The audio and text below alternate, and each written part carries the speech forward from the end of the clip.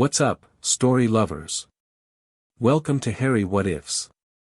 In today's video, we have a fantastic tale for you. What if Harry traveled back in time and young Bellatrix fell in love with him before she turned dark? If this is your first time here, consider subscribing and hitting the bell icon so you never miss a story. And if you're a returning viewer, thank you for your continued support. Alright, let's jump right into it. Chapter 1, The Temporal Mistake. The Nocturne Alley raid wasn't supposed to go sideways. None of them ever were, but Harry Potter had learned over 6 years as an Auror that any mission involving dark artifacts usually went to hell faster than you could say, Expelliarmus. Potter. Back entrance covered. Ron's voice crackled through the enchanted communication pin on Harry's robes. Just about, Harry muttered, ducking behind a stack of crates. Rain pattered on the cobblestones, making the already gloomy alley even more miserable. Give me 30 seconds. He'd tracked a group of former Death Eater sympathizers to this shop for weeks. The war had been over for years, but some people just couldn't let go of Voldemort's twisted ideals. This particular group had been trafficking in time-related artifacts stolen from the Department of Mysteries during the chaos of the final battle. Harry crept toward the shop's rear exit, wand at the ready. The door was slightly ajar, a sliver of sickly green light spilling out. He nudged it open with his foot, scanning for trip jinxes or alarm spells. Nothing. That was suspicious. I'm going in, he whispered into his pin. Wait for backup, Ron started, but Harry had already slipped inside. The back room was cluttered with boxes, shelves overflowing with jars of unidentifiable substances that pulsed with unnatural light. And there, in the center of a small table, sat what had to be the target of their investigation, a palm-sized hourglass encased in shifting metal bands, emitting that eerie green glow. Harry approached cautiously, casting detection spells. No curses, no traps. Where were the smugglers? The sound of a door slamming from the front of the shop answered his question. Ron's voice exploded through the pin. They spotted us. 2 heading your way, Harry. Harry spun toward the connecting door just as it burst open. 2 hooded figures charged in, wands already slashing through the air. Protego. The shield charm absorbed the first barrage of spells as Harry dove behind a shelf. It's Potter. Grab it and go, one shouted. Harry fired back with a rapid series of stunners, forcing them to scatter. One of the figures lunged for the table with the hourglass. Impedimenta. Harry's jinx caught the smuggler mid-leap, sending him crashing into a wall of shelves. Jars shattered, filling the air with noxious smoke and sizzling potions. The second attacker used the distraction to make another grab for the artifact. Harry tackled him, both of them colliding with the table. The hourglass flew into the air, spinning wildly. No. Harry lunged to catch it before it hit the ground, fingers closing around the warm metal just as the smuggler fired a desperate spell. Confringo. The blast struck the hourglass while it was still in Harry's hand. Pain seared through his palm as the device shattered, but not completely. Instead, the metal bands began spinning independently, faster and faster, while the sand inside glowed blindingly bright. What did you do? The smuggler screamed, backing away. You fool. That's a prototype, it's unstable. Harry tried to drop the device, but it seemed fused to his hand. The green light expanded outward, enveloping him in a cocoon of magic that felt like being squeezed through a tube far smaller than even apparition required. The last thing he heard was Ron bursting into the room, shouting his name. Then everything, sight, sound, sensation, compressed to a single point of agony centered in his palm. And then he was falling. Harry hit grass with enough force to knock the wind from his lungs. The world spun sickeningly around him as he gasped for air, the remnants of the hourglass still burning in his clenched fist. Slowly, painfully, he uncurled his fingers. The device was now just a twisted lump of metal with a few grains of glittering sand embedded in it. Bloody hell, he wheezed, finally catching his breath. He pushed himself up on his elbows, then froze. Hogwarts Castle loomed before him, silhouetted against a clear night sky. But that was impossible. He'd been in London, in Knockturn Alley, nowhere near Scotland. Harry scrambled to his feet, wincing as his injured hand protested. The castle looked different somehow. The astronomy tower was intact, no sign of the battle damage that had never been fully repaired after Dumbledore's death. A horrible suspicion began forming in Harry's mind. He'd been chasing smugglers dealing in time artifacts. He'd grabbed a prototype time device when it was mid-explosion. No, he muttered. No, no, no. Harry shoved the melted remains of the hourglass into his pocket and hurried toward the castle. He needed answers, and if he'd somehow ended up back at Hogwarts, there was only one person who might help, except Dumbledore was dead in his time. And McGonagall might not even be headmistress yet, depending on when, a wand pressed against the back of his neck, stopping him mid-stride.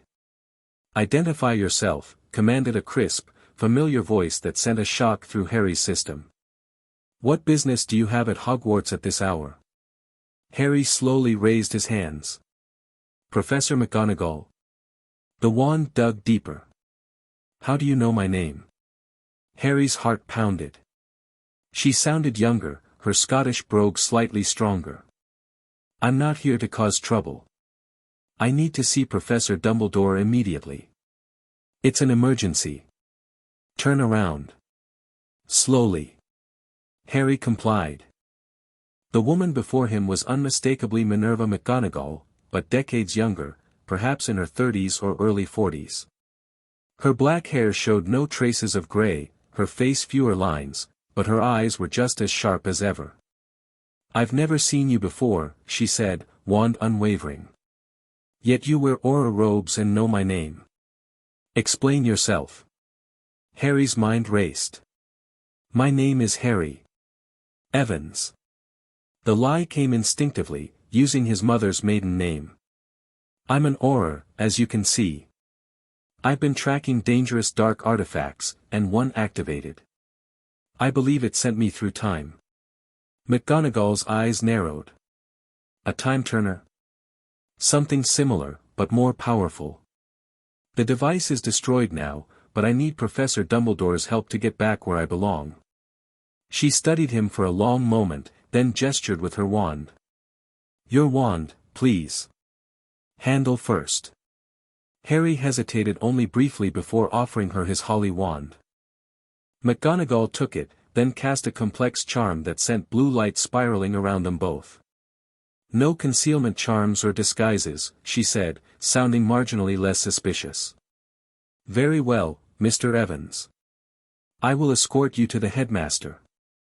But I warn you, any sudden movements and you'll discover why dueling was my specialty before I became a teacher." Harry couldn't help a small smile. "I'd never doubt it, Professor." She gave him a curious look before motioning him toward the castle. As they walked, Harry tried to sort through his jumbled thoughts. The prototype time device must have hurled him back years, possibly decades. But how many? McGonagall looked young, Dumbledore was alive, his parents could be students here. Or even their parents. The realization hit him like a bludgeon to the chest. His grandparents. People he'd never known. His family. "Mr. Evans." McGonagall's voice pulled him back to the present, or past, as it were.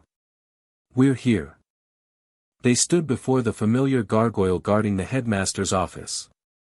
"Lemon sherbet," McGonagall said, and the gargoyle leapt aside. Some things never changed, apparently. The spiral staircase carried them upward, and then McGonagall was knocking on the heavy wooden door. "Enter," called a voice that made Harry's throat tighten. Albus Dumbledore sat behind his desk, looking far more like the wizard from Harry's early Hogwarts years than the weakened figure of his final days. His beard and hair were auburn-streaked with silver rather than white, his face less lined, his blue eyes just as piercing behind half-moon spectacles. "Minerva, what brings you here so late? And with a guest, no less." Dumbledore's gaze settled on Harry with unmistakable curiosity. "Headmaster, This man claims to be an Auror named Harry Evans. I found him approaching the castle after what appears to have been some sort of magical accident. He claims to be displaced in time. Dumbledore's eyebrows rose. Is that so? Please, Mr. Evans, have a seat. Harry moved forward on wooden legs, still processing the shock of seeing Dumbledore alive. He sat in one of the chairs across from the desk, desperately trying to maintain his composure. Thank you, Minerva, Dumbledore said. I'll handle our visitor from here. McGonagall hesitated. Are you certain, Headmaster? We know nothing about him. I believe Mr. Evans and I have much to discuss. I'll be perfectly safe. He smiled, eyes twinkling in that familiar way that had always made Harry feel both reassured and slightly manipulated. After McGonagall reluctantly departed, Dumbledore turned his full attention to Harry. Now, Mr. Evans, if that is indeed your name, perhaps you could tell me the truth of how you came to be here. Harry swallowed hard. Sir, I'm not sure how much I should tell you. Time travel is dangerous, exceedingly so, Dumbledore agreed.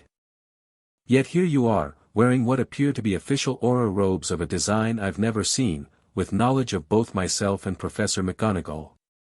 The question becomes not whether you are from another time, but how far forward that time might be, and what brought you back to us. Harry reached into his pocket and pulled out the melted remnants of the hourglass. This. My team was raiding smugglers trafficking in experimental time devices. There was a fight, a spell hit it while I was holding it, and... He gestured around him. Here I am. Dumbledore leaned forward to examine the twisted metal. Fascinating. May I? Harry handed it over, watching as Dumbledore turned it in his long fingers, occasionally murmuring detection spells. The temporal magic is still active, though greatly diminished, Dumbledore finally said. This was no ordinary time-turner. The Department of Mysteries has been experimenting with more powerful versions, but nothing this advanced. He looked up. You are from quite far in our future, aren't you, Mr. Evans? Or should I say, Potter? Harry stiffened. How did you have Fleamont Potter's face, James's face, I should say, though he's only a third year currently, but those eyes. Dumbledore smiled gently. Those are Lily Evans's eyes. She's just started her third year as well. They haven't yet become the couple they're destined to be, but I see their future child sitting before me. The confirmation that his parents were just teenagers here made Harry's head spin. What year is it, exactly? It is September 15, 1973. Harry did the quick math. His parents were 13. Sirius, Remus, Pettigrew, all barely teenagers. And Bellatrix Black would be. Sir, I need to get back to my time. I can't be here, it's too dangerous. Indeed it is, Dumbledore agreed. The temptation to change things, to save lives that may be lost in your future. I can see the weight of such knowledge in your eyes. You've lived through dark times, haven't you? Harry looked away. Yes. But they're over now. We won, eventually. That's all I should say. Wise. Dumbledore set the melted device on his desk. Unfortunately, I cannot simply send you back. Time magic of this complexity is beyond even my abilities. It will take research, consultation with experts, discreetly, of course. How long? Harry asked, dread settling in his stomach. Weeks, at minimum. Possibly months. Dumbledore steepled his fingers. Which presents us with a problem. You cannot simply wander the castle or grounds as yourself. The risk of changing the future is too great. I could stay in Hogsmeade, and do what? With no identity, no funds? No, I think we need a more practical solution. Dumbledore's eyes twinkled. As it happens, our defense against the dark arts professor, Professor Merithot, has been requesting an assistant. Someone with practical experience to help with demonstrations and supervise dueling practice. Harry blinked. You want me to teach here? But what if someone recognizes me in the future? Memory charms are remarkably effective when applied properly, Dumbledore said. And you won't be teaching so much as assisting.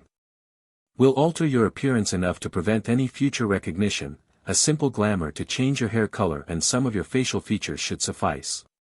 You'll be introduced as Harry Evans, a young Auror taking sabbatical to assist with teaching. This seems risky, Harry said, though he couldn't deny the appeal of staying at Hogwarts while they worked on a solution. Riskier than you wandering about with no purpose or place to stay? Dumbledore smiled.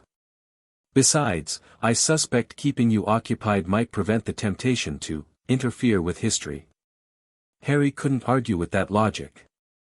The thought of seeing his parents, Sirius, Remus, all alive and young, was already an almost overwhelming temptation. All right, he finally said. But we need rules. I can't interact too closely with certain people. A wise precaution. We'll establish boundaries. Dumbledore stood. For tonight, you'll stay in the guest quarters. Tomorrow, we'll create your new temporary identity and introduce you to Professor Merithot. As Harry followed Dumbledore through the castle to the guest chambers, a new thought occurred to him. If his parents were third years in 1973, that meant the First Wizarding War was brewing. Voldemort was gathering power. And the Black Sisters, Bellatrix included, would be at Hogwarts right now. The thought sent a chill down his spine. Bellatrix Lestrange, his torturer's murderer, the woman who had killed Sirius, who had carved mudblood into Hermione's arm, she was just a student here. Not yet the monster she would become. He pushed the thought away. That was exactly the kind of thinking Dumbledore had warned against.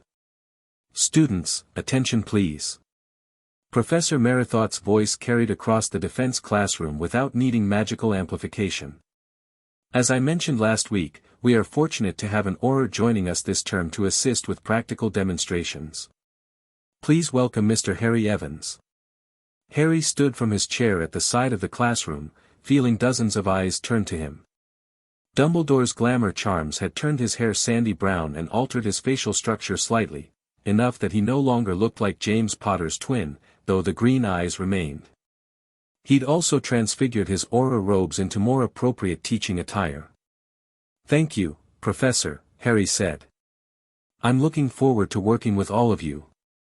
His gaze swept across the classroom, fifth-year Slytherins and Ravenclaws, according to his schedule, and then froze on a face he recognized all too well. Sitting in the second row, watching him with dark, heavy-lidded eyes and an expression of cool assessment, was Bellatrix Black. She looked so different from the madwoman he remembered. Young, perhaps 15 or 16, with thick black hair falling in glossy waves rather than the wild mess it would become. Her features, which would one day be hollowed by Azkaban and fanaticism, were striking, aristocratic cheekbones, full lips currently quirked in a slight smirk, intelligent eyes that missed nothing. Harry forced himself to continue scanning the class, not lingering on her. The last thing he needed was for Bellatrix Black to think he was paying her special attention. Mr. Evans will be demonstrating proper shielding techniques today, Professor Merithot continued. As you progress toward your OWLS, the ability to cast effective shield charms under pressure becomes increasingly important. The professor was a formidable witch in her 60s, with steel-gray hair and the sharp movements of someone who'd spent decades dueling. Mr. Evans, perhaps you could demonstrate the difference between a standard Protego and its variations? Harry moved to the cleared area at the front of the classroom. Of course. The standard shield charm is effective against most moderate hexes and jinxes, but different situations call for specialized shields. He drew his wand, returned by Dumbledore that morning, and demonstrated a series of increasingly powerful shield variants, explaining their uses and limitations. Despite his nerves about teaching, this part came naturally. He'd spent years training new Auror recruits. Now, I'll need a volunteer to cast some jinxes for me to block, Harry said, and immediately regretted it as Bellatrix Black's hand shot into the air. Several other students had raised their hands as well, but something about the gleam in Bellatrix's eye made Harry hesitate. Avoiding her might seem suspicious, though. "Mr. Rowell, why don't you come up first?" he said, choosing a burly Slytherin boy instead. As the demonstration continued, Harry rotated through several students, having them cast increasingly difficult spells for him to block with appropriate shields. He noticed Bellatrix's expression growing more annoyed each time he passed her over. Finally, when he could delay no longer without it seeming deliberate, he said, "Miss Black, would you care to demonstrate your strongest jinx?" Bellatrix rose with fluid grace, twirling her wand between her fingers as she approached. "Certainly, Professor Evans." Her voice was lighter than he remembered, without the maniacal quality it would develop, but still with that distinctive aristocratic drawl. She took her position across from him, and Harry braced himself. Even as a student, he suspected Bellatrix Black was dangerous. Without warning, she snapped her wand forward and cast not a jinx but a borderline dark curse, one that would cause painful boils to erupt wherever it struck. Protego Duo. Harry deflected it easily, raising an eyebrow. "That was no jinx, Miss Black." She smiled, unrepentant. "You asked for my strongest, Professor. Should I try again with something more appropriate?" Several students tittered nervously. Harry held her gaze. "Perhaps something less likely to send your classmate to the hospital wing, yes."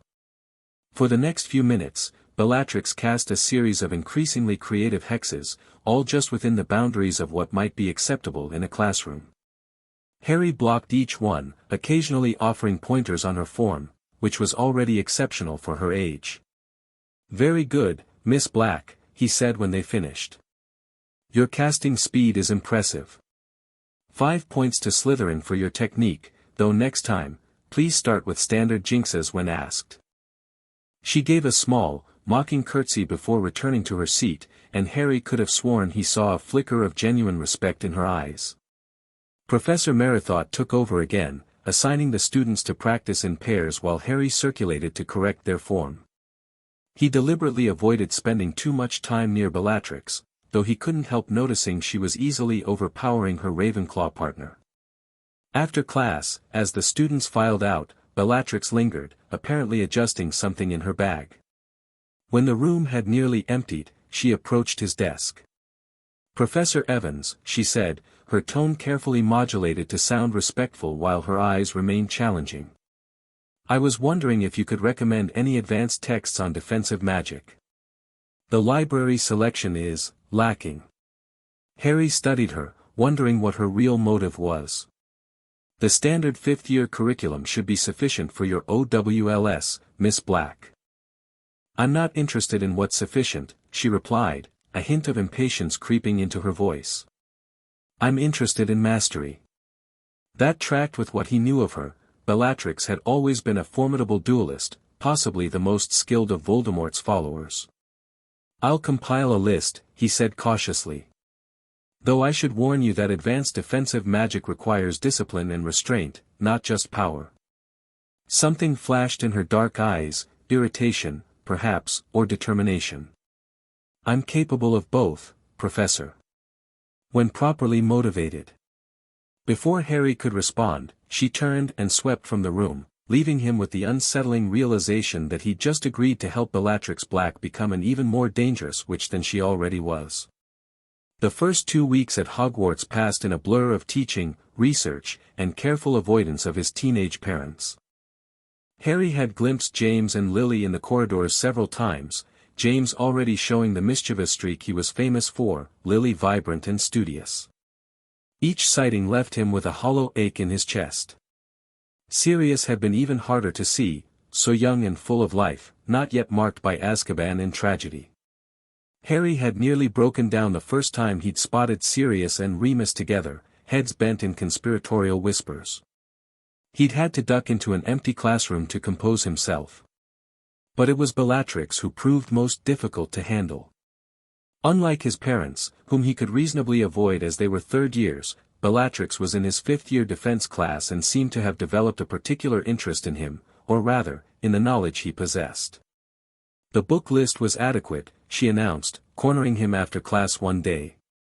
But Whittleby's theories on combative transfiguration are outdated. Surely there are more recent texts. Harry finished organizing the practice dummies before answering. Recent doesn't always mean better, Miss Black. Whittleby's fundamentals are sound. His approach is unnecessarily rigid. She leaned against a desk, twirling her wand, a habit Harry had noticed she'd maintain into adulthood. I've been experimenting with more fluid transitions between transfiguration and offensive spells. That caught Harry's attention despite himself. That's advanced work. NEWT level, at minimum. I'm not most students. There was no boasting in her tone, just simple, cold fact. No, I suppose you're not. Harry studied her, curiosity warring with caution. This Bellatrix wasn't yet the deranged Death Eater he'd known. She was brilliant, ambitious, and clearly pushing at the boundaries of what Hogwarts offered her. Show me what you've been working on. Just a simple demonstration. Bellatrix straightened, instantly alert. She pointed her wand at a quill on a nearby desk. With a quick motion, she transfigured it into a flock of small birds, then immediately cast a spell that sent them darting toward a practice dummy in attack formation. The seamless transition between transfiguration and combat magic was impressively smooth, especially for a fifth year. You've been practicing, Harry observed. Obviously. Bellatrix vanished the birds with another flick. But I hit limitations. The object's original properties constrain what it can become, which limits attack potential. Harry nodded. That's always the challenge with combat transfiguration. It's why most duelists prefer direct offensive spells, they're faster and more reliable. But more predictable, she countered. Predictable means defeatable. True, Harry acknowledged. Have you considered, he stopped himself. Was he really about to give dueling advice to Bellatrix Black? She arched an eyebrow. Considered what, Professor? Harry made a quick decision. Meet me after your last class today. If you're serious about advanced defensive magic, I'll show you a proper training approach. Interest flashed in her eyes. The room of requirement. 7th floor, across from the Barnabas tapestry. 6 o'clock. She swept out before Harry could ask how a fifth year knew about the room, though given what he knew of Bellatrix's later abilities, he shouldn't be surprised she'd discovered it.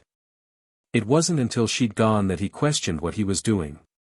Training Bellatrix Black seemed like the definition of interfering with the timeline. Yet something about her reminded him of other brilliant students he'd known, Hermione's thirst for knowledge, mixed with a more ruthless ambition. Maybe, a small voice whispered in his mind, this was an opportunity rather than a mistake. The Bellatrix who had become Voldemort's most faithful hadn't been born evil, she'd been shaped, molded into a weapon. What if she could be pointed in another direction? Harry pushed the dangerous thought aside. He'd simply show her some standard aura training techniques, nothing more. He wasn't going to change history. The room of requirement had transformed itself into a perfect training space, padded floors, practice dummies, shelves of reference texts along one wall. Harry arrived early to find Bellatrix already waiting, her school robes exchanged for more practical dark pants and a fitted black dueling tunic. You're late, Professor, she said, though he was precisely on time. Eager to begin. Harry set down the training materials he'd brought. Eager to not waste time, she corrected, watching as he arranged several small objects on a table. Harry gestured toward the items. Transfiguration in combat isn't about complexity, it's about speed and strategic application. These objects have been charmed to resist simple transfiguration. Your task is to transform them into something useful within 3 seconds of a defensive situation. Bellatrix approached, examining the collection, a teacup, a quill, a small book, a scarf, and a paperweight. And how will you create these defensive situations? Harry drew his wand. I'll be casting shields you need to overcome. Not by brute force, but by circumvention. For the next hour, Harry put Bellatrix through increasingly difficult scenarios. She caught on quickly, her natural talent evident in how she adapted to each new challenge. What impressed him most, however, was her focus. She attacked each problem with intense concentration, adjusting her approach when something failed rather than becoming frustrated. "Not bad," Harry said after she successfully used a transfigured scarf to bypass his shield and immobilize a dummy. "Your creativity is impressive." Bellatrix pushed a strand of dark hair from her face, slightly breathless but looking pleased despite herself. "This is still elementary. I know you're holding back the more advanced techniques." "Mastering fundamentals comes first," Harry said. "Even the most powerful witches and wizards can be defeated if they overlook basics in favor of flashy spellwork." "Is that how you became an Auror? By focusing on fundamentals?" She watched him with those penetrating dark eyes that seemed to catch everything. Harry chose his words carefully. "I became an Auror by surviving when others didn't. The best lessons are often the most painful ones." Something shifted in her expression. "You fought in real combat. Not just training exercises or capturing petty criminals." "It wasn't a question." Harry merely nodded. "Show me," she demanded suddenly. "Something real. Not these teaching demonstrations." "Miss Black, I'm not asking you to teach me dark magic," she cut in. "Just show me what real combat looks like. How a true Auror fights." Harry hesitated. What harm could there be in a demonstration? "Fine. One demonstration. Stand back by the wall." Bellatrix moved away, eyes bright with anticipation. Harry rolled his shoulders, then asked the room for what he needed. 3 combat dummies appeared, these more sophisticated than the standard practice variety. Harry closed his eyes briefly, centering himself. Then he moved. The next 30 seconds were a blur of motion and magic as Harry demonstrated what years of Auror combat training actually looked like. He didn't use particularly advanced spells, just standard Auror tactics executed with the speed, precision, and intensity that real fighting demanded. He transfigured objects mid-spell, cast shields while simultaneously attacking, used the environment to redirect and amplify his magic. When he finished, the dummies were disabled in various states of destruction, and the training area had been significantly rearranged. Harry was barely winded, this was a routine exercise for him. He turned to find Bellatrix staring at him with undisguised fascination. "That," she said slowly, "was nothing like what they teach here." "No," Harry agreed. "It wouldn't be." "Teach me." "Miss Black, not everything," she clarified quickly. "Just, the approach. The integration of different magical disciplines. The movement patterns." She stepped closer, intensity radiating from her. "No one here fights like that. Not even the professors." Harry knew he should refuse. Teaching Bellatrix Black advanced combat techniques was exactly the kind of temporal interference Dumbledore had warned against. And yet, this wasn't the sadistic Death Eater he remembered.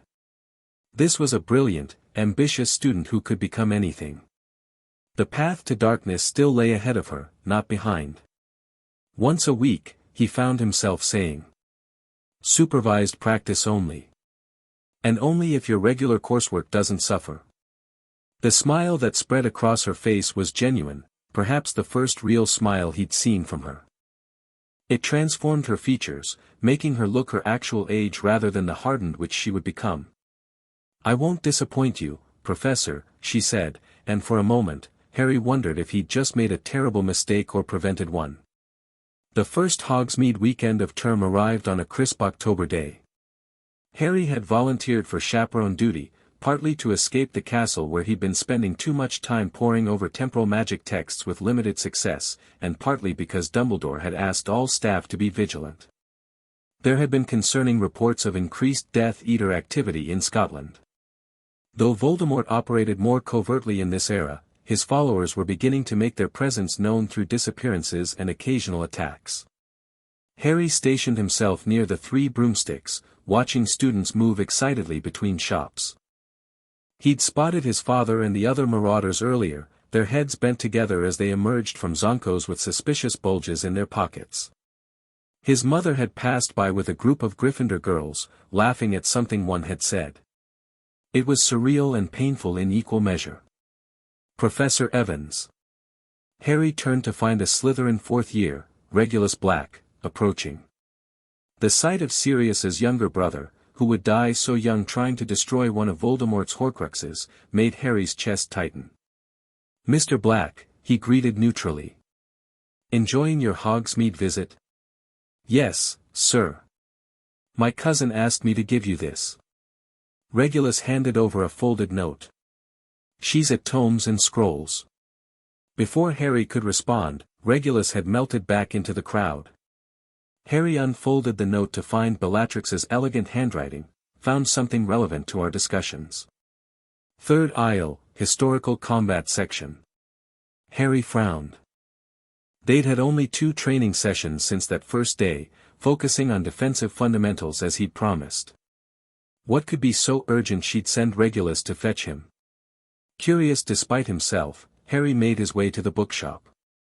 Inside, he found several students browsing the shelves, but no sign of Bellatrix in the third aisle.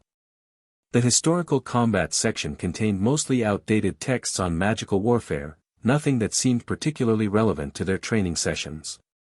A prickling sensation at the back of his neck made Harry turn sharply, wand already sliding into his hand. The shop was emptying rapidly, students suddenly rushing toward the door with alarmed expressions. Then he heard it, shouts from outside, followed by the unmistakable crack of offensive spells. Harry bolted for the door. Outside, chaos had erupted in the main street.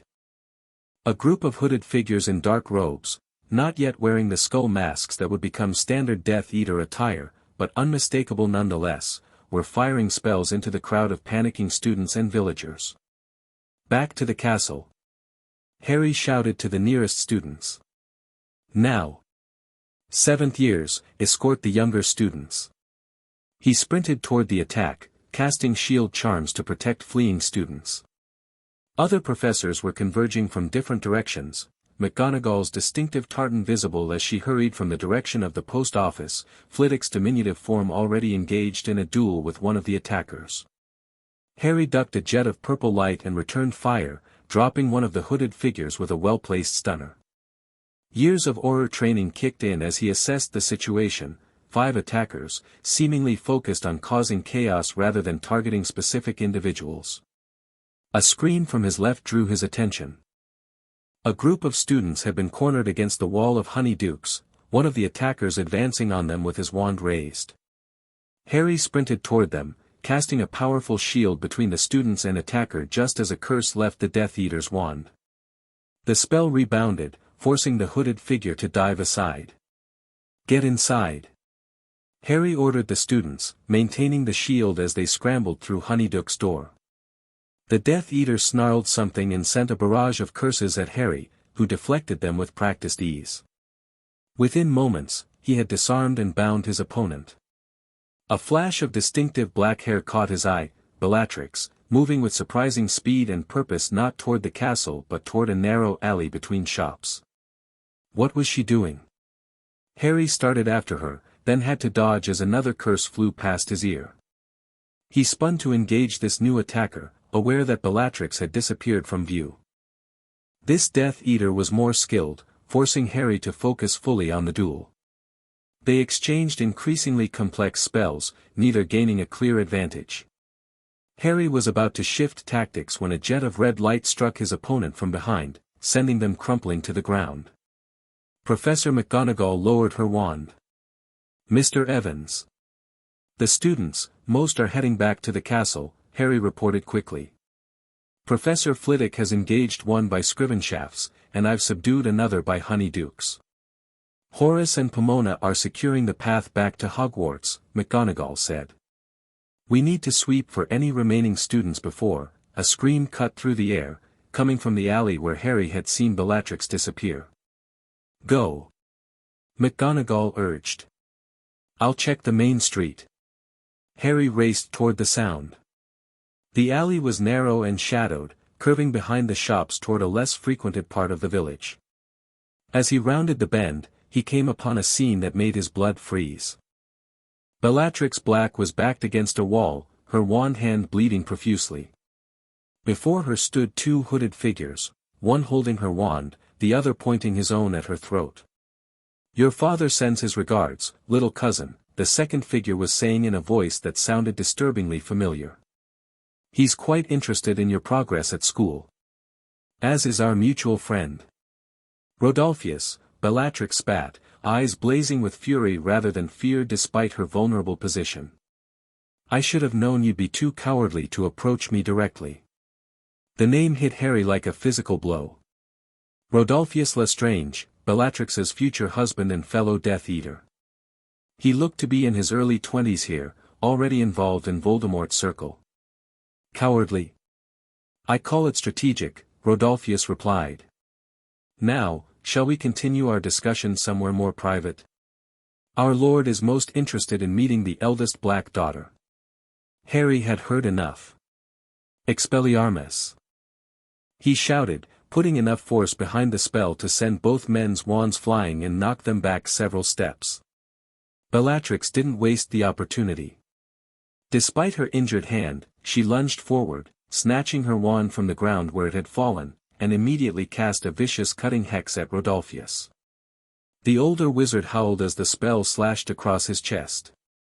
His companion fired a wandless stunning spell at Harry, who deflected it easily before binding both attackers with conjured ropes.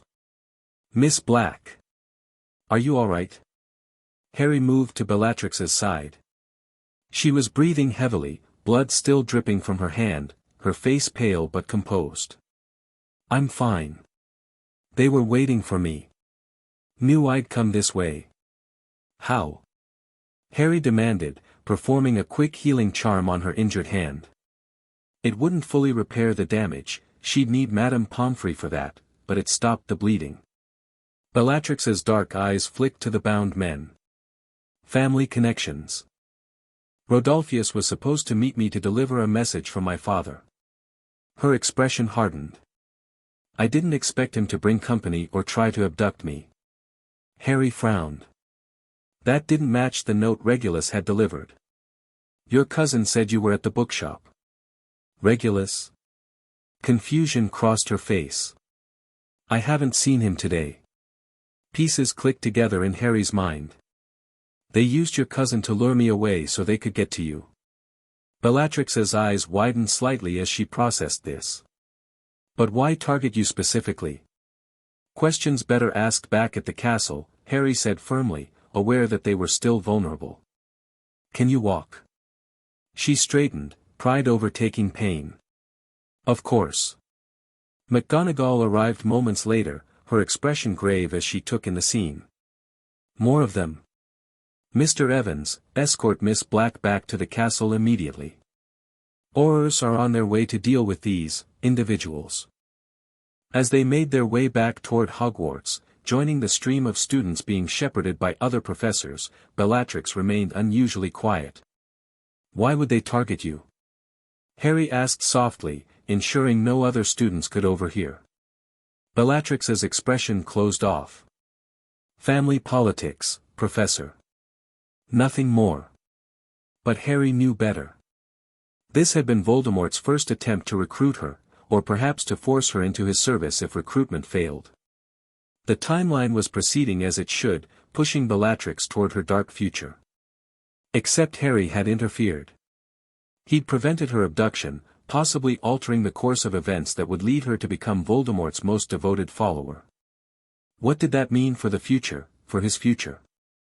Harry didn't know, but as he watched Bellatrix walking beside him, head held high despite her injury, he couldn't bring himself to regret his intervention. The Hogsmeade attack became the primary topic of conversation throughout the school. The Daily Prophet reported it as hooliganism rather than Death Eater activity, the Ministry still reluctant in 1973 to publicly acknowledge Voldemort's growing threat. Harry found himself summoned to Dumbledore's office the following evening. "Ah, Harry, thank you for coming." Dumbledore gestured to the now familiar chair across from his desk. Lemon drop? No, thank you, sir. Harry sat, already anticipating the direction of this conversation. I've heard quite the account of your heroics in Hogsmeade, Dumbledore said, eyes twinkling. Professor McGonagall was most impressed with your quick thinking and dueling skills. Just doing my job, sir. Indeed. Though I wonder if you realize the potential implications of your actions. Dumbledore's expression grew more serious. Particularly regarding Miss Black. Harry tensed.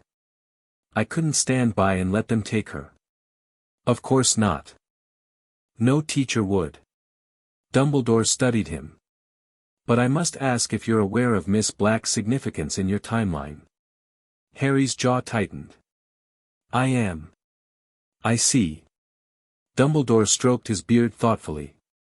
And yet you've taken a particular interest in her training. Professor Merithought mentioned you've been conducting additional lessons. Basic defensive magic, Harry said defensively. Nothing she wouldn't learn anyway. Perhaps not. But the attention of a skilled wizard such as yourself might influence her development in ways neither of us can predict.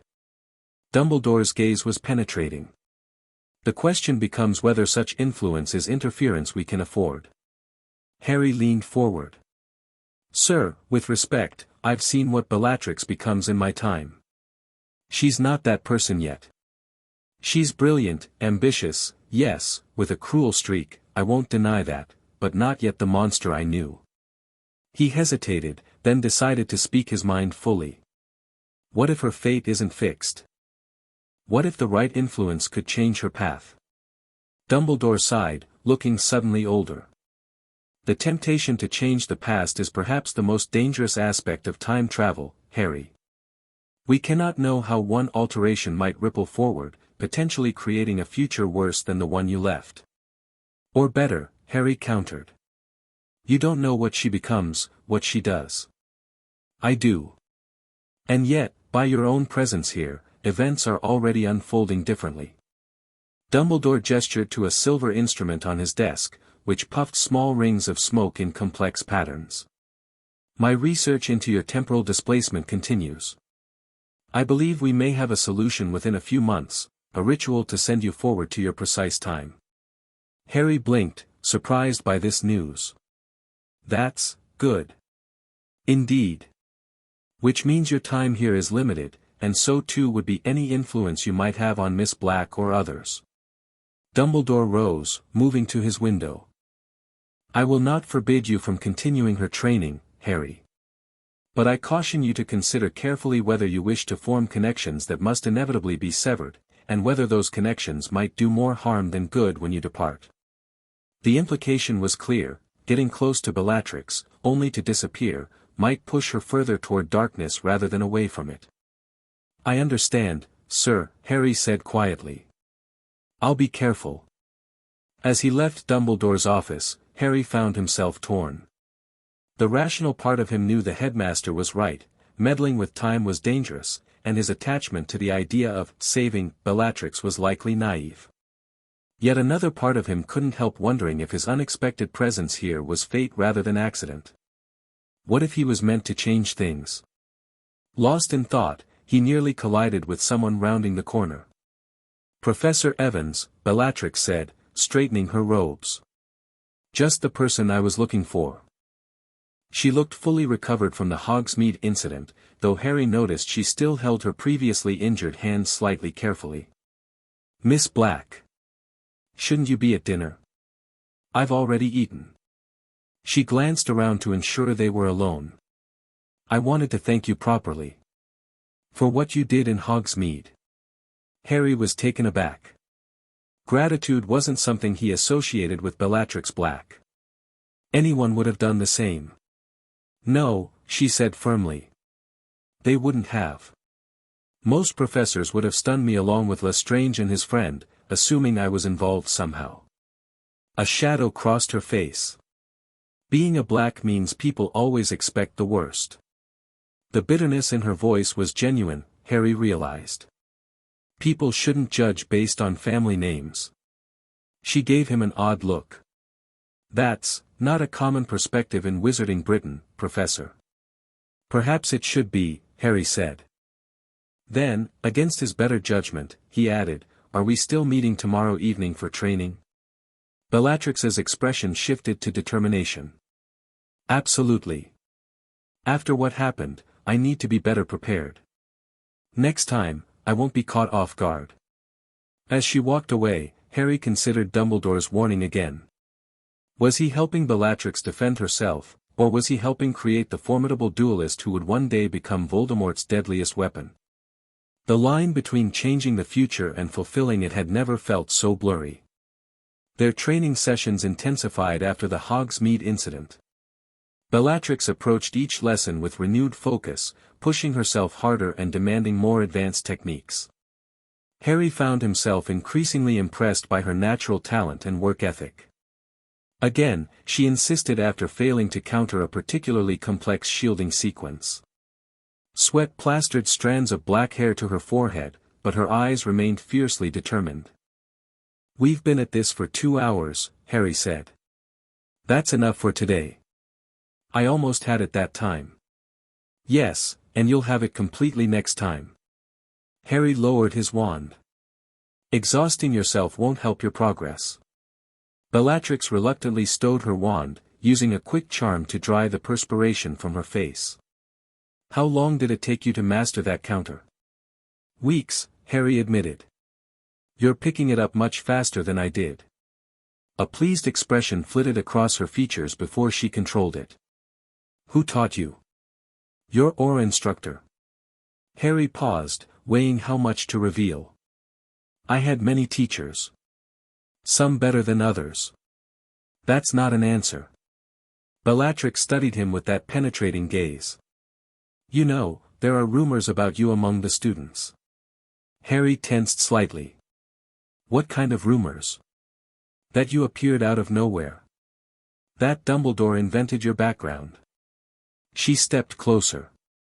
That you sometimes look at certain students as if you know them, even though you've never met. Harry kept his expression neutral with effort. Students always gossip about new teachers. True, she acknowledged. But most new teachers don't fight like you do. Most don't have the skills you've shown me. Her eyes narrowed. You're hiding something, Professor Evans. Something significant. The dangerous territory of this conversation made Harry shift tactics. We all have our secrets, Miss Black. Even you. That caught her off guard. What do you mean? You never explained why Rodolphus Lestrange was meeting you in Hogsmeade. What your father wanted. Why you'd agree to meet someone associated with Voldemort's followers. Bellatrix flinched slightly at the name, something her older self would never do, but recovered quickly. As I said, family politics. More than that, I think. Harry met her gaze steadily. You're being pulled in a direction, aren't you? Toward something dark. Anger flashed across her face. You know nothing about my family or our traditions. I know more than you think, Harry said quietly. I know the pressure pureblood families put on their children. The expectations. The consequences of defiance. Her expression faltered. You can't possibly. Your cousin Sirius is already breaking away, isn't he? And you're seeing what happens to him as a result. Bellatrix's eyes widened. How do you know about Sirius? You've never even taught him. Harry realized he'd said too much. As you pointed out, students gossip. The Black family drama is hardly secret. She didn't look convinced, but after a moment, her shoulders sagged slightly. If you know so much, then you understand I don't have the luxury of choice that Sirius has. I'm the eldest daughter. The expectations are different. There's always a choice, Harry said gently. Always. Bellatrix gave a bitter laugh.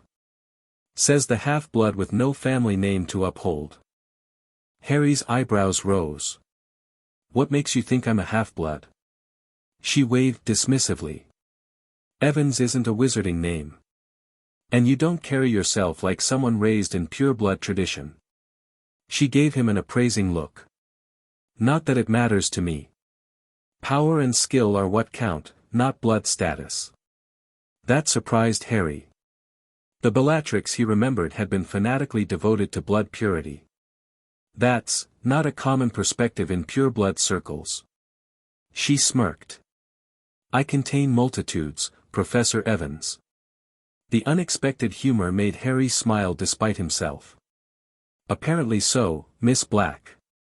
They fell into a brief, oddly comfortable silence before Bellatrix spoke again, her voice uncharacteristically hesitant. The winter holiday begins next week. Yes, I'm aware. I don't want to interrupt our training schedule. I've arranged to stay at the castle. Harry frowned. You're not going home for Christmas? Something like relief flashed across her face. No. I informed my parents that I need to study for OWLS. Harry had a strong suspicion that wasn't the full truth. After the Hogsmeade incident, she might be avoiding her family's connections to Voldemort. The thought that she was actively choosing to stay away from those influences gave him an unexpected sense of hope. We can continue during the break, he agreed. Though not on Christmas Day itself, I believe the staff has festivities planned. Bellatrix nodded, looking genuinely pleased. Good. I'll see you tomorrow, then, Professor. As she left the room of requirement, Harry reflected on how much his perception of her had shifted in just a few weeks. The Bellatrix he was coming to know bore little resemblance to the fanatical Death Eater of his time. This Bellatrix was proud and sometimes cruel, yes, but also fiercely intelligent, determined, and not yet committed to darkness. The possibility that he might actually influence her path away from Voldemort was becoming more than just a fleeting hope. It was becoming a goal. The castle emptied significantly for the holidays. Only a handful of students remained, including Bellatrix and, Harry noted with interest, Sirius Black, though the cousins seemed to avoid each other entirely. On Christmas Eve, Harry found himself wandering the quiet corridors after the modest staff dinner. Most professors had retired early or left to visit family, leaving the castle peaceful in a way it rarely was during term. His footsteps led him to the astronomy tower, a place that held painful memories in his own time, but which offered the best view of the snow-covered grounds in this one. To his surprise, he found Bellatrix already there, leaning against the parapet and gazing out at the starlit landscape. Miss Black, he greeted, preparing to leave her to her solitude. Professor. She didn't turn. You can stay. I was just thinking. Harry hesitated, then moved to stand a respectful distance from her. Penny for your thoughts. She glanced at him. What's a penny? Muggle expression, Harry explained. It means I'm asking what you're thinking about. She returned her gaze to the stars. Family traditions, mainly. This is the first Christmas I haven't spent at Black Manor. Harry looked at her profile, illuminated by starlight and the soft glow from the castle below. She looked younger somehow, more vulnerable than she allowed herself to appear during their training sessions. Is it difficult, being away? He asked. Less than I expected, she admitted. The traditions are changing. Everything is becoming about politics now. Purity this, heritage that. She shrugged. I used to enjoy the holidays for the magic of it. The old rituals, the family magic we'd practice. Harry leaned against the parapet. What kind of family magic? A small smile touched her lips. Every Yule, my grandfather would enchant the garden to create an ice palace. Not just ice sculptures, a complete palace with rooms and furnishings and magical creatures made of frost. We cousins would explore it for hours. Her smile faded. He died 2 years ago. No one bothered to continue the tradition. That sounds beautiful, Harry said softly. It was. She sighed. Now it's all about who's coming to dinner, which important families will be present to discuss the future of Wizarding Britain. The bitterness in her voice was palpable. Dress robes and political talk and endless discussions of bloodlines. Harry studied her. You don't sound enthused about the direction your family is taking. It's not about enthusiasm, she said sharply. It's about duty. Tradition. The Black Legacy. Legacies can change, Harry suggested. Every generation has the chance to redefine what their family stands for. Bellatrix snorted. Spoken like someone with no understanding of pure-blood politics. The Blacks have stood for certain values for centuries. I don't get to simply rewrite that. Your cousin seems to be trying. Sirius is a fool, she snapped, though there was something like envy beneath the anger. He doesn't understand the consequences of his rebellion. Or maybe he doesn't care. She shook her head. My father has already arranged meetings for me with suitable wizards after graduation. My path is set. With Lestrange? Harry couldn't keep the edge from his voice. Her head whipped toward him. How did you? She stopped, then nodded slowly. Of course. You heard him in Hogsmeade. Little cousin. She grimaced. He's one of the candidates, yes. His family has the right connections, the right politics. And what do you want? Harry asked. The question seemed to startle her. Want? Yes, Bellatrix. What do you want?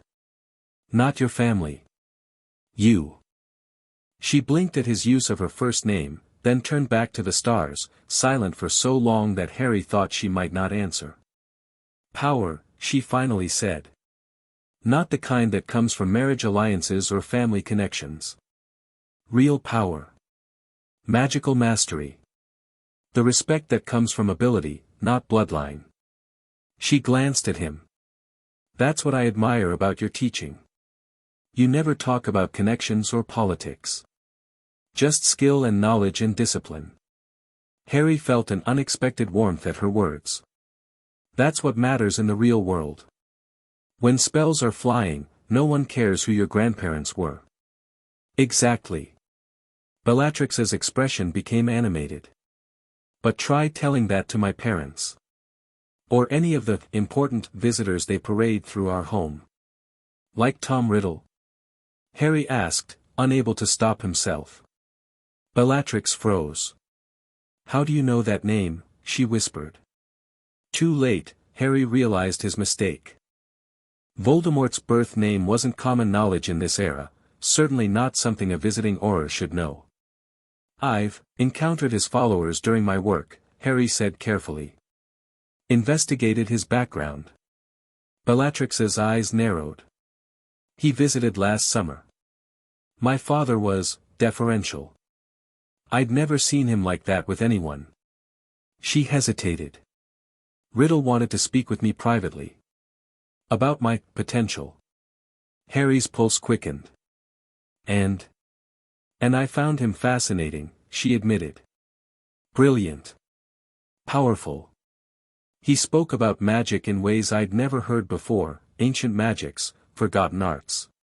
She frowned. But there was something unsettling about him. The way he looked at me, like I was a particularly valuable object to acquire. Did he ask anything of you? He suggested I might continue my education under his guidance after Hogwarts. Bellatrix's voice had grown quieter. Said I had rare talents that shouldn't be wasted on conventional paths. Harry tried to keep his expression neutral despite his racing thoughts. This was it, the beginning of Bellatrix's recruitment. And what did you tell him? I said I'd consider it. She glanced at Harry. But that was before. Before? Before I met you, she said simply. Before I saw what real combat magic looks like. Before I understood there are other paths to power than the one he offers. Harry felt as though the ground had shifted beneath him. Was it possible? Was Bellatrix actually considering turning away from Voldemort because of his influence? The magic he teaches comes with a price, Bellatrix, Harry said quietly. A terrible one. You sound like you know him personally, she observed shrewdly. Harry met her gaze steadily. I know enough. Bellatrix studied him with those penetrating dark eyes. You're not just an Auror, are you? You're something more. It wasn't a question. Harry looked out at the stars, buying time to think. Dumbledore had warned against revealing too much, but perhaps a partial truth would serve better than evasion. I've fought dark wizards, he said finally. Powerful ones.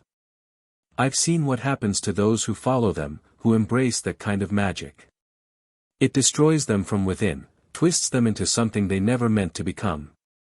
Is that why you're teaching me? To prevent that?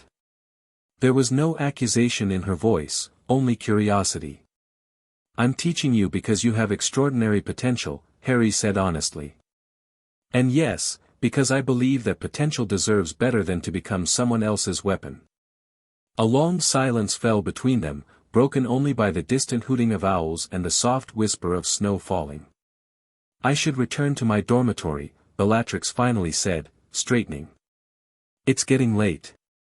Harry nodded. Merry Christmas, Bellatrix. She hesitated at the door to the stairs. Merry Christmas. Harry. She disappeared before he could respond. Harry remained at the parapet for a long time afterward, watching the snow fall and wondering if he'd just changed the future or fulfilled it. The remaining days of holiday break passed quickly. Harry and Bellatrix maintained their training schedule, though something had shifted between them after their conversation on Christmas Eve. A new understanding, perhaps, or a tentative trust. When classes resumed in January, Harry noticed Bellatrix watching him during defense lessons with more than just academic interest.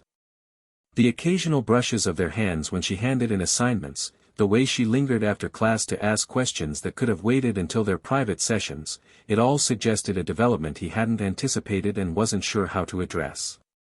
Dumbledore noticed too. After a staff meeting in late January, he held Harry back with a gentle hand on his shoulder. A moment of your time, Harry. When the other professors had filed out, Dumbledore gestured to the chairs by the staff room fireplace. I've observed a certain attachment forming between you and Miss Black. Harry tensed. Sir, I assure you, Dumbledore raised a hand. I'm not suggesting anything improper, Harry. You've maintained professional boundaries admirably. I'm referring to the influence you clearly have on her development. Is that a problem? Harry asked cautiously. That depends entirely on what becomes of it. Dumbledore stroked his beard thoughtfully. Professor Slughorn mentioned that Miss Black declined an invitation to meet with a particularly notable alumni who was visiting last weekend, most unusual, given her previous enthusiasm for making such connections. Harry knew immediately who that notable alumni must have been. I see. Indeed. Dumbledore's blue eyes were penetrating. Our temporal displacement solution is nearly complete. By the spring equinox, we should be able to send you back to your time. The news hit Harry with unexpected force. That soon? You sound disappointed, Dumbledore observed. Have you perhaps grown attached to this time? Or to certain individuals within it? Harry looked away. I've seen another side to someone I thought I understood completely. It's complicated. The most dangerous complication of time travel, Dumbledore said gently, is the temptation to save those we know are lost. To right past wrongs before they occur. What if it's not about saving her for my sake, but for hers? Harry challenged. What if she deserves a chance to become something different than what history demanded? Dumbledore sighed. A noble sentiment, Harry. But consider this, in your timeline, did Bellatrix Black's actions, however terrible, play a necessary role in events that ultimately led to a positive outcome? The question struck Harry like a physical blow. He'd never considered that Bellatrix's evil might have been a necessary component in Voldemort's ultimate defeat. Her killing Sirius had devastated Harry, but had it also hardened his resolve? Her torture of Neville's parents had created one of his most steadfast allies. Her fanatical devotion to Voldemort had made her predictable in ways that helped the Order counter Death Eater operations. I don't know, Harry admitted finally. Neither do I, Dumbledore said kindly. And that uncertainty is precisely why altering the past remains so perilous, even with the best intentions. He rose from his chair. I merely ask that you consider carefully what consequences your influence might have, both for Miss Black and for the future you must eventually return to. As Harry left the staff room, his thoughts were in turmoil. The prospect of returning to his own time, which he'd initially desired so desperately, now filled him with conflicting emotions. He missed his friends, his life as an Auror, the world he'd helped build after Voldemort's defeat. Yet the thought of leaving Bellatrix to her fate, knowing he might have changed her path, was increasingly difficult to accept. That evening, he arrived at the room of requirement for their scheduled training session to find Bellatrix already there, practicing a complex shielding pattern he'd taught her the previous week. She executed it flawlessly, her movements precise and powerful. "Excellent form," he said, alerting her to his presence. She turned, a smile briefly lighting her features before she composed herself. "I've been practicing. The varying shield densities make it more effective against combined magical attacks." "Exactly." Harry moved into the room, setting down the training materials he'd brought. "Today I thought we'd work on offensive transfiguration, using environmental elements in dueling." Bellatrix approached, her usual eagerness for new techniques evident. "Like turning stone to sand under an opponent's feet?" "That's one application," Harry agreed. "But I was thinking of more creative approaches." He gestured to several objects he'd arranged on a table. "The key is to identify which materials can be most quickly and effectively transformed into an advantage." For the next hour, they worked through increasingly complex scenarios. Bellatrix absorbed each lesson with remarkable speed, her natural talent for transfiguration making her particularly adept at this style of combat magic. As they finished a particularly challenging exercise, Bellatrix paused to catch her breath. "You mentioned once that this was how you survived, by mastering fundamentals rather than flashy spellwork." She studied him curiously. "What were you surviving, exactly?" Harry hesitated. "Dark wizards, as I said before." "Not just any dark wizards, though," she pressed. "You speak as if from personal experience." "Extended conflict." Her eyes narrowed. "Almost like a war." Her perceptiveness was unsettling. "Something like that." "Is that why Dumbledore brought you here?" "Because there's a war coming." "There's always darkness rising somewhere," Harry deflected. "Learning to defend against it is never wasted effort." Bellatrix wasn't satisfied. "You're evading." "Again." She stepped closer. "You've been teaching me as if preparing me for something specific." "Something you know is coming." Harry maintained his composure with effort. "I'm teaching you because you asked to learn."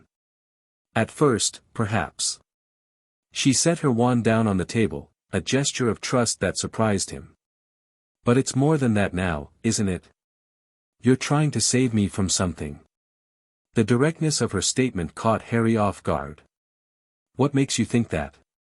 "The way you look at me sometimes," she said softly. "Like you're seeing someone else. Someone who disappointed you deeply." Harry felt exposed in a way he hadn't anticipated. Bellatrix's insight had always been sharp, but this cut too close to the truth. "I look at all my students with the hope they'll make good choices," he said carefully. "Liar." There was no anger in the accusation, only certainty. "You're afraid I'll make a specific bad choice. Following Tom Riddle, perhaps." Harry couldn't help the reaction that crossed his face at Riddle's name. "Ah," she said, catching his expression. "I'm right, then." "Bellatrix, no more evasions," she interrupted. "You know things you shouldn't possibly know. You fight like someone who's seen more combat than any normal Auror. You appear out of nowhere with Dumbledore's complete trust despite no one having heard of you before." She took another step closer. "And you look at me like you're trying to change fate itself." They stood mere inches apart now, her dark eyes searching his green ones with an intensity that made it difficult to maintain his guard. "What are you, she whispered. Who are you really, Harry Evans?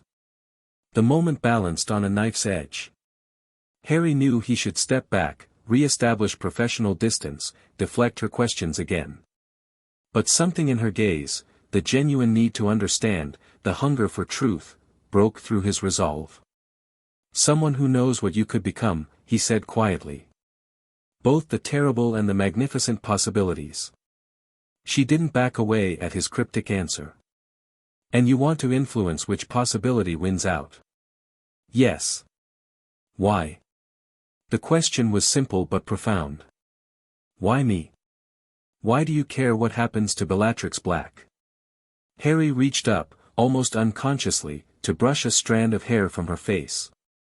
Because everyone deserves the chance to choose their own path. Even you. Especially you. Something shifted in her expression, a softening, a vulnerability she rarely allowed herself to show. And if I choose a path you don't approve of? That's your right, Harry said honestly. I can only show you alternatives, not force you to take them. Bellatrix studied him for a long moment, then did something completely unexpected. She leaned forward and pressed her lips gently to his. Harry froze, caught between shock and an unwelcome surge of response. Before he could react properly, she had pulled back, watching his face carefully. Bellatrix, he managed, stepping back. I'm your teacher.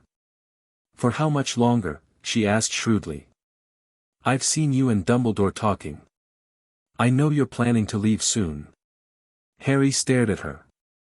How could you possibly know that? A hint of her usual smirk returned. I have my sources. The point is, you won't be my teacher forever. Her expression grew serious again. And I'm not a child, Harry. I'll be 17 in May. Of age by wizarding standards. That's not the point, Harry said, trying to regain his composure. This isn't appropriate. For multiple reasons. Because of where, or when, you're really from. She suggested, confirming his suspicion that she'd pieced together more than he'd intended to reveal. Harry ran a hand through his hair in frustration. This is exactly the kind of complication Dumbledore warned me about. So I am right, she said triumphantly. You're not from now. You're from, later. Bellatrix, how much later? She pressed. Years? Decades? This conversation needs to stop, Harry said firmly. Now. To his surprise, she backed down, though her eyes still gleamed with the thrill of confirmation. Fine. For now. She retrieved her wand from the table. But you should know something, Harry Evans, or whoever you really are, I make my own choices. Always have. If I'm turning away from Riddle, it's not because you manipulated me into it. It's because you showed me a better option. With that, she gathered her things and left the room of requirement, leaving Harry to contemplate how spectacularly he'd failed at maintaining temporal discretion, and how unexpectedly he'd succeeded at potentially altering Bellatrix's path. The weeks that followed were tense with unspoken undercurrents. They continued their training sessions, but with a new awkwardness that neither fully acknowledged. Bellatrix didn't attempt to kiss him again, but the awareness of that moment hung between them, complicating their interactions. Meanwhile, Harry noticed increasing scrutiny from certain Slytherin students, particularly those from families he knew would eventually support Voldemort. Rodolphus Lestrange's younger brother, Rabaston, watched Bellatrix during meals with poorly disguised resentment. Evan Rosier and Wilkes, future Death Eaters who were currently 7th years, occasionally followed Harry through the corridors as if hoping to catch him doing something suspicious. The attention was unsettling, suggesting that Harry's influence on Bellatrix hadn't gone unnoticed by those already in Voldemort's orbit. In early March, Dumbledore summoned Harry to his office again. Our preparations are complete, the headmaster announced without preamble. The ritual to return you to your time can be performed at the spring equinox, March 20th. Harry nodded, his feelings more mixed than he cared to admit. Thank you, sir. For everything you've done to help. You seem less enthusiastic than I expected, Dumbledore observed. Having second thoughts about returning? No, Harry said automatically, then sighed. Maybe. I've seen things here, learned things, that change how I understand certain events from my time. That is the paradox of time travel, Dumbledore said gently. Knowledge that can neither be fully embraced nor entirely forgotten. He studied Harry over his half-moon spectacles. May I ask what you intend to tell Miss Black about your departure? Harry grimaced. She's already guessed more than she should know. About where, when, I'm really from. Indeed? Dumbledore didn't seem particularly surprised. Miss Black has always been remarkably perceptive. What exactly does she suspect? That I'm from the future. That I know what becomes of her if she follows Riddle. Harry ran a hand through his hair. She hasn't guessed specifics, but she knows I'm trying to change her path. And has your influence had the desired effect? I think so, Harry said cautiously. She's questioning the pure-blood ideology, at least. Considering alternatives to the future her family has planned for her. Dumbledore nodded thoughtfully. A significant achievement, if true. Though I must caution you again about the unpredictable nature of temporal alterations. I understand the risks, Harry said. But seeing her now, knowing she's not yet the person she becomes in my time. I couldn't just do nothing. No, I suppose you couldn't, Dumbledore agreed with unexpected sympathy. It is the curse of good people to try to save others, even at great personal risk. He straightened in his chair. You have until the equinox to conclude your affairs here, Harry. I suggest you use the time wisely, including preparing Miss Black for your inevitable departure. Harry nodded, already dreading the conversation ahead. I will, sir. That evening, he sent a note asking Bellatrix to meet him in their usual training room. She arrived precisely on time, her expression wary as she noted his serious demeanor.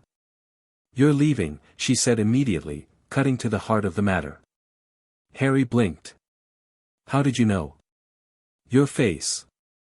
She crossed her arms. You have the look of someone about to deliver bad news. Since Dumbledore called you to his office this afternoon, it was a reasonable deduction. Yes, he confirmed. I'm leaving on the 20th. The spring equinox. Bellatrix absorbed this with remarkable composure. Back to your own time, I presume. There seemed little point in denying it now. Yes. She nodded, her expression carefully controlled. How far forward? Harry hesitated, then decided on a partial truth. Decades. I see. She paced to the window, her back to him. And in this future of yours, what becomes of me? The question hit him like a physical blow. Bellatrix. I become something terrible, don't I? She asked quietly, still not looking at him. That's why you've been trying to change my course. In your time, I made the wrong choice. Harry moved to stand beside her at the window. The future isn't fixed. What I know, what I remember, is just one possibility now. She turned to face him, her dark eyes searching his. Tell me. Please. I deserve to know what fate you're trying to save me from. Harry struggled with himself. How much could he reveal without causing more harm than good? In my time, he said carefully, you became one of Tom Riddle's most devoted followers. His most skilled lieutenant. He paused, watching her reaction. He doesn't call himself Riddle by then. He takes another name, one that eventually people fear to speak. Voldemort, she whispered, surprising him. I've heard it whispered among certain circles already. Harry nodded. You become his most faithful servant. Brilliant, feared, and lost to darkness. She absorbed this without visible reaction. And you? Where are you in this future? Fighting against him, I assume. Yes. Which means, she concluded with cold logic, we are enemies. We fight on opposite sides of this war. Harry didn't deny it. That was one possible path. But things are already different now. You're making different choices. Because of you. It wasn't a question. Because you've seen alternatives, Harry corrected. Because you've recognized your own worth beyond what Riddle or your family would define it as. Bellatrix turned back to the window, silent for a long moment. If you hadn't come back, she finally said, I would have become this person you feared. This. Death Eater. Harry flinched at the term, he hadn't mentioned it. Oh yes, she said, catching his reaction. I've heard that term too. Riddle's followers. The sacred warriors of pure blood. Her voice dripped with derision. How predictable. How pathetically unoriginal. Her response surprised him. You don't sound tempted by it. I was, she admitted. Before you. The promise of ancient magic, of power beyond ministry restrictions, it was appealing. She turned to face him again. But then I saw what real power looks like. Not cruelty or domination, but skill. Control. Precision. What you taught me. Harry felt an unexpected surge of hope. Had he actually succeeded? Had his intervention genuinely changed her path? When you go back, she continued, will you remember this? Us? Or will your memories change to match whatever new future unfolds? It was a sophisticated question about temporal mechanics that Harry had never considered. I don't know, he admitted. Time travel theory suggests I'll return to exactly the moment I left, with my original memories intact. But the world I return to might be different in ways I can't predict. Bellatrix nodded slowly. So you'll remember me as I was in your original timeline. The monster I became. There was pain in her voice, barely controlled. And as you are now, Harry said gently. The brilliant witch who chose her own path. She stepped closer, until they were mere inches apart. I want you to remember something else too. Before he could react, she had risen on tiptoes and pressed her lips to his again, more insistently this time, with a passion that caught him off guard. Harry knew he should pull away immediately. She was still his student for another 10 days, still technically underage for another 2 months.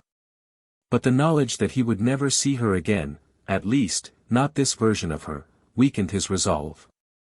For just a moment, he allowed himself to respond, his hands coming up to frame her face. Then reality reasserted itself, and he stepped back. Bellatrix, we can't. Because you're leaving, she said, not a question. Because it's wrong, he corrected. For so many reasons. I'm not a child, Harry. Her use of his first name emphasized the point. And in 10 days, you won't be my teacher. It's more complicated than that, he insisted. The age difference alone, is what, she challenged. I'll be of age in May. You can't be more than a decade older physically. Closer to 3 years, actually, though he'd lived through 25. But that wasn't the point. There's the small matter of me being from another time entirely. Details, she dismissed with a wave of her hand, though her eyes betrayed that she understood the significance better than she pretended. Bellatrix, Harry said firmly. I've already interfered more than I should have. This, whatever this is between us, can't happen. Not now, not ever. She studied him for a long moment, then nodded with surprising dignity. I understand. But I won't apologize for how I feel, or for wanting you to remember it when you return to your time. Harry sighed, running a hand through his hair. These last 10 days, let's focus on completing your training. Making sure you have all the skills you need to forge your own path after I'm gone. Practical as always, she said, a hint of her usual smirk returning. Very well, Professor Evans. Let's make these final lessons count. As they settled into their training routine, Harry found himself wondering how much he had really changed, and how much of Bellatrix's apparent transformation was genuine. The Bellatrix he'd known in his time had been a consummate manipulator when she wanted to be. Was this all an act to learn what she could from him before he left? But watching her practice, seeing the discipline and focus she brought to defensive magic rather than offensive destruction, Harry found himself believing that his presence had made a real difference. Whether it would be enough to change her ultimate fate remained to be seen. The final days passed with bittersweet intensity.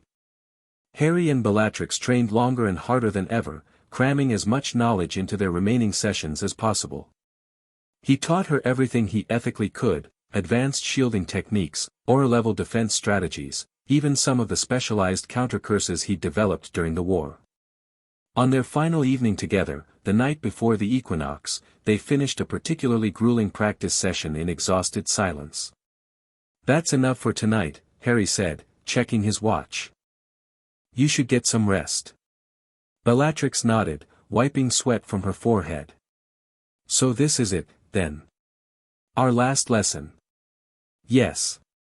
Harry felt the weight of imminent departure settling over him. "Bellatrix, I want you to know." "Don't," she interrupted. "No sentimental goodbyes. They don't suit either of us." She straightened her robes with practiced dignity. "Besides, for all we know, we'll meet again in your time. Perhaps I'll remember you, perhaps not." Harry's chest tightened at the thought. The Bellatrix of his time was long dead, killed by Molly Weasley during the Battle of Hogwarts. But this Bellatrix couldn't know that, and he couldn't bring himself to tell her. "Perhaps," he said instead. "Though much can happen in decades." She studied him with those penetrating dark eyes. "You know something you're not telling me. About my future." "Many things," Harry admitted. "But some knowledge is too dangerous. Because it might make me try to change things further." A hint of her old smirk appeared. "I already intend to, you know. Whatever dark path I took in your timeline, I won't follow it now." Harry wanted desperately to believe her. "I hope that's true." She approached him, maintaining a respectful distance but close enough that he could see the determination in her eyes. "I've made my decision, Harry. No Dark Lord, no matter how persuasive, is going to dictate my future. You've shown me what true magical mastery looks like, and I intend to pursue it on my terms." "And your family? The expectations they have for you?" Her expression hardened. "They'll adjust or be disappointed. Either way, I'll be of age soon enough to make my own choices." "It won't be easy," Harry warned. "Opposing Voldemort, especially as his power grows, will be dangerous." "I'm not afraid of danger," she said with characteristic black arrogance. "You've made sure I can defend myself." Harry couldn't help a small smile. "That I have." A moment of silence stretched between them, heavy with unspoken words and paths not taken. "I should go," Bellatrix finally said. "Prefect duties." Harry nodded. "Good night, Bellatrix." She hesitated at the door. "Will you be at breakfast tomorrow? Or will you simply vanish?" "The ritual is at noon," Harry said. "I'll be there." "Good." She seemed to want to say more, but instead gave a short nod and left, her footsteps echoing down the corridor. Harry remained in the room of requirement for a long time afterward, wondering if he'd done enough, changed enough. Wondering what world he might return to, if his interference had altered the timeline significantly. Would his friends still exist? Would Voldemort have been defeated? Would Bellatrix Black have escaped her dark destiny? He wouldn't know until tomorrow, when Dumbledore's ritual sent him back to his own time, whatever that might now look like. The Great Hall was unusually subdued the next morning. Word of Professor Evans's imminent departure had spread throughout the school, though the official story was that he'd been recalled for aura duties. Harry ate little, his appetite diminished by the mix of anticipation and uncertainty he felt about returning to his time. His gaze kept drifting to the Slytherin table, where Bellatrix sat with her usual regal posture, barely touching her own breakfast. As if sensing his attention, she looked up, meeting his eyes across the hall. For a brief moment, he glimpsed something vulnerable in her expression before she masked it with practiced indifference and returned to her conversation with a classmate. After breakfast, Harry made his final preparations. He'd accumulated few possessions during his time here, just some clothes, books, and teaching materials, all of which would remain behind. The only thing he would take was the melted remnant of the time device that had brought him here, which Dumbledore had determined was necessary for the return ritual. At 11:30, he made his way to the headmaster's office for the last time. Dumbledore was waiting, the circular space already transformed for the ritual. Ancient runes had been drawn on the floor in a complex pattern, centered around a small pedestal where the remains of the time device would be placed. "Are you ready, Harry?"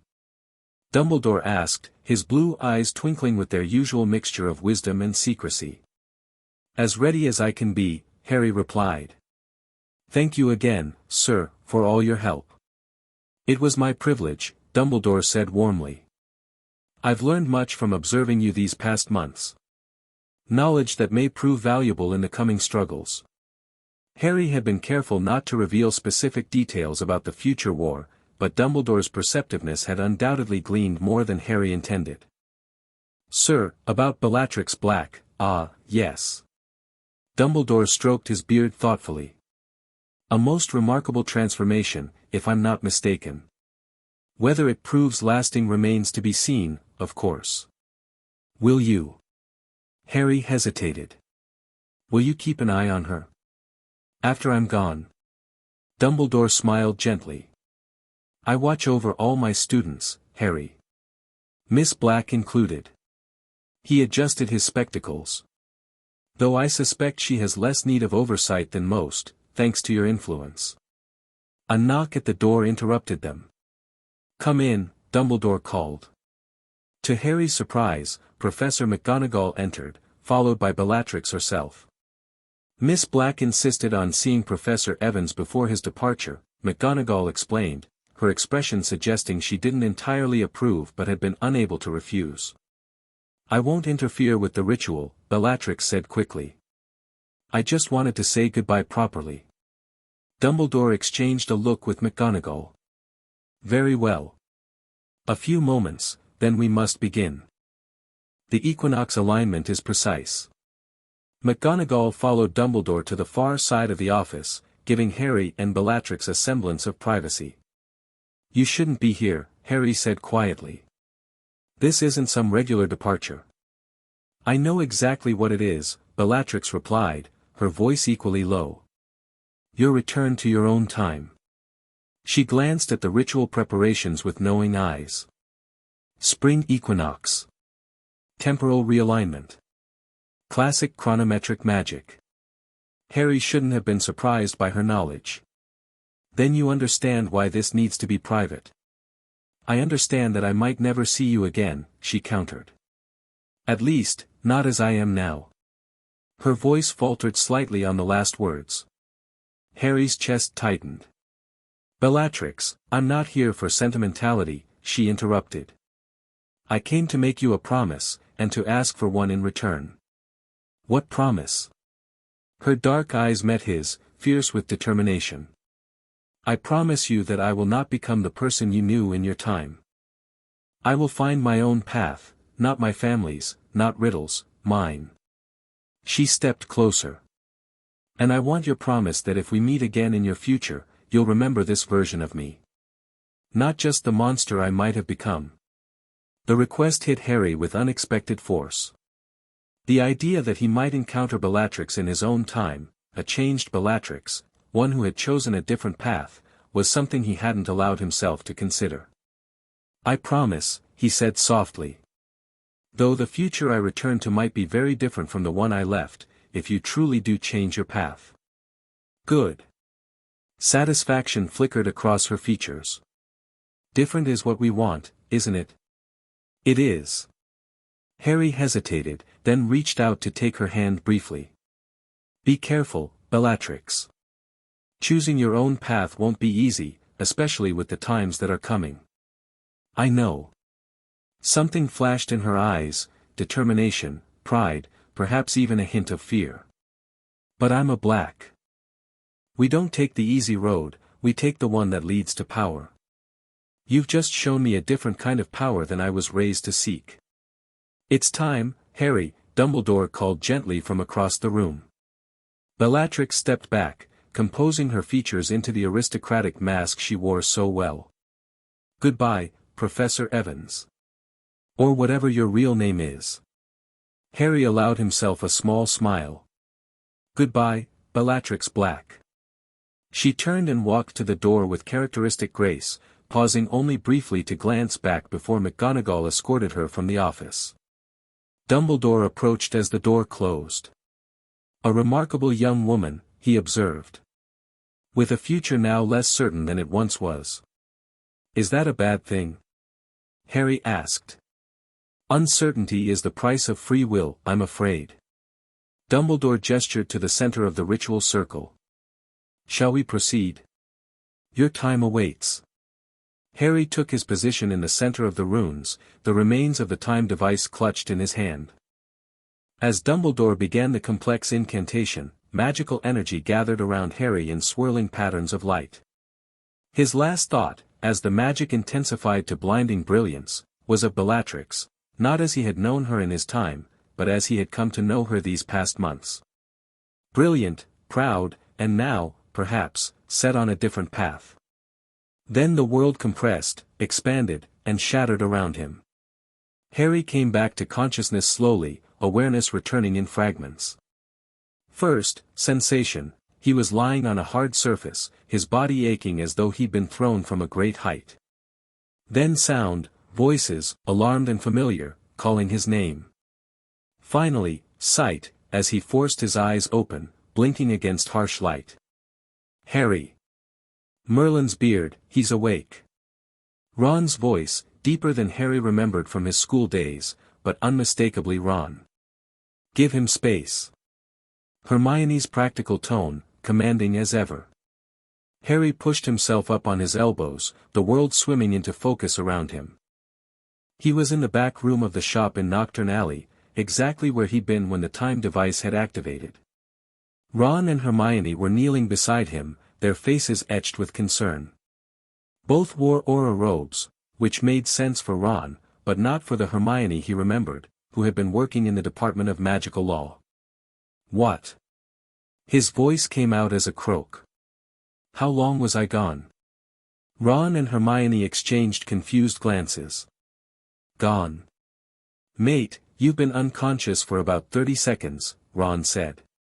"That artifact exploded, there was this green flash, and you collapsed." 30 seconds? That couldn't be right. Harry had spent months in the past. "The smugglers?" he asked, trying to orient himself. "Secured," Hermione replied efficiently. "Team 2 caught them trying to flee through the front. You got the worst of the blast when the prototype malfunctioned." Harry's mind reeled. Had it all been some kind of elaborate hallucination caused by the explosion? No, it had been too detailed, too consistent. He'd spent months at Hogwarts in 1973, teaching, researching, getting to know a young Bellatrix Black who hadn't yet become the monster he remembered. "What day is it?" he asked abruptly. "Same day as when we started the raid, mate," Ron said, looking increasingly concerned. "Friday, April 4th, 2026. You've been out less than a minute." So he had returned to almost exactly the moment he'd left, just as Dumbledore had theorized. But had anything changed? Had his intervention in the past altered the timeline? "I need to check something," Harry said, struggling to his feet despite his friend's protests. "Something important." "Harry, you should sit down," Hermione insisted. "You took a direct hit from an unstable temporal artifact. We need to get you to St. Mungo's for evaluation." "In a minute," Harry promised. "I just need to confirm something." He moved unsteadily to the door, pushing past concerned Auror colleagues into the main shop area. The captured smugglers were being processed, their confiscated items carefully catalogued and contained. Everything seemed normal, familiar. Had nothing changed? Had all his efforts in the past been for nothing? Or worse, had it truly been just a vivid hallucination? "Potter." Head Auror Robards approached, his weathered face set in its usual stern lines. What are you doing on your feet? Medical team is outside. Sir, I need to access the archives, Harry said urgently. Historical records from the First Wizarding War. Robards frowned. Whatever for? And it can surely wait until you've been cleared by medical. It's connected to the artifact, sir, Harry improvised. I saw something when it detonated. I need to verify some historical details immediately. Robard studied him skeptically, then sighed. Fine. Use the secure flue in my office to access the Ministry archives. But report to St. Mungo's immediately afterward, understood? That's an order, Potter. Yes, sir. Thank you. 20 minutes later, Harry was sitting in the Ministry archives, surrounded by historical records from both Wizarding Wars. He'd started with the most obvious, accounts of known Death Eaters, particularly the Inner Circle. If his intervention had changed anything, surely Bellatrix's path would have been altered. But there it was, in black and white, Bellatrix Lestrange, née Black. Married to Rodolphus Lestrange in 1975. Joined the Death Eaters shortly thereafter. Tortured Frank and Alice Longbottom to insanity. Escaped Azkaban. Killed Sirius Black. Murdered countless others. Died at the Battle of Hogwarts. Harry's heart sank. Nothing had changed. Despite everything, the training, the conversations, her promise to choose a different path, Bellatrix had become exactly the Death Eater he remembered. Had it all been futile? Or truly just an elaborate fantasy created by his contact with the temporal artifact? Frustrated, Harry expanded his search, looking for any small changes, any deviation from the history he remembered. It was tedious work, comparing his memories with the official records, but he persisted with grim determination. Hours later, as Ministry workers began leaving for the day, Harry was about to admit defeat when a small notation in a supplementary file caught his eye. It was a minor addendum to the official Death Eater records, easily overlooked. Subject, Black, Bellatrix, later Lestrange. Note, intelligence suggests subject acted as double agent for Order of the Phoenix between 1975 to 1977, providing critical information that prevented multiple attacks. Connection severed after apparent discovery by V. Subject subsequently underwent suspected extensive mental modification via dark magic, explaining subsequent fanatical loyalty and psychological instability. Harry stared at the note, reading it repeatedly to ensure he wasn't imagining things. This was new. This had not been part of the history he remembered. For 2 years after he'd left her, 2 years after she came of age, as she'd promised, Bellatrix had secretly worked against Voldemort. With shaking hands, Harry pulled more files, searching for corroborating evidence. There wasn't much, unsurprising for covert intelligence operations, but what he found supported the notation. Several thwarted Death Eater attacks in 1976 were attributed to reliable insider intelligence. Dumbledore's personal notes, heavily redacted but partially accessible to Aurors, mentioned a valuable source close to Tom's inner circle, during the same period. She had kept her promise, at least for a time. She had chosen a different path, until Voldemort discovered her betrayal and, Harry's stomach churned at the thought, magically broke her mind and will to ensure her loyalty. It explained so much about the Bellatrix he had known, the fanatical devotion, the psychological instability, the complete abandonment of the sharp intelligence and ambition that had characterized her as a student. Voldemort hadn't just recruited her, when she resisted, he had destroyed who she was and rebuilt her into his weapon. Harry closed the files, emotions warring within him. On one hand, the major events of his timeline remained intact. Bellatrix had still become a Death Eater, still committed terrible atrocities, still died at the Battle of Hogwarts. His intervention hadn't created paradoxes or prevented Voldemort's ultimate defeat. On the other hand, he had changed something. For 2 years, Bellatrix had fought against the darkness. She had made a different choice, just as she promised. That it had ultimately been taken from her by force rather than freely abandoned gave her story a new dimension of tragedy. Harry. Hermione's voice called from the archive entrance. Are you still here? Ron said you never reported to St. Mungo's. Harry hastily reorganized the files as Hermione approached, her expression shifting from irritation to concern as she saw his face. What's wrong? You look like you've seen a ghost. Just, following up on something, Harry said, standing and stretching his stiff muscles. Lost track of time. Hermione studied the scattered files with suspicious eyes. First Wizarding War records. What does that have to do with today's raid? Harry hesitated, then made a decision. Hermione, if I tell you something completely unbelievable, would you hear me out before deciding I need a bed in the psychiatric ward at St. Mungo's? Her eyebrows rose, but she nodded slowly. Of course. Over the next hour, as they sat in her office with privacy charms ensuring their conversation remained confidential, Harry told her everything: the time travel, his months at Hogwarts in 1973, his interactions with young Bellatrix, and the small but significant change he discovered in the historical record. When he finished, Hermione was silent for a long moment, her analytical mind visibly processing everything he'd shared. It's impossible, she finally said.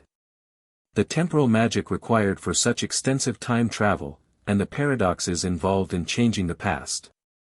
I know how it sounds, Harry said. But it happened, Hermione. And there's documentary evidence that something changed, however small. She frowned thoughtfully. That note about Bellatrix being a double agent. I've never seen that before in any of my research. Because it wasn't there before, Harry insisted. Not in the timeline I remember. If what you're saying is true, Hermione said slowly, then you actually did change history. Not enough to alter major events, but enough to give Bellatrix a moment of redemption before she fell. Or was pushed, Harry corrected grimly. The note suggests Voldemort broke her mind when he discovered her betrayal. Hermione's expression softened with unexpected sympathy. That would explain a lot about her psychological state during the Second War. She reached across the desk to touch Harry's hand. If this really happened, Harry, and I'm not saying I'm completely convinced, but if it did, then you gave her a chance. A choice. That's significant, even if it was ultimately taken from her. Harry nodded, finding strange comfort in that perspective. I suppose so. The question is, Hermione continued, ever practical, what do we do with this information now? Nothing, Harry said firmly. The past is the past. Bellatrix made her choice, had it stolen from her, and ultimately died for Voldemort's cause. That can't be changed now. But the historical record could be corrected, Hermione suggested. Her brief role as a double agent acknowledged. Harry considered this. Maybe someday. But not yet. There are still too many people who suffered at her hands: Neville, the Weasleys, countless others. Learning that she briefly worked against Voldemort won't erase that pain. Fair point. Hermione studied him with concern. Are you all right, Harry? This must be disorienting, to say the least. I'll be fine, he said, with more certainty than he felt. It's strange, knowing I spent months in the past that, for everyone else, never happened. That I knew a version of Bellatrix that no one else remembers. Except perhaps Dumbledore, Hermione pointed out. If your account is accurate, he knew exactly what was happening. He might have left records, or memories in the pensieve. That possibility hadn't occurred to Harry. Maybe. Though he was always careful about what information he preserved. Worth looking into, perhaps. Hermione hesitated, then asked gently, were you fond of her? The young Bellatrix. Harry considered the question carefully. I saw potential in her. Brilliance that was twisted by circumstances and choices, both hers and others. And yes, I suppose I developed a certain attachment. Not romantic, he added quickly, though not entirely truthfully. More. I wanted to save her from what I knew she would become. And you did, for a time, Hermione reminded him. That's not nothing, Harry. As they left the ministry together, Harry found himself reflecting on Bellatrix's final words to him, "I promise you that I will not become the person you knew in your time." For 2 years, she had kept that promise. 2 years of dangerous double agency, of quiet rebellion against the path that had seemed inevitable. It hadn't been enough to change the major course of history, but it had been something, a small light in the darkness, a brief moment of choice before choice was taken from her. Perhaps that was all anyone could hope for when meddling with time, not grand, sweeping changes to history, but small moments of possibility. The chance for someone to choose differently, even if only for a while. As Harry stepped into the cool evening air, he found himself at peace with that thought. He had changed something, however small. And in doing so, he had preserved a memory of Bellatrix Black that no one else would ever know, the brilliant, proud young witch who, for a brief time, had chosen her own path. Chapter 2, Crossing Lines. Harry woke with a jolt, heart pounding. The dream had felt so real, Bellatrix's face, not twisted with madness as he remembered from the Battle of Hogwarts, but young and determined as she'd looked in his training room. "I promise you that I will not become the person you knew in your time." Dawn light filtered through the guest quarters windows. Harry rubbed his face and reached for his wand, casting a quick Tempest charm, 5:47 a.m. Too early to be awake, but too late to fall back asleep. His mind kept circling back to that single ministry file notation. For 2 years after he'd left, Bellatrix had fought against Voldemort from the inside. She'd kept her promise until her mind was broken and reshaped. What if he'd stayed longer?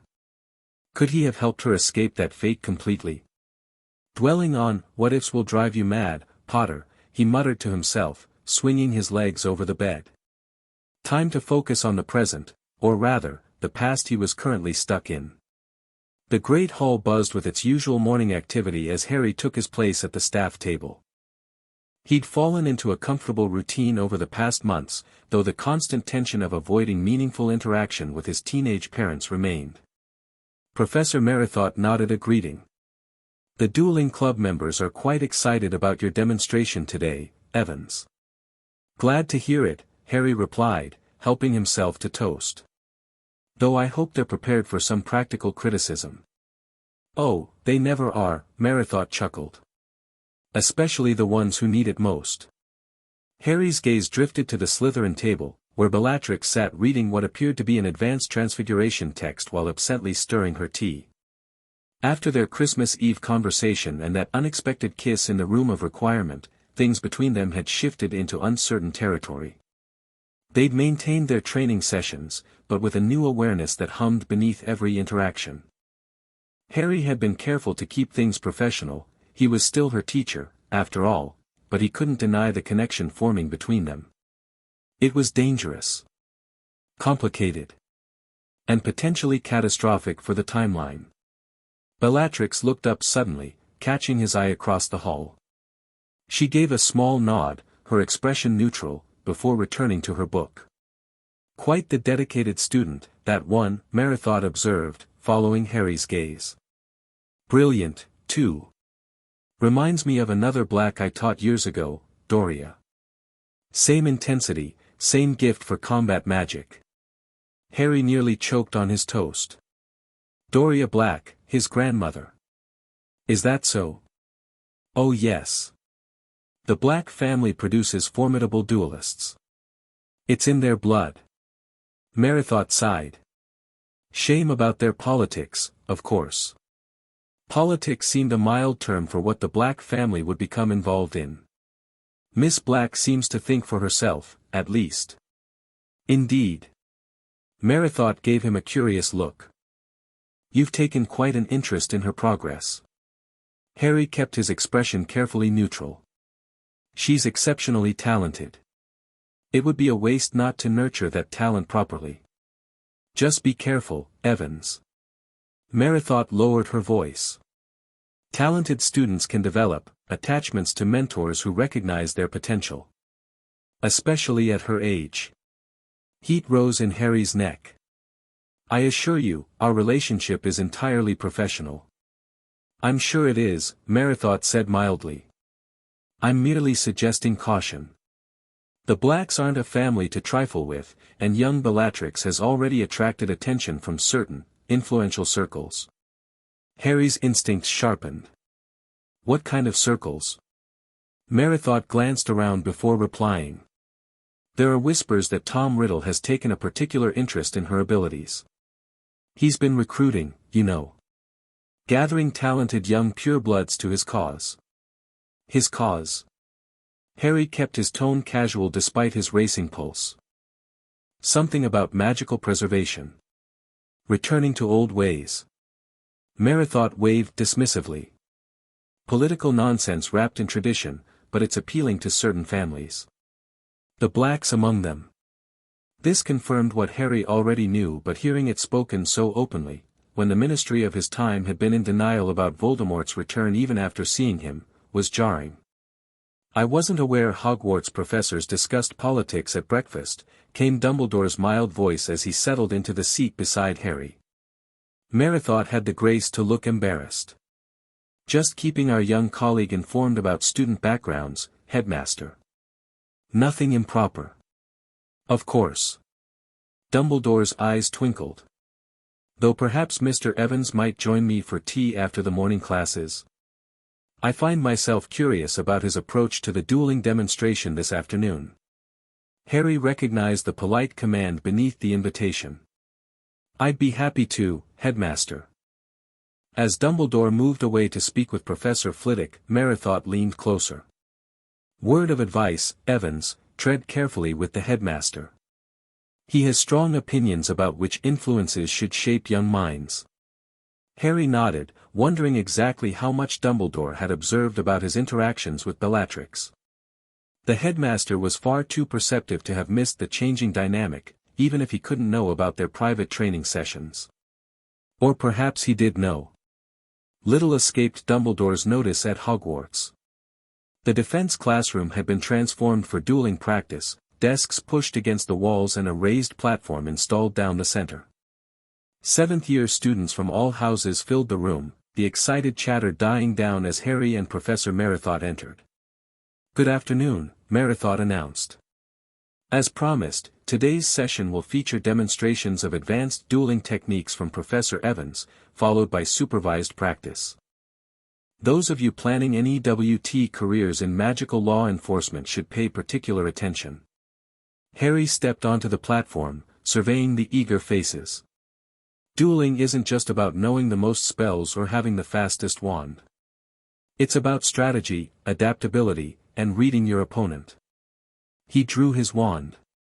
Professor Merithot has kindly agreed to assist with the demonstration. The older witch joined him on the platform with surprising agility.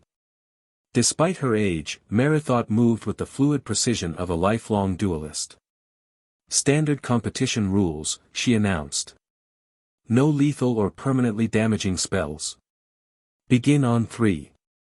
The students watched raptly as they bowed and assumed dueling stances. 1, 2, 3. Merithot struck first, a rapid series of jinxes that Harry deflected with controlled shield charms rather than dodging. He wanted the students to observe proper defensive technique. They exchanged increasingly complex spellwork, neither gaining clear advantage, Harry deliberately holding back to make the demonstration educational rather than competitive. Notice Professor Evans's footwork, Merithot called to the students without breaking her attack rhythm. Economy of movement, always maintaining balance.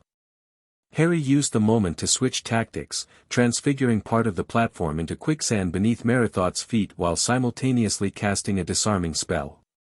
The older professor countered with impressive speed, freezing the transfigured floor and skating sideways to avoid Harry's spell. The students broke into spontaneous applause. After several more minutes of demonstration, they ended the duel with a respectful bow. Excellent. Merithot beamed. Now, students, pair up for practice. Focus on the defensive transitions Professor Evans demonstrated. As the seventh-years scrambled to claim partners, Harry noticed Bellatrix watching from the doorway, though this wasn't her scheduled class time. Miss Black, Merithot called, also spotting her. What brings you here? Professor Slughorn asked me to deliver these potion ingredients, Bellatrix replied smoothly, holding up a small package. I didn't mean to interrupt. Not at all, Merithot said. Since you're here, perhaps you'd like to observe.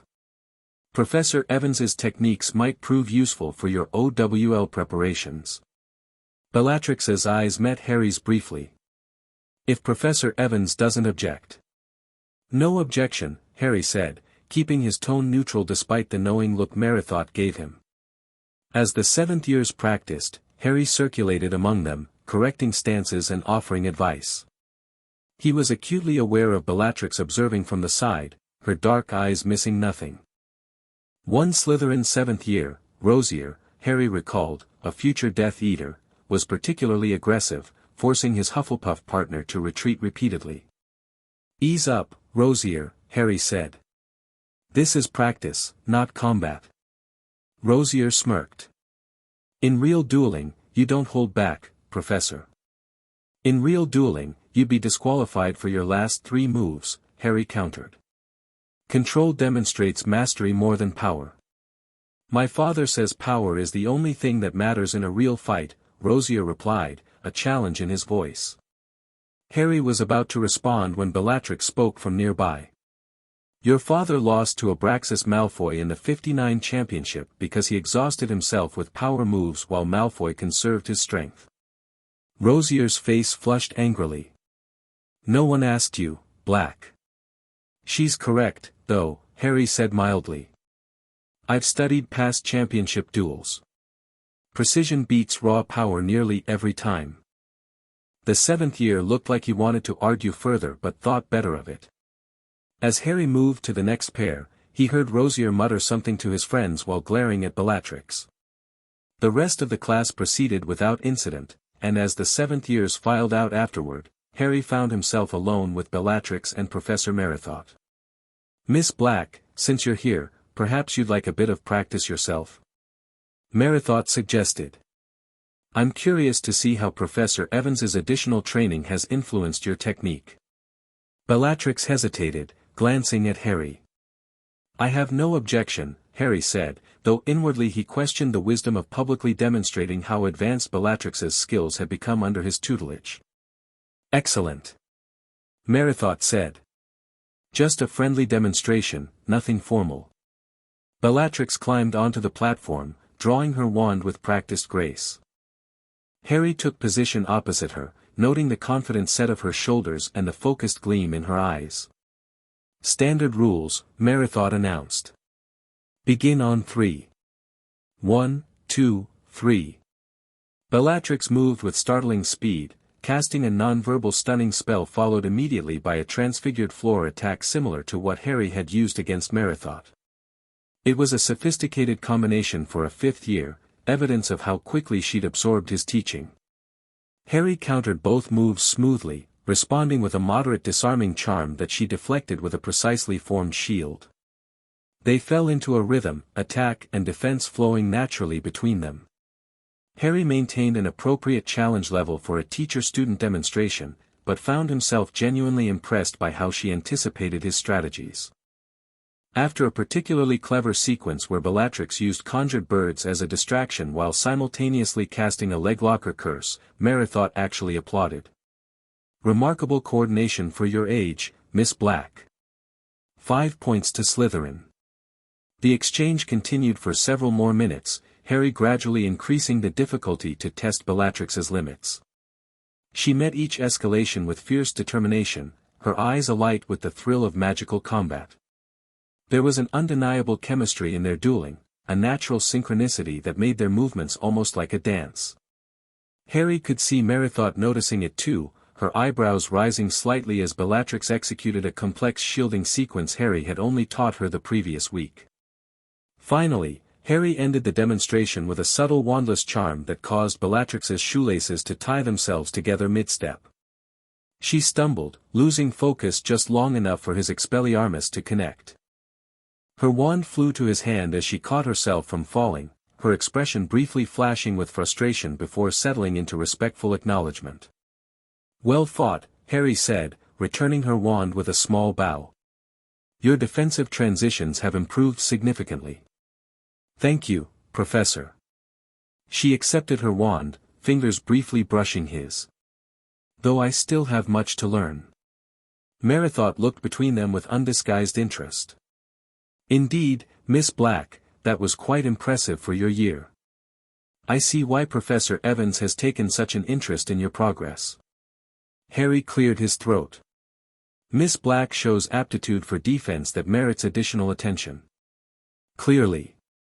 Merithot's tone suggested she was reading more into the situation than Harry would have liked. Well, I won't keep either of you. Miss Black, I believe you have Transfiguration next. Professor McGonagall dislikes tardiness.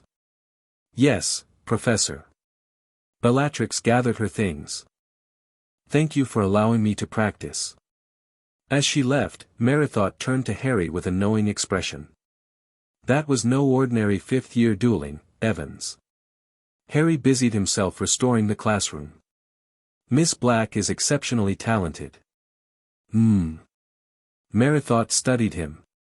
Just remember what I said earlier. Talented students, particularly those from complicated family situations, can form inappropriate attachments to mentors who nurture their abilities. I'm well aware of professional boundaries, Harry said stiffly. I'm sure you are. Merithot patted his shoulder. Just be careful.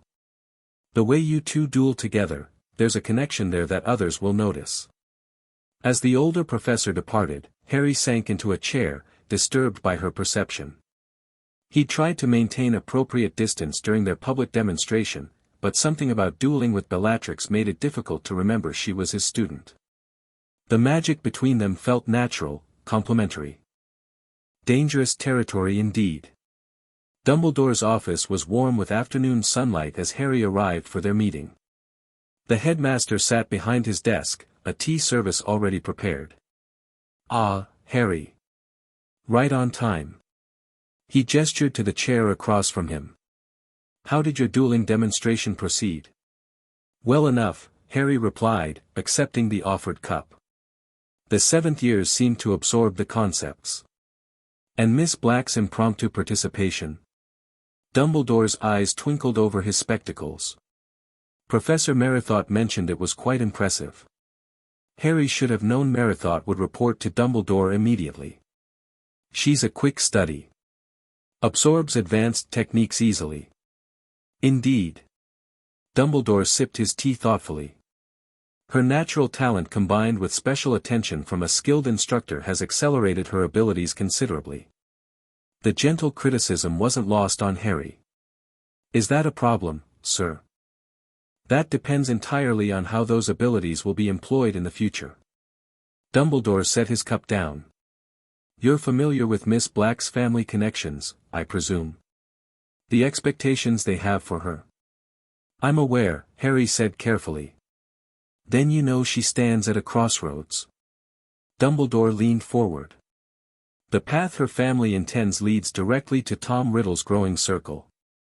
Your instruction gives her tools that could make her exceptionally valuable to him. Harry's jaw tightened. Or exceptionally capable of resisting him. A fascinating perspective.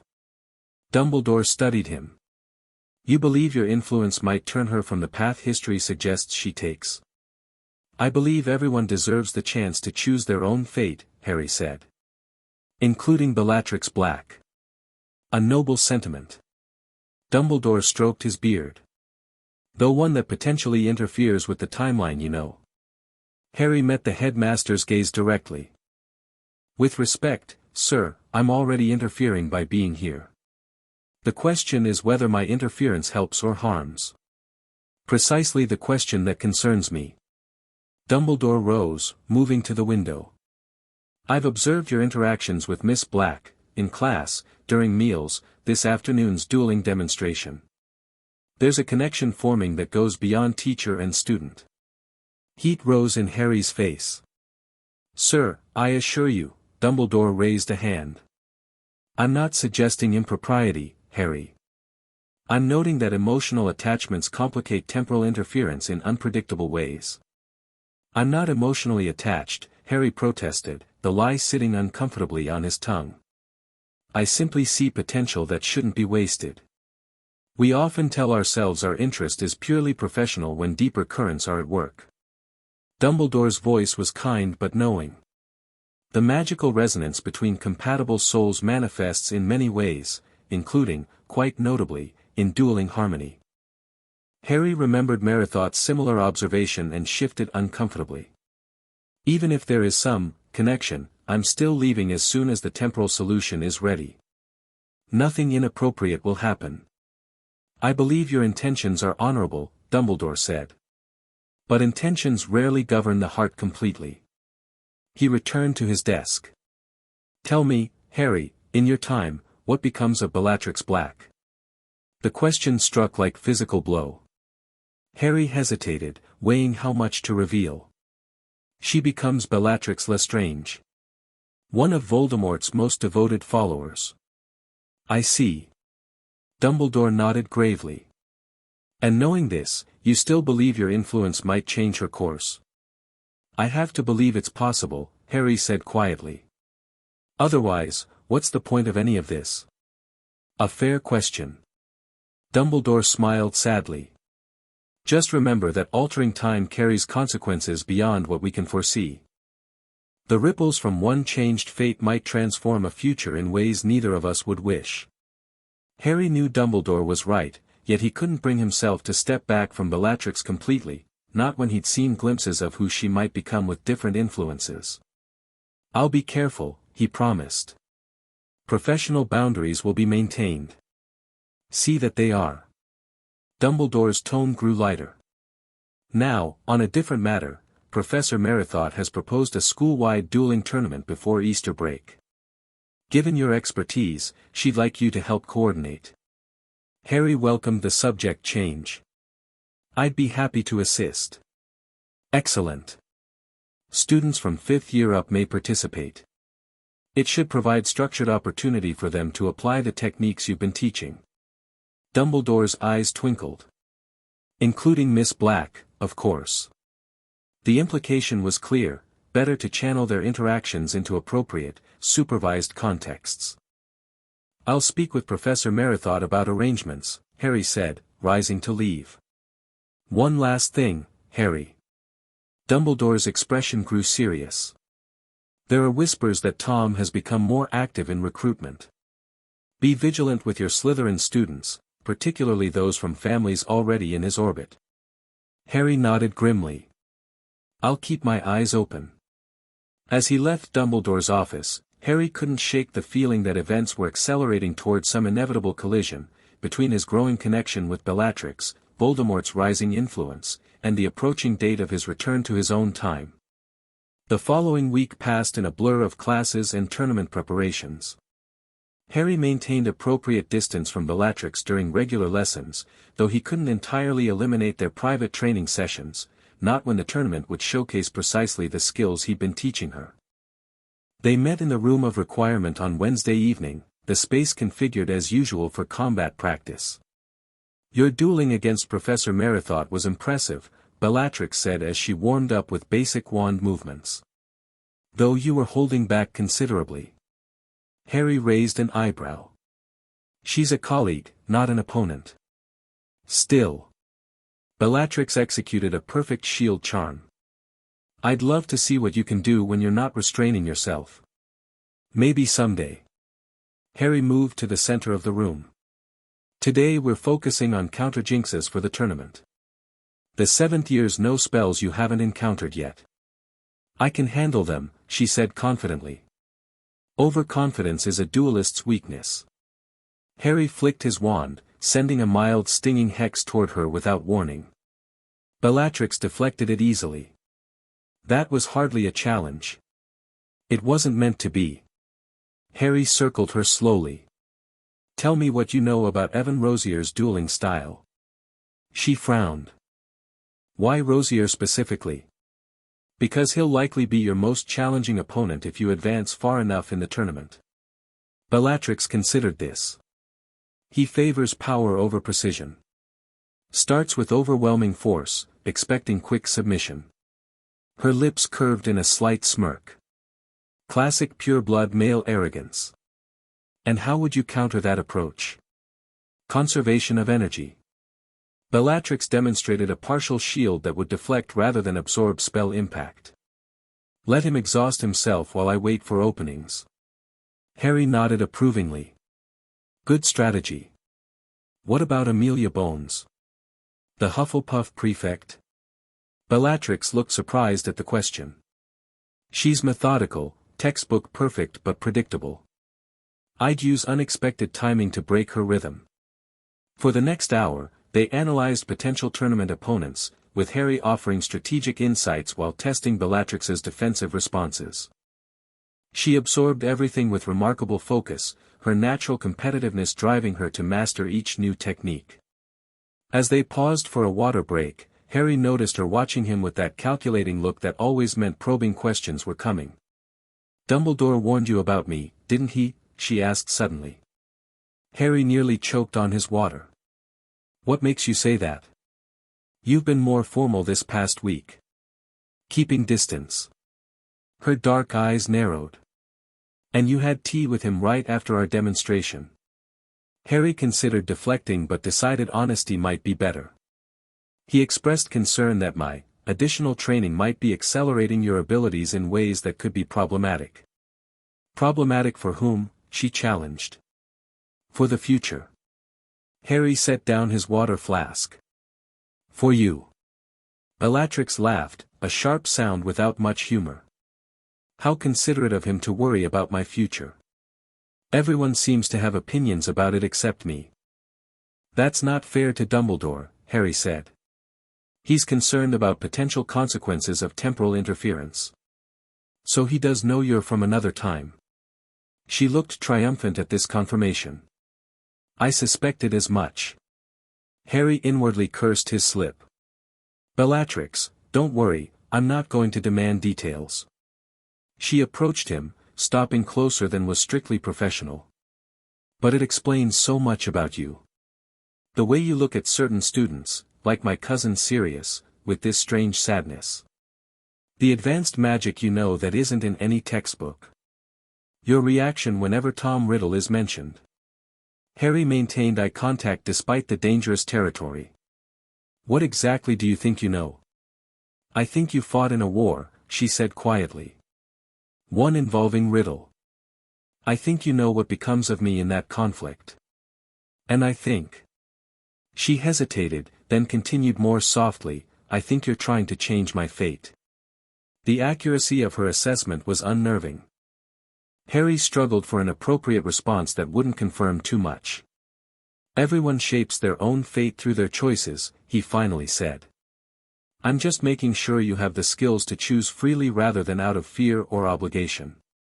Something softened in her expression. "No one has ever cared what I want before. What I choose. It's always been about the Black legacy, family expectations." "What do you want, Bellatrix?" Harry asked, echoing their Christmas conversation. "Beyond Hogwarts, beyond what your family has planned?" She was silent for a long moment. "Mastery," she finally said. "Not just of spells or techniques, but true magical understanding. The kind of power that comes from knowledge, not cruelty." Her voice lowered. "The kind of power I see in you." The raw honesty in her words stirred something in Harry he'd been trying to suppress, a genuine connection to the brilliant, complicated young woman before him, so different from the madwoman he'd known in his time. "That's a worthy ambition," he said softly. "Is it achievable?" she pressed. "In this future you know?" Harry chose his words carefully. "The future I know is just one possibility. Every choice you make creates new paths." She studied him intently. "You still haven't told me what becomes of me in your timeline." "No," Harry agreed. "And I won't. Because it's something terrible," she concluded. "Something you're trying to prevent." Harry didn't deny it. Knowledge of the future constrains free choice as much as ignorance does. Better to focus on the present, like preparing for the tournament. Bellatrix accepted the deflection with surprising grace. Very well, Professor. Show me how to defeat Evan Rosier. They returned to training, but something had shifted between them again, a deeper understanding, a tacit acknowledgement of the unspoken truth hanging between them. Harry was trying to save her from a dark fate, and on some level, she knew it and welcomed his intervention. The line between teacher and something more complex blurred a little further. The dueling tournament drew enthusiastic participation from the upper years. Professor Merithought organized preliminary rounds by year group, with the top performers advancing to cross-year matchups. Harry helped supervise the fifth-year preliminaries, watching with pride as Bellatrix systematically dismantled her opponents with the controlled precision he'd been teaching her. She didn't rely on raw power like many of her Slytherin housemates, instead using economy of movement and strategic spell combinations that left her opponents confused and outmaneuvered. Impressive performance from Miss Black, Professor McGonagall commented, joining Harry as they watched Bellatrix defeat a sixth opponent in quick succession. Her technique has matured considerably this term. She's a natural duelist, Harry replied neutrally. McGonagall gave him a shrewd look. Natural talent still requires proper nurturing to flourish. Your influence is quite evident in her approach. Before Harry could respond, a commotion near the entrance drew their attention. A group of older wizards had entered the Great Hall, led by Horace Slughorn, who was practically bouncing with excitement. Distinguished alumni, McGonagall explained, noting Harry's questioning look. Horace always invites successful former students to observe showcase events. Networking opportunities for his favorites. Harry scanned the visitors, freezing when he recognized one particular wizard, tall, aristocratically handsome despite being in his 40s, with dark hair going silver at the temples. Cygnus Black III. Bellatrix's father. Beside him stood a younger man Harry recognized with a jolt of anger, Rodolphus Lestrange, the same wizard who had attempted to abduct Bellatrix in Hogsmeade months earlier. "Excuse me," Harry murmured to McGonagall, moving closer to where Bellatrix was preparing for her next match. She had already spotted the visitors, her posture stiffening as her father's gaze found her across the hall. Something unreadable passed between them, not quite warmth, but recognition of obligation. "Miss Black," Harry said quietly, approaching her side. "Are you all right to continue?" Bellatrix tore her eyes from her father. "Of course. Why wouldn't I be? Just checking." Harry kept his voice low. "Focus on the match, not the audience." "I'm not a child who gets stage fright, Professor," she replied coolly, though Harry detected the tension beneath her composed exterior. Her next duel was against a skilled Ravenclaw sixth year. Bellatrix fought with mechanical precision, her earlier fluid grace replaced by a rigid determination that nevertheless proved effective. She won decisively, advancing to the year group finals. Throughout the match, Harry noticed Cygnus Black watching his daughter with calculating assessment rather than parental pride. When she won, the man offered a single approving nod, as if she'd performed adequately rather than exceptionally. As students broke for lunch before the afternoon finals, Harry observed Slughorn enthusiastically introducing his visitors to select students. Predictably, Bellatrix was summoned to meet the distinguished guests, including her own father, in a bizarre formality that spoke volumes about the Black family dynamics. Harry couldn't hear their conversation from his position, but he could read body language well enough. Bellatrix stood with perfect pureblood posture, answering questions with appropriate deference.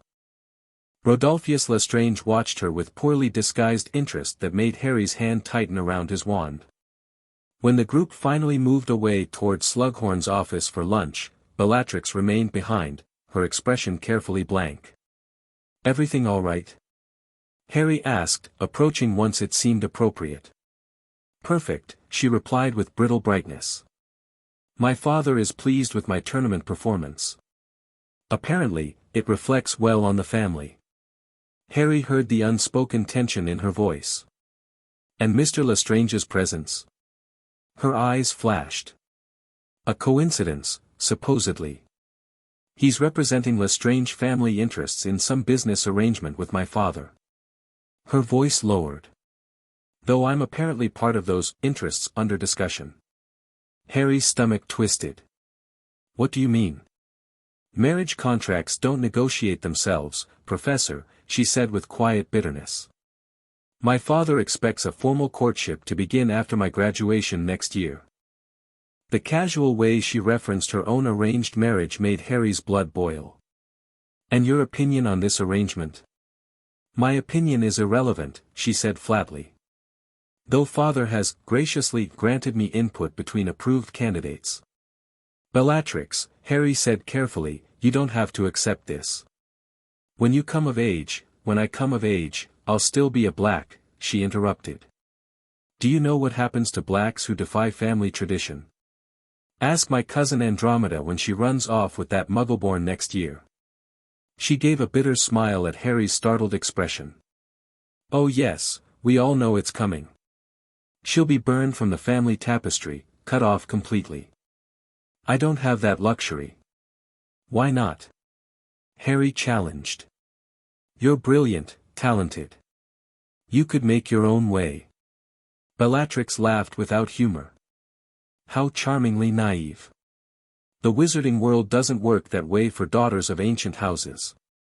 Her voice dropped. Besides, there are my sisters to consider. If I defied father openly, he'd double down on controlling Andromeda and Narcissa. Harry hadn't considered that dimension, Bellatrix's sense of responsibility toward her younger sisters. It added complexity to her situation he hadn't fully appreciated. I understand family obligation, he said gently. But there must be a middle path between complete defiance and surrendering your future to Lestrange. Something vulnerable flashed across her features. Perhaps. But I'd need allies more powerful than my father to find it. She straightened, composing herself. I should prepare for the finals. As she walked away, Harry struggled with frustration at the pureblood society that treated brilliant young witches as political bargaining chips. In his time, such arrangements had become rare, though they still existed in some traditional families. He was so distracted by these thoughts that he nearly collided with Dumbledore near the entrance hall. Troubled, Harry? The headmaster asked, his perceptive eyes missing nothing. Just tournament concerns, Harry lied. Indeed? I thought perhaps your conversation with Miss Black might have touched on her father's visit. And his guest. Harry shouldn't have been surprised by Dumbledore's awareness. Rodolphus Lestrange has no business being near her after the Hogsmeade incident. Ah, but officially, that incident involved unknown assailants, Dumbledore reminded him. Miss Black never formally identified Mr. Lestrange to authorities. Because she's protecting her family connections, Harry said in frustration. Dumbledore nodded solemnly. Family loyalty runs deep in the old houses, sometimes destructively so. It's a chain not easily broken.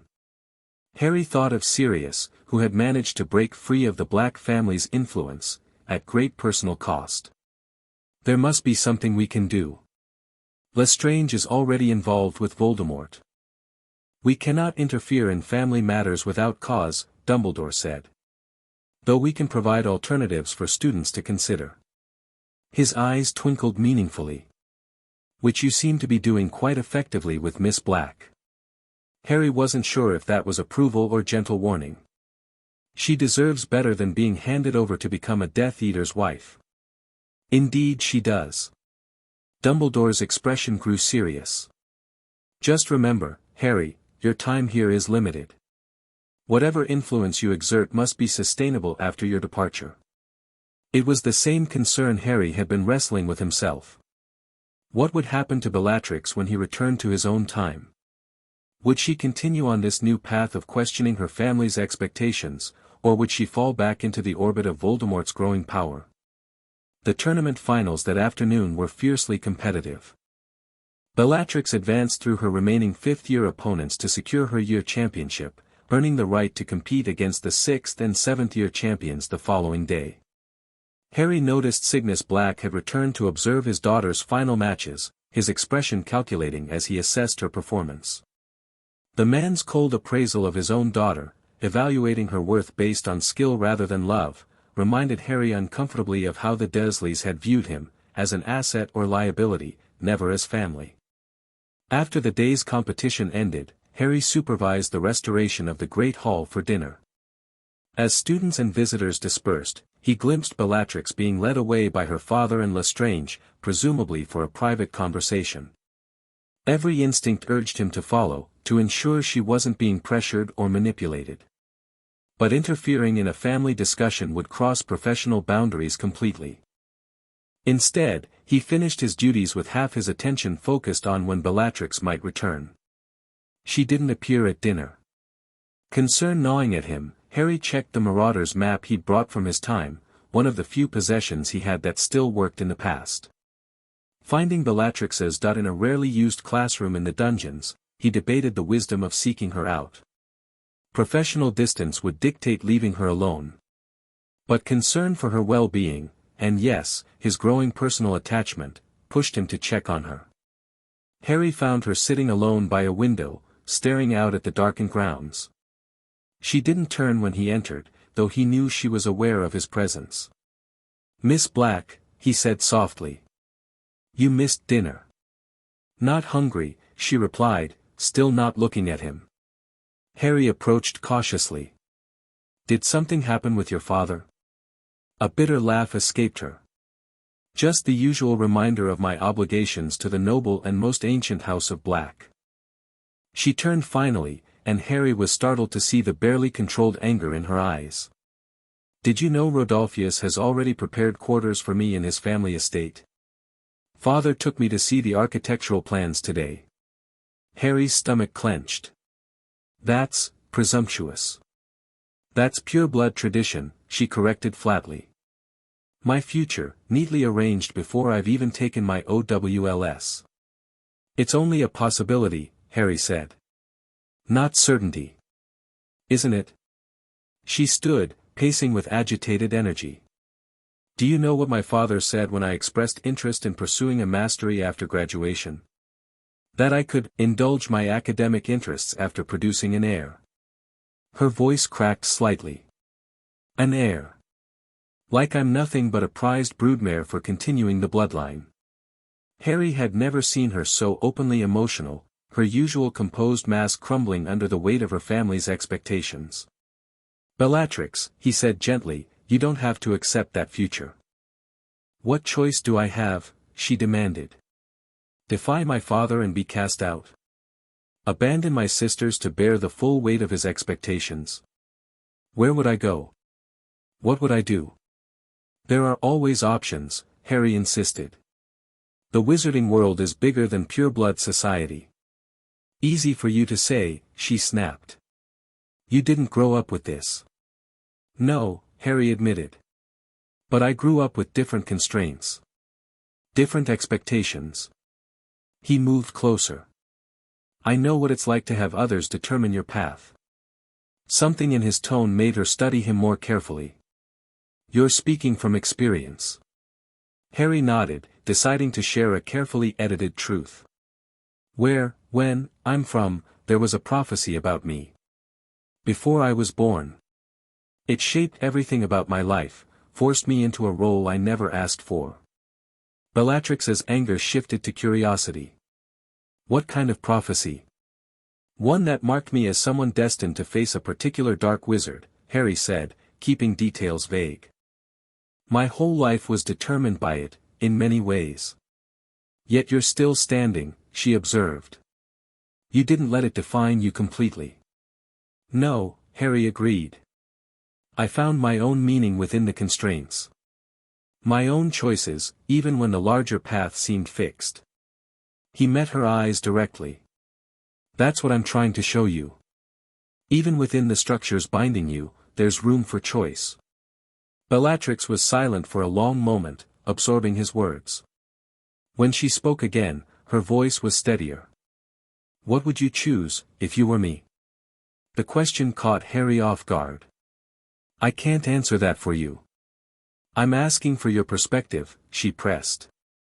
"If you were a daughter of House Black with my talents and circumstances." Harry considered carefully. "I'd focus on becoming so formidable that no one, not family, not Lestrange, not Voldemort himself, could control me completely. He held her gaze. Power recognizes power, Bellatrix. True mastery of magic might be your path to independence. Something kindled in her eyes, a fierce determination that transformed her features. That's what you've been teaching me all along, isn't it? Not just dueling techniques, but a path to self-determination through magical excellence. Perhaps, Harry acknowledged. Though I'd like to think I've taught you about choice as well. The power of deciding your own values, not just accepting what your family dictates. Bellatrix studied him with newfound understanding. You really aren't what you seem, Professor Evans. None of us are, Harry replied quietly. We all contain multitudes, remember? A ghost of a smile touched her lips at the callback to their earlier conversation. Indeed. She straightened, composing herself with visible effort. Thank you for checking on me. I should return to my dormitory. Of course. Harry stepped back to give her space. Rest well for tomorrow's finals. She paused at the door, looking back at him with an expression he couldn't quite read. Whatever prophecy tried to control you. I'm glad it failed. After she left, Harry remained in the classroom, troubled by the evening's revelations. The Black family's plans for Bellatrix were accelerating, pushing her toward exactly the future he hoped to help her avoid. Yet his own time in this era was limited, just weeks remained before the spring equinox ritual would send him home. Would his influence be enough to counter the powerful forces guiding her toward darkness? Or was he merely giving her tools that would make her a more effective Death Eater when Voldemort eventually claimed her? The cross-year dueling finals the next day drew an even larger audience, including several ministry officials and the remaining visitors from Slughorn's alumni group. Cygnus Black and Rodolphus Lestrange had prime viewing positions, their expectant gazes fixed on Bellatrix as she prepared for her first match against the sixth-year champion. Harry supervised from the judges' table alongside Professors Merithot, Flitwick, and Dumbledore. The headmaster had insisted on observing the finals personally, though Harry suspected his interest went beyond the competition itself. Our fifth-year champion, Miss Bellatrix Black, versus our sixth-year champion, Mr. Francis Macmillan, Professor Flitwick announced. Standard tournament rules apply. Begin on my signal. The duel commenced with Macmillan taking immediate offensive action, a common strategy against younger opponents. Bellatrix responded with the controlled defense Harry had taught her, conserving energy while assessing her opponent's patterns. After absorbing Macmillan's initial barrage, she switched tactics suddenly, transfiguring the platform beneath his feet while simultaneously casting a modified shield that reflected his own stunning spell back at him. The combination caught the sixth year completely off guard, and seconds later his wand flew into Bellatrix's waiting hand. A murmur of impressed surprise ran through the audience. Defeating a champion from a higher year was unusual, especially so decisively. Excellent strategy, Miss Black, Professor Flitwick squeaked excitedly. Creative use of transfiguration in combat. Harry caught Bellatrix's eye briefly as she returned to the preparation area. She gave him a small nod of acknowledgement. This victory had been achieved using precisely the techniques they'd practiced together. The final match pitted Bellatrix against Evan Rosier, the seventh-year champion. Harry had predicted this matchup during their training, preparing her specifically for Rosier's aggressive style. Don't let him dictate the pace, Harry had advised. He expects immediate submission to superior force. Frustrate that expectation. As they took their positions, Harry noticed the charged atmosphere. This wasn't just a school tournament final anymore, it had become a showcase of competing pureblood talents. Cygnus Black and several other prominent families were evaluating both duelists with keen interest that went beyond academic achievement. The match began with Rosier's predictable power assault, a barrage of increasingly forceful spells designed to overwhelm his opponent quickly. Bellatrix employed the exact strategy they had discussed, using minimal shields and evasive movement to conserve her magic while Rosier expended his. Harry could see frustration building in the seventh year's face as Bellatrix continued to evade his attacks without seeming intimidated. When Rosier escalated to more aggressive spells, pushing the boundary of tournament regulations, she remained composed, waiting for the opening they had identified in training. It came after nearly 2 minutes of constant casting. Rosier, winded and angry that a fifth-year girl was still standing against his onslaught, committed fully to a powerful blasting curse. The moment his stance shifted for the spell, Bellatrix struck, not with a direct counter, but with the precise 3-spell combination they had practiced specifically for this opponent. First, a freezing charm to the platform at his feet, disrupting his balance mid-cast. Second, a modified disillusionment charm that briefly obscured his vision of her. Third, a perfectly timed disarming charm as he tried to compensate for the first 2 disruptions.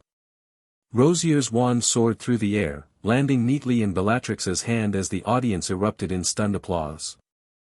She had just become the youngest tournament champion in recent Hogwarts history. Harry couldn't help the pride that surged through him as Bellatrix accepted her victory with composed dignity. This wasn't just a dueling triumph, it was evidence that she had embraced an approach to magic based on intelligence and strategy rather than brute force or dark power. Perhaps the first step toward a different path than the one that had led her to Voldemort in his timeline. As the students dispersed after the award ceremony, Harry noticed Cygnus Black approaching his daughter with Rodolphus Lestrange in tow. The older man's expression was calculating rather than congratulatory, as if reassessing an asset's value after an unexpected performance. Harry managed to position himself within earshot without appearing to eavesdrop. "Impressive technique," Cygnus was saying to Bellatrix. "Unconventional, but effective. Your professor has taught you well." "Thank you, Father," she replied formally. Rodolphus was particularly impressed, Cygnus continued. "Such talents would be valuable to the associations he's cultivating." Harry tensed at the thinly veiled reference to Death Eater recruitment. "I'm focused on my education at present," Bellatrix replied carefully. "Though I appreciate Mr. Lestrange's interest in my progress." "More than interest, Miss Black," Rodolphus interjected smoothly. "Admiration. Few witches your age demonstrate such precision and control." His voice lowered. "Our mutual friend would find such qualities useful in his organization." Before Bellatrix could respond, Harry decided to interrupt. "Excuse me," he said, approaching the group. "Professor Merithought needs a word with you, Miss Black." Tournament review. Relief flickered briefly in Bellatrix's eyes. "Of course, Professor." Cygnus Black regarded Harry with cool assessment. "Professor Evans, I believe. My daughter speaks highly of your instruction." "Miss Black is an exceptional student," Harry replied neutrally. "Her success today was earned through dedicated practice." "Indeed." Cygnus's gaze was penetrating. "Though I wonder about some of the techniques she employed. They seemed unorthodox for standard curriculum." "I believe in preparing students for real-world application, not just examinations," Harry said, meeting the man's stare evenly. "How forward-thinking," Rodolphus commented with a thin smile that didn't reach his eyes. "Such practical education serves broader purposes than academic achievement alone." The implied recruitment attempt was hardly subtle. Harry maintained his professional demeanor with effort. "If you'll excuse us, Professor Merithought is waiting." As he led Bellatrix away, Harry could feel the men's gazes following them across the hall. "There's no meeting with Merithought, is there?" she murmured once they were out of earshot. "No," Harry admitted. "You looked like you needed an exit." Gratitude flashed across her features. "Thank you." They were being rather insistent about introducing me to their mutual friend over Easter break. Harry's concern deepened. "Voldemort." She didn't flinch at the name this time, merely nodded. "Father says it's time I meet like-minded individuals who appreciate magical talent properly. Apparently, my tournament performance made me more valuable to their circle." "What will you do?" Harry asked carefully. Bellatrix glanced back toward her father, who was now deep in conversation with several other pure-blood parents. "Delay. Make excuses about OWL preparation." Her voice hardened. I'm not ready to meet their Lord yet. Not until I understand more about what he truly offers, and what he demands in return. Her skepticism gave Harry hope. The Bellatrix of his timeline had embraced Voldemort's ideology without question, becoming his most fanatical follower. This Bellatrix was already showing critical assessment of what that path might entail. A wise approach, he said. Never commit to any power structure before understanding its true nature. Bellatrix studied him curiously. You speak from experience again. Perhaps. Harry offered a small smile. Your performance today was exceptional, by the way. You applied everything we practiced perfectly. Pride lit her features briefly before she controlled her expression. I had an excellent teacher. Their eyes held for a moment too long, the connection between them humming with unspoken recognition. Harry broke the contact first, aware they were still in public view. You should join your housemates' celebration, he said. Slytherin will be quite proud of their champion. She nodded, though she seemed reluctant to leave. Will we continue our training sessions after break? Of course, Harry promised, though he wondered how many more they would have before his inevitable departure. Focus on your holiday studies, and we'll resume when you return. As Bellatrix moved away toward her waiting classmates, Harry found himself watched by Dumbledore, whose perceptive gaze had missed nothing of their interaction. The Easter holiday emptied the castle of most students. Bellatrix, true to her word about avoiding her father's planned introduction to Voldemort, had arranged to stay at Hogwarts to study for her upcoming OWLs. Harry used the quiet period to assist Dumbledore with preparations for the equinox ritual that would return him to his time, now just weeks away. The process required complex calculations and rare ingredients, many of which needed specific preparation. Essence of time-turner sand, Dumbledore murmured, carefully measuring golden powder into a small vial. Combined with the remnants of your original device, it should create the necessary temporal resonance. Harry watched the process with mixed emotions. Part of him longed to return to his own time, to Ron and Hermione, to his life as an Auror, to the world he'd helped build after Voldemort's defeat. Yet another part had grown attached to this era, particularly to the young woman he hoped to guide away from darkness. You seem troubled, Harry, Dumbledore observed, setting down his instruments. Just thinking about consequences, Harry admitted. What happens here after I'm gone? Ah. Dumbledore's eyes twinkled with understanding. Particularly regarding a certain exceptional student who has flourished under your guidance. Harry didn't bother denying it. I've made a difference in her perspective, I think. But will it last once I'm gone? That is always the teacher's question, Dumbledore said wisely. Whether our influence endures beyond our presence. He studied Harry thoughtfully. Your connection with Miss Black has deepened considerably since the tournament. It wasn't a question, but Harry felt compelled to respond. I've maintained appropriate professional boundaries. Physically, perhaps, Dumbledore acknowledged. But emotional attachments follow their own rules, often despite our best intentions. He paused delicately. I couldn't help but notice her rather personal reaction to your guidance during the competition. Heat rose in Harry's face. She respects my teaching. It appeared to be somewhat more than respect, Dumbledore said gently. And your pride in her achievement went beyond professional satisfaction. Is that a problem? Harry asked defensively. That depends entirely on what follows. Dumbledore set aside the ritual components. Harry, I understand the temptation to form meaningful connections despite knowing they must end. The heart rarely obeys temporal logic. I'm not, Harry began, then stopped himself. Denying his growing feelings for Bellatrix felt dishonest, especially to Dumbledore's perceptive gaze. It's complicated. Indeed it is.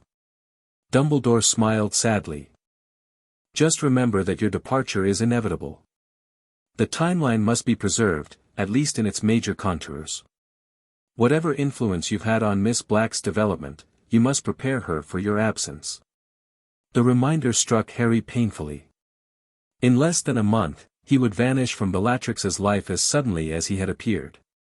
What would that do to the progress she'd made? Would she interpret it as abandonment and turn more fully toward Voldemort's waiting influence? I don't know how to prepare her, Harry admitted. She doesn't fully understand who I am or why I'm here. Perhaps it's time she did, Dumbledore suggested. Partial truths often do more damage than either complete honesty or necessary secrecy. Harry considered this unexpected advice. You think I should tell her I'm from the future? About what happens to her in my timeline?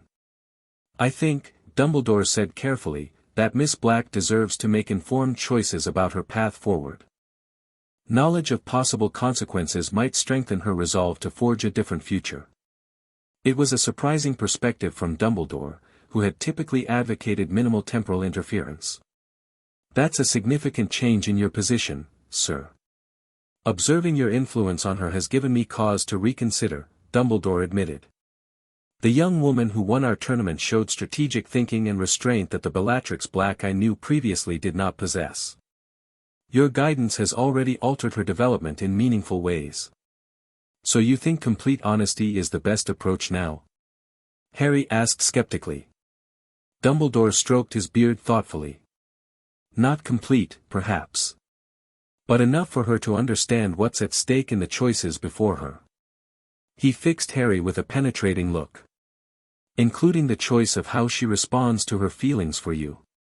Harry shifted uncomfortably. I've given her no reason to think those feelings might be reciprocated.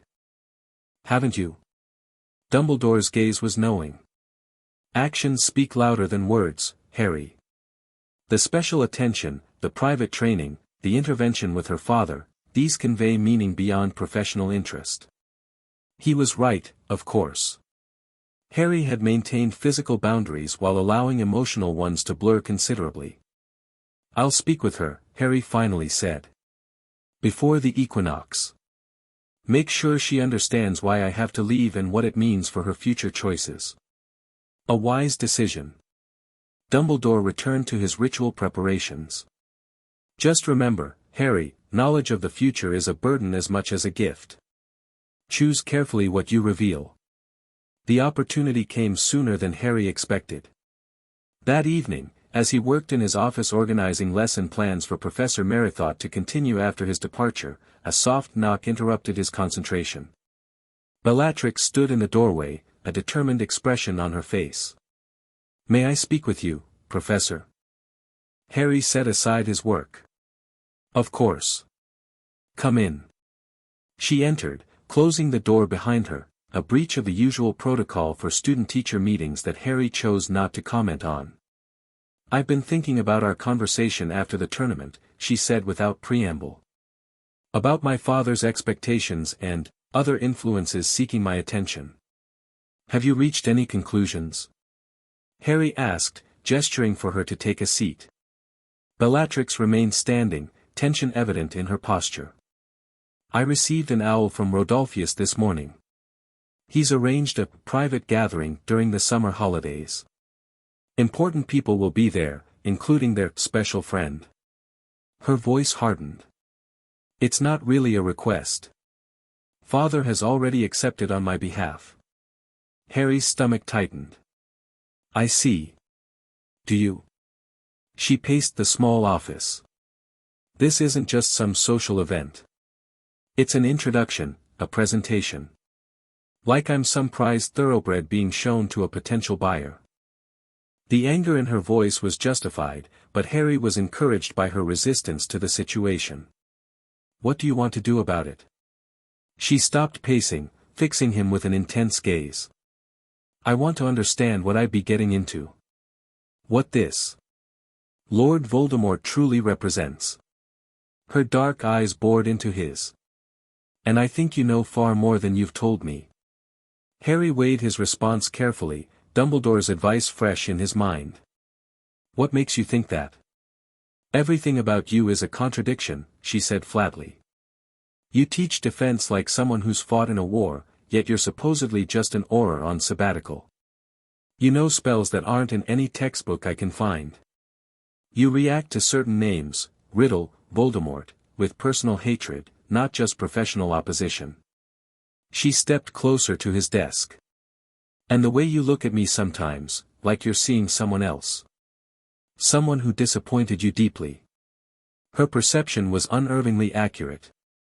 Harry remained silent, weighing how much to reveal. I'm right, aren't I? She pressed. You're not who you claim to be.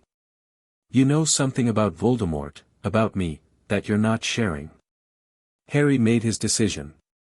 Close the door completely and sit down, please. Bellatrix complied, her expression intensely focused as she took the chair opposite his desk. What I'm about to tell you cannot leave this room, Harry said seriously. Not just for my safety, but for yours. I understand. There was no hesitation in her response. Harry took a deep breath. You're right that I'm not exactly who I claim to be. My name is Harry, but not Evans. I'm not an Auror on sabbatical, at least, not from this time. Understanding dawned in her eyes. You're from the future. I suspected as much, but... She studied him with new intensity. How far? Decades, Harry said, keeping it deliberately vague. Far enough to have seen what Tom Riddle becomes. What his movement does to the wizarding world. And... He hesitated, then committed to the truth, what happens to those who follow him. Including me, she said softly. It wasn't a question. Harry nodded, holding her gaze. In the timeline I come from, you became one of his most devoted followers. His most trusted lieutenant. Bellatrix absorbed this with remarkable composure.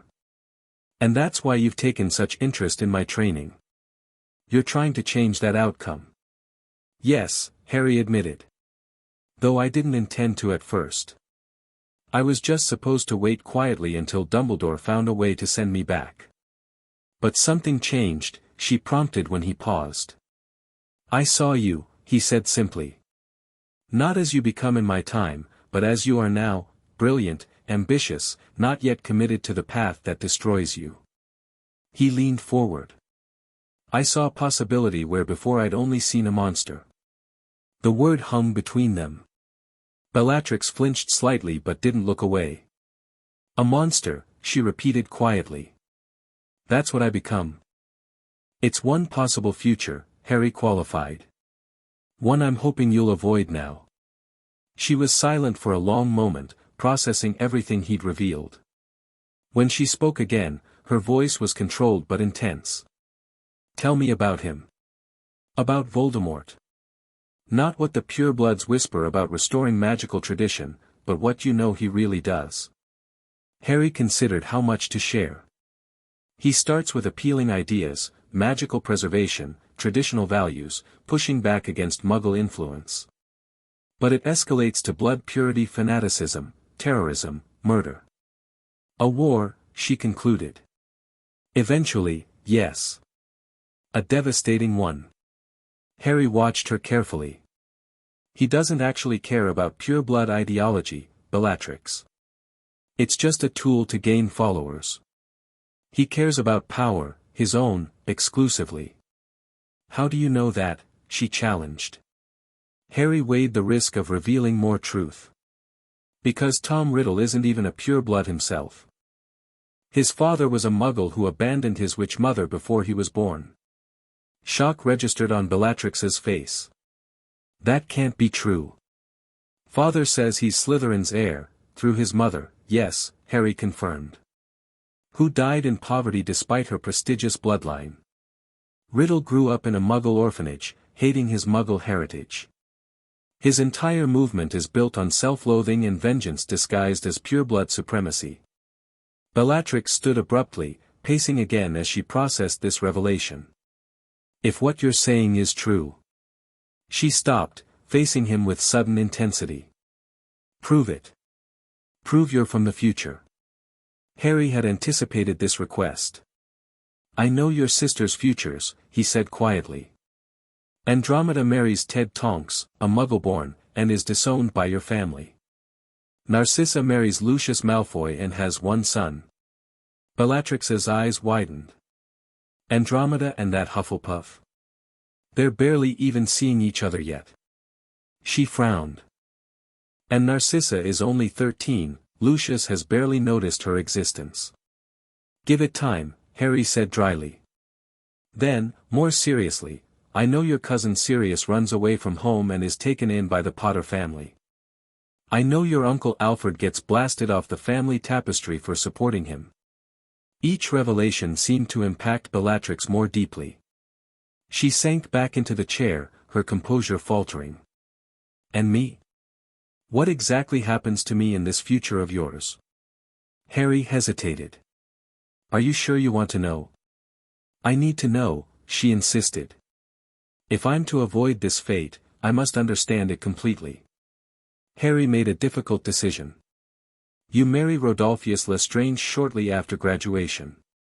You join Voldemort's followers, who come to be called Death Eaters. You. He paused, then continued carefully, you commit terrible acts in his name. Torture. Murder. You become known as his most fanatical supporter. Bellatrix had gone very still. And then? There's resistance.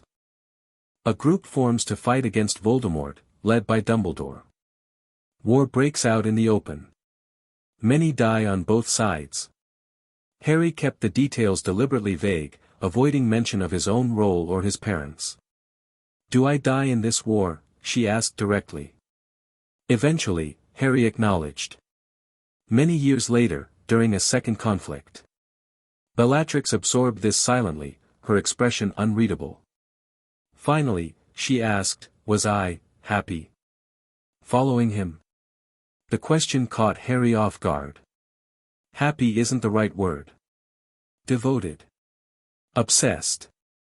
He chose his next words carefully. In my time, your devotion to Voldemort surpassed everything, including your marriage. Rodolphus was just a means to an end, a socially acceptable way to join Voldemort's inner circle. Something like relief flashed across her features. So not even a real marriage. Not from what I observed, Harry confirmed. Bellatrix lapsed into silence again, clearly processing everything he'd revealed. Harry waited, giving her space to absorb the weight of possible futures.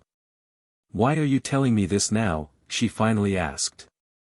Because you deserve to make informed choices, Harry said. And because I'm leaving soon. The spring equinox.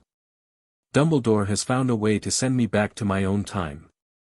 Pain flickered across her face before she controlled her expression. I see. I needed you to understand why I've been training you, Harry continued gently. It wasn't just about dueling skills or academic achievement. It was about showing you alternatives to the path your family expects you to take. Alternatives, she repeated softly. Like what? If I refuse my father's expectations, refuse Voldemort's recruitment, what exactly am I supposed to do instead? Where would I go? It was the practical question Harry had been wrestling with himself. There are options. Continuing education after Hogwarts, a mastery program would give you legitimate reason to delay marriage expectations. There are positions at the ministry that would value your talents without caring about blood politics. All requiring family connections or support I wouldn't have if I defied father openly, she pointed out. There's Dumbledore, Harry suggested. He understands more than you might think. He could help arrange opportunities, connections outside traditional pure-blood circles. Bellatrix considered this, then asked the question Harry had been dreading, and what about us? The directness of her query left no room for evasion. Bellatrix, don't, she interrupted. Don't pretend there's nothing between us beyond teacher and student. You've crossed that line repeatedly, whether you admit it or not. Harry couldn't deny the truth in her words. Any feelings that might exist are complicated by multiple factors, my position as your teacher, the age difference, and most significantly, the fact that I'm returning to my own time in less than a month. So you do have feelings, she pressed. Harry sighed, running a hand through his hair. I care about what happens to you. I believe in your potential to become someone extraordinary, someone different from the person I knew in my time. He met her gaze directly. Yes, I've grown attached in ways that go beyond professional concern. But that doesn't change the reality of my departure. Bellatrix stood again, moving around the desk until she stood directly before him. Then we have limited time, she said with characteristic directness. And I refuse to waste it pretending we're just teacher and student. Before Harry could respond, she leaned down and kissed him, not the impulsive gesture of their training room interaction, but a deliberate, measured action that conveyed absolute certainty. For a moment, Harry allowed himself to respond, his hand rising to her face before reality reasserted itself and he gently disengaged. Bellatrix, we can't, I'm of age in May, she interrupted. Just weeks away. And you'll be gone by then anyway. Who exactly are we protecting with these arbitrary boundaries? It's not about age, Harry insisted. It's about the fact that I'm still your teacher. It's about the massive temporal complications. It's about excuses, she cut in. If you truly believe I'm headed toward this terrible fate, if you really want to give me reason to choose a different path, then stop hiding behind rules that won't matter once you're gone. Her logic was seductively flawed, but Harry found his resistance weakening. What exactly are you suggesting? Honesty, she said simply. For whatever time remains before you leave. No more pretending, no more artificial distance. She stepped back slightly, giving him space. I'm not proposing anything inappropriate. Just authenticity between us. Harry considered her proposal carefully. The professional, responsible answer would be clear rejection. But something in her expression, the vulnerability beneath her confident exterior, made him hesitate. Bellatrix, he said softly, I'm leaving. Permanently. Building any kind of deeper connection knowing that fact seems cruel to both of us. Life is cruel, she replied with unexpected maturity. But having something real, even briefly, is better than spending the rest of my life wondering what might have been. Her voice lowered.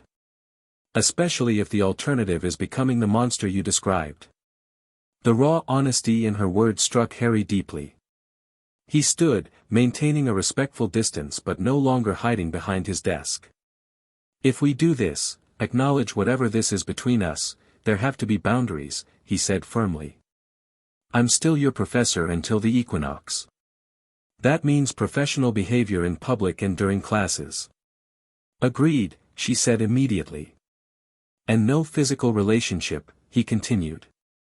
Regardless of your upcoming birthday or my departure date. That line cannot be crossed. Disappointment flashed briefly in her eyes, but she nodded. I understand. What I can offer, Harry said carefully, is honesty. About who I am, about my concerns for your future. Real conversations without the pretense that I'm just another teacher and you're just another student. That's what I want, Bellatrix said quietly. To know you, the real you, before you disappear from my life forever. Put that way, denying her request seemed unnecessarily cruel. Harry made his decision. All right, he agreed.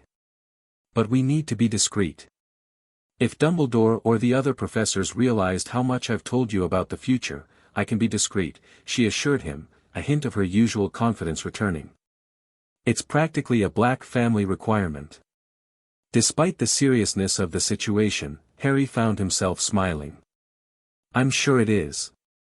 Their eyes held for a moment, the connection between them humming with newly acknowledged potential. Then Bellatrix stepped back, composing herself with visible effort. I should go, she said. It's nearly curfew, and we've agreed to maintain appearances. Yes, Harry agreed, though part of him wanted her to stay, to continue this conversation that had shifted the foundation of their relationship. At the door, she paused. Thank you for telling me the truth. About everything. You deserve to know, Harry said simply. After she left, Harry sank into his chair, emotions churning. He'd crossed a significant line tonight, both in revealing his true identity and in acknowledging the personal connection forming between them. Dumbledore might have advised partial honesty, but Harry suspected he'd gone far beyond what the headmaster intended. Yet he couldn't bring himself to regret it. For the first time, Bellatrix truly understood what was at stake in her choices. She knew exactly what future she was working to avoid. And perhaps most importantly, she now had something her counterpart in Harry's original timeline had never possessed, the knowledge that she was valued for herself, not just for her magical power or family name. That someone saw her potential for more than darkness. Whether that would be enough to change her fate remained to be seen. The following days established a new pattern between them. In classes and public spaces, they maintained appropriate professional distance. But their private training sessions transformed into something more honest, conversations about magic, about choices, about the future Bellatrix hoped to create for herself. Harry shared carefully selected stories from his time, avoiding specific details that might complicate the timeline but giving her enough context to understand the world Voldemort would create if left unopposed. "He actually calls his followers Death Eaters," she asked during one session, wrinkling her nose. "That's rather melodramatic." Harry laughed despite himself.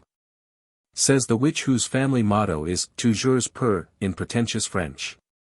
She smirked. "Touché. Though I didn't choose the black family branding." Her expression grew more serious. "What's it like?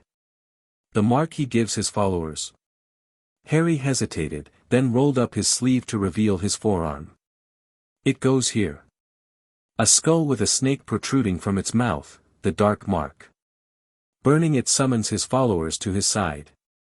Bellatrix traced her fingers over her own unblemished forearm.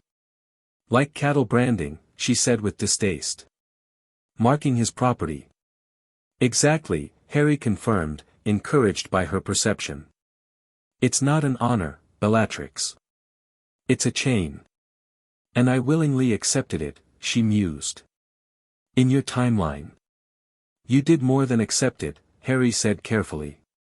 "You gloried in it. Displayed it proudly when others hid theirs." She considered this. "I must have truly believed in his cause." "Or in him personally," Harry suggested. "Your devotion was singular." Something like discomfort crossed her features. "Was I involved with him?" The question caught Harry off guard. "Not physically, as far as I know. But emotionally?" "Yes. Your loyalty went beyond ideology into something like worship." "That doesn't sound like me," she said, frowning. "I don't worship anyone." "Not yet," Harry agreed. "But power can be seductive, especially when you're young and seeking your own identity separate from family expectations." Bellatrix was silent for a moment, then asked, "What about you? Who were you in this future?" Harry had been expecting this question eventually. "Someone who opposed Voldemort. Fought against what he stood for." "Which means we were enemies," she concluded. "Did we ever face each other directly?" "Yes," Harry admitted. "More than once." Her dark eyes studied him intently. "Did I try to kill you?" Harry hesitated, then nodded. "You tried. Quite enthusiastically, actually." To his surprise, Bellatrix laughed, a genuine sound without malice. "That must make our current situation rather awkward for you." "It was disorienting at first," Harry acknowledged. "Seeing you as you are now, not yet the person you become." "And now?" she pressed. "Now I see you as Bellatrix Black," Harry said honestly. "Brilliant, complicated, standing at a crossroads with choices that could lead in very different directions." She absorbed this with a thoughtful expression. "When do you leave?" "The exact date?" "March 20th, Harry replied. "The spring equinox. Less than 3 weeks," she calculated. "Will you remember me? When you return to your time?" The question carried more weight than she could possibly understand. In Harry's original timeline, Bellatrix was long dead, killed during the Battle of Hogwarts. But if his intervention here changed her path significantly enough. "I'll remember," he promised. Though I can't predict how much might change in the timeline I return to. I hope it changes, she said fiercely. I hope the me you find there isn't the monster you described. Harry smiled gently. So do I. Their conversation shifted to more practical matters, strategies for navigating her family's expectations after his departure, potential allies who might support a different path than the one leading to Voldemort's service. Andromeda will understand, Bellatrix mused. She's already questioning family doctrine herself. But she'll have her own challenges once her relationship with Tonks becomes public. Your Uncle Alfred might be supportive, Harry suggested, remembering that he had helped Sirius financially after being disowned. And don't discount Dumbledore. He understands more than you might expect. Dumbledore, Bellatrix repeated skeptically. Father calls him a muggle-loving fool. Your father follows a half-blood pretending to be pure-blood nobility, Harry pointed out. His judgment might be questionable. Bellatrix conceded the point with a reluctant smile. Fair enough. I'll consider approaching the headmaster if circumstances require it. As their session concluded, Harry was struck by how much Bellatrix had changed in just the few days since learning the truth about her potential future. She seemed more centered, more determined to chart her own course rather than follow prescribed expectations. Same time tomorrow, she asked at the door, maintaining their facade of ordinary training sessions. Actually, Harry said, I was thinking we might try something different. There's a place I'd like to show you, somewhere we can practice more advanced magic without constraints. Curiosity lit her features. Where? The Forbidden Forest, Harry replied. There's a clearing I've found that's protected from detection, perfect for practicing combat magic that might raise eyebrows in the castle. The forest? Bellatrix raised an eyebrow. Rather clandestine, Professor. Practical, Harry corrected. Some of what I want to teach you next isn't suitable for indoor spaces, even the room of requirement. Intriguing. Her eyes sparkled with interest. When? Tomorrow evening, after dinner. Meet me at the groundskeeper's hut. As Bellatrix departed, Harry wondered briefly if he was crossing yet another line by arranging such a private training location. But the magic he wanted to teach her next, advanced protective charms and defensive countermeasures against dark magic, required space and privacy that the castle couldn't provide. At least, that was what he told himself. The following evening was clear and unseasonably warm for early March. Harry waited at the agreed location, watching as Bellatrix approached from the castle. She'd exchanged her school robes for practical dueling attire, dark pants and a fitted tunic similar to what she'd worn for their first training session months ago. Ready for some real magic? Harry asked as she reached him. Bellatrix's eyes gleamed with anticipation. Always. Harry led her along a narrow path into the forest, deliberately choosing a route different from those used by students for care of magical creatures classes. After about 15 minutes of walking, the trees opened into a small clearing ringed by ancient oaks. This is perfect, Bellatrix observed, scanning the natural arena. How did you find it? Exploring, Harry said vaguely. I've placed boundary wards to alert us if anyone approaches. He moved to the center of the clearing, drawing his wand. Tonight I want to teach you something that might save your life someday, protection against dark magic that conventional shields can't block. Bellatrix's expression grew serious. Like what? Like the Unforgivables, Harry said bluntly. Particularly the Cruciatus Curse. She paled slightly. I thought nothing blocks Unforgivables. Nothing blocks them directly, Harry corrected. But there are ways to mitigate their effects or avoid them entirely. For the next hour, he taught her advanced evasion techniques, physical dodging combined with magical displacement, skills he developed during his years as an Auror. The key is recognizing the precast indicators, Harry explained. Every spell, even Unforgivables, has a millisecond tell before it's released. Learn to read those tells, and you gain precious reaction time. Bellatrix absorbed everything with intense concentration, practicing the movements until they began to flow naturally. Her natural grace made her particularly adept at the physical aspects of the training. Now for the harder part, Harry said, once she'd mastered the basics. Mental resistance. Bellatrix frowned. Against the Imperius? Partially, yes. But also techniques to manage pain if you can't avoid the cruciatus. Her eyes widened. Is that possible? It's not about blocking the pain, Harry explained. It's about compartmentalizing your mind so the pain doesn't incapacitate you completely. Creating mental barriers between the physical sensation and your cognitive functions. It was advanced technique rarely taught outside specialized aura training, but Harry felt it might be critical for Bellatrix if she truly intended to resist Voldemort's recruitment. The Death Eaters weren't known for accepting rejection gracefully. As darkness fell, they lit the clearing with conjured lights that hovered among the branches. The forest around them had grown quiet except for the occasional distant call of nocturnal creatures. That's enough for tonight, Harry finally said, noting Bellatrix's fatigue despite her determined efforts to hide it. Mental resistance techniques require fresh concentration. They sat on a fallen log at the edge of the clearing, the exertion of training giving way to comfortable silence. Stars had appeared overhead, visible through the opening in the forest canopy. Will this be enough? Bellatrix asked quietly. Everything you've taught me, will it be enough to forge a different path than the one you saw? The vulnerability in her question touched Harry deeply. That depends on you, he said honestly. The skills are tools, but the choices remain yours.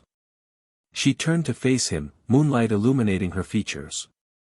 What would you do? If you were me, knowing what you know? Harry considered carefully. I'd play a careful game. Appear to go along with family expectations outwardly while building my own strength and connections. I wouldn't openly defy Voldemort until I had sufficient power and protection to withstand the consequences. A Slytherin approach, Bellatrix observed with approval. I half expected Gryffindor bravado about immediate resistance. Harry smiled. I've learned that sometimes the brave choice is the subtle one. Fighting openly isn't always the wisest first move. The Sorting Hat wanted to put you in Slytherin, didn't it? She asked shrewdly. Harry stared at her in surprise. How could you possibly know that? She shrugged. Just a feeling.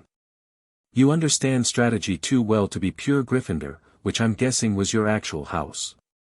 You're rather perceptive, Harry acknowledged. Yes, the hat considered Slytherin for me. I asked for Gryffindor instead. You can do that? Bellatrix looked fascinated. Choose your house. The hat takes your preference into account, Harry explained. At least, it did for me. I never even considered requesting anything different, she mused. Being sorted into Slytherin was a foregone conclusion for a black.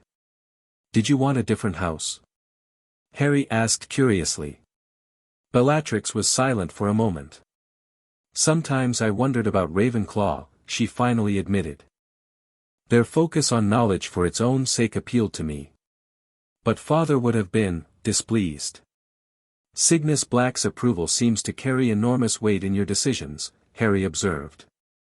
It's not about approval, Bellatrix corrected. It's about consequences. Defying Father means more than just his displeasure, it means losing everything. Family, resources, protection. Her voice hardened. You grew up in a different world, Harry. One where individual choice matters more than family allegiance. That's not the reality I live in. Harry recognized the truth in her words. The pure-blood society of the 1970s operated by different rules than the more individualistic wizarding world of his time. I understand the constraints you're facing, he said gently. But remember that others have broken free of similar expectations. Your cousin Sirius will. Your sister Andromeda will. And both will pay heavy prices for that freedom, Bellatrix pointed out. Prices I'm not sure I'm willing to pay. Her honesty was both refreshing and concerning. Harry had hoped for more certainty in her rejection of the dark path ahead. What price would you be willing to pay? He asked. To avoid becoming the person I knew in my time. Bellatrix considered the question seriously. I don't know, she finally admitted. And that's the truth. I want to believe I'm strong enough to chart my own course, but... She gestured helplessly. This is all I've ever known. The Black legacy, pure blood traditions, family obligation. What about what you want? Harry pressed. Beyond family expectations. Your own desires. Besides magical mastery. She smiled faintly. I want freedom. Not from responsibility or tradition necessarily, but the freedom to pursue magic as I see fit. To be recognized for my abilities rather than my family name or my usefulness to someone else's agenda. The simplicity and honesty of her answer struck Harry deeply. She didn't crave power for domination or cruelty, she wanted recognition and autonomy. How had that natural ambition twisted so dramatically in his timeline? That's a worthy goal, he said softly. One worth fighting for, even against family pressure. Is it achievable? She asked, echoing her earlier question. Or am I destined to become the monster you knew regardless of what I want now? I don't believe in destiny, Harry said firmly. Not anymore. I've seen too many prophecies and predictions undone by simple human choice. Bellatrix studied him in the moonlight. You really aren't what you seem, Harry, whoever you really are. Neither are you, he replied quietly. The moment between them stretched, charged with unspoken feeling.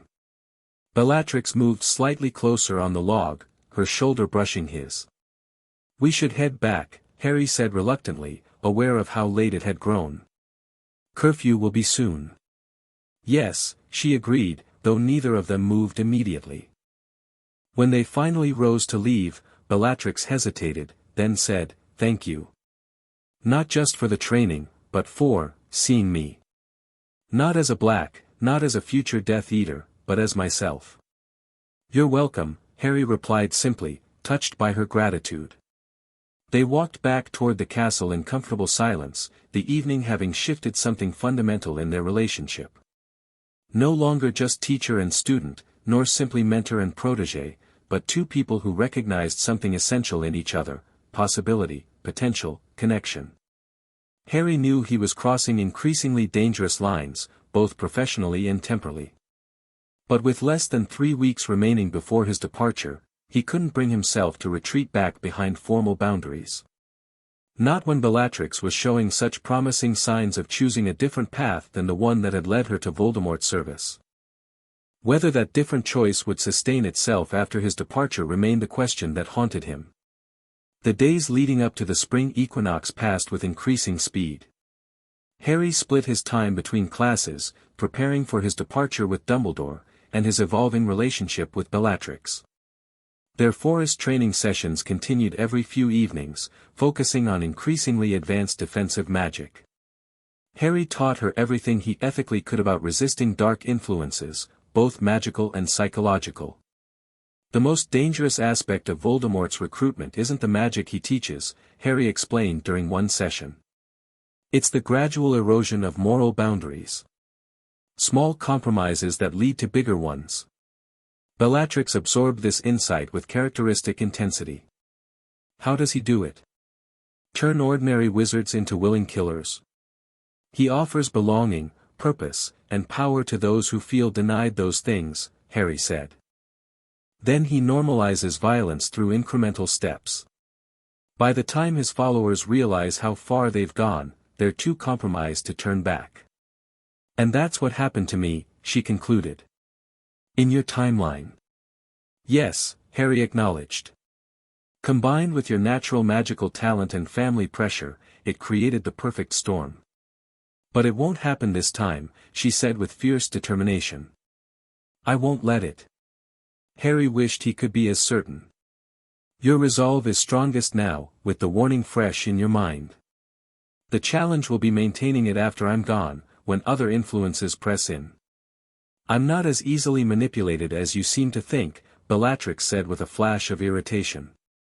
Knowing what awaits down that path is powerful motivation to find alternatives. I hope you're right, Harry said softly. As the equinox drew closer, Bellatrix became increasingly focused on practical plans for after Harry's departure. I've been researching mastery programs, she told him one evening as they walked back from the forest. Defense specialization, possibly with secondary focus in transfiguration. That's excellent, Harry encouraged. The application process would give you legitimate reason to delay any arrangements your father might be planning. Exactly, she agreed.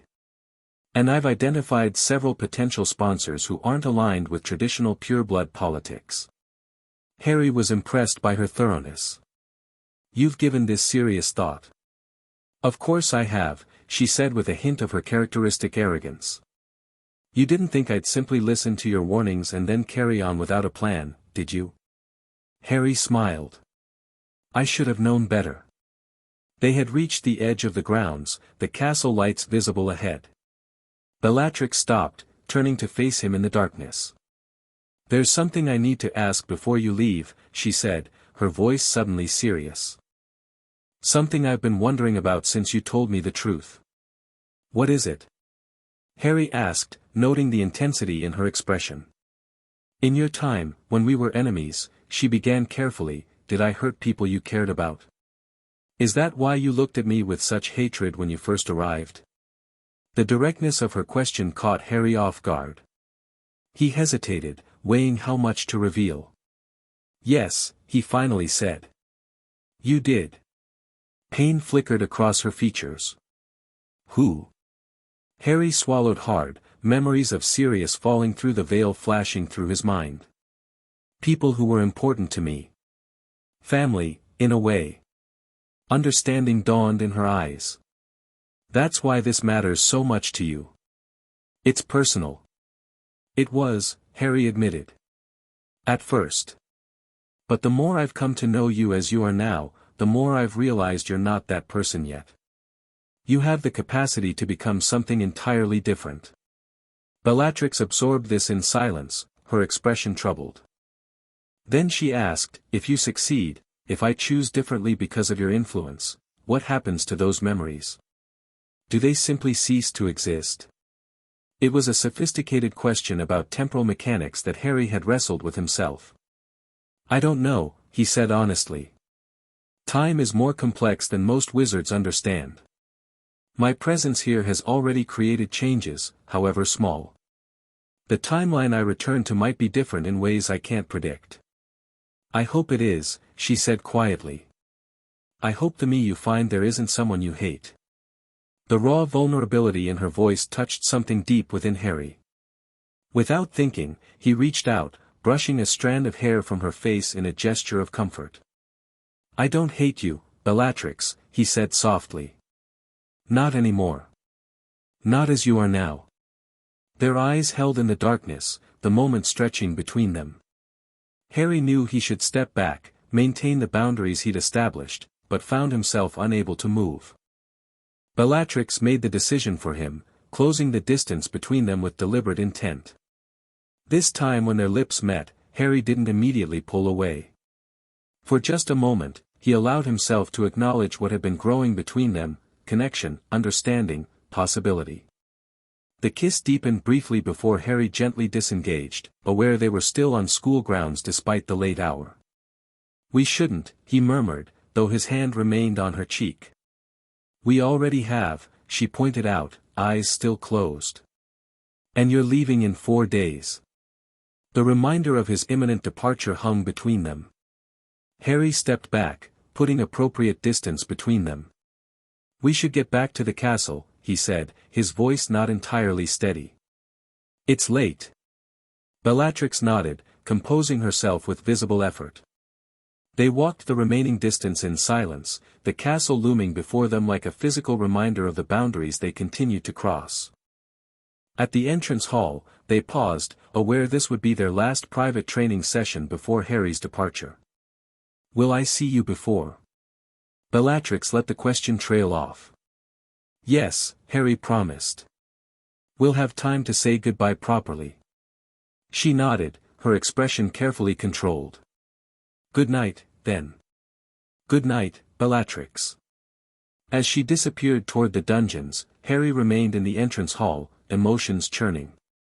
He'd come dangerously close to crossing a line that shouldn't be crossed, regardless of his imminent departure or Bellatrix's near adulthood. Yet he couldn't bring himself to regret the connection forming between them. Whatever complications it created, that bond might be what ultimately anchored Bellatrix to a different path than the one leading to Voldemort's service. With that thought to comfort him, Harry made his way to his quarters, where final preparations for the equinox ritual awaited.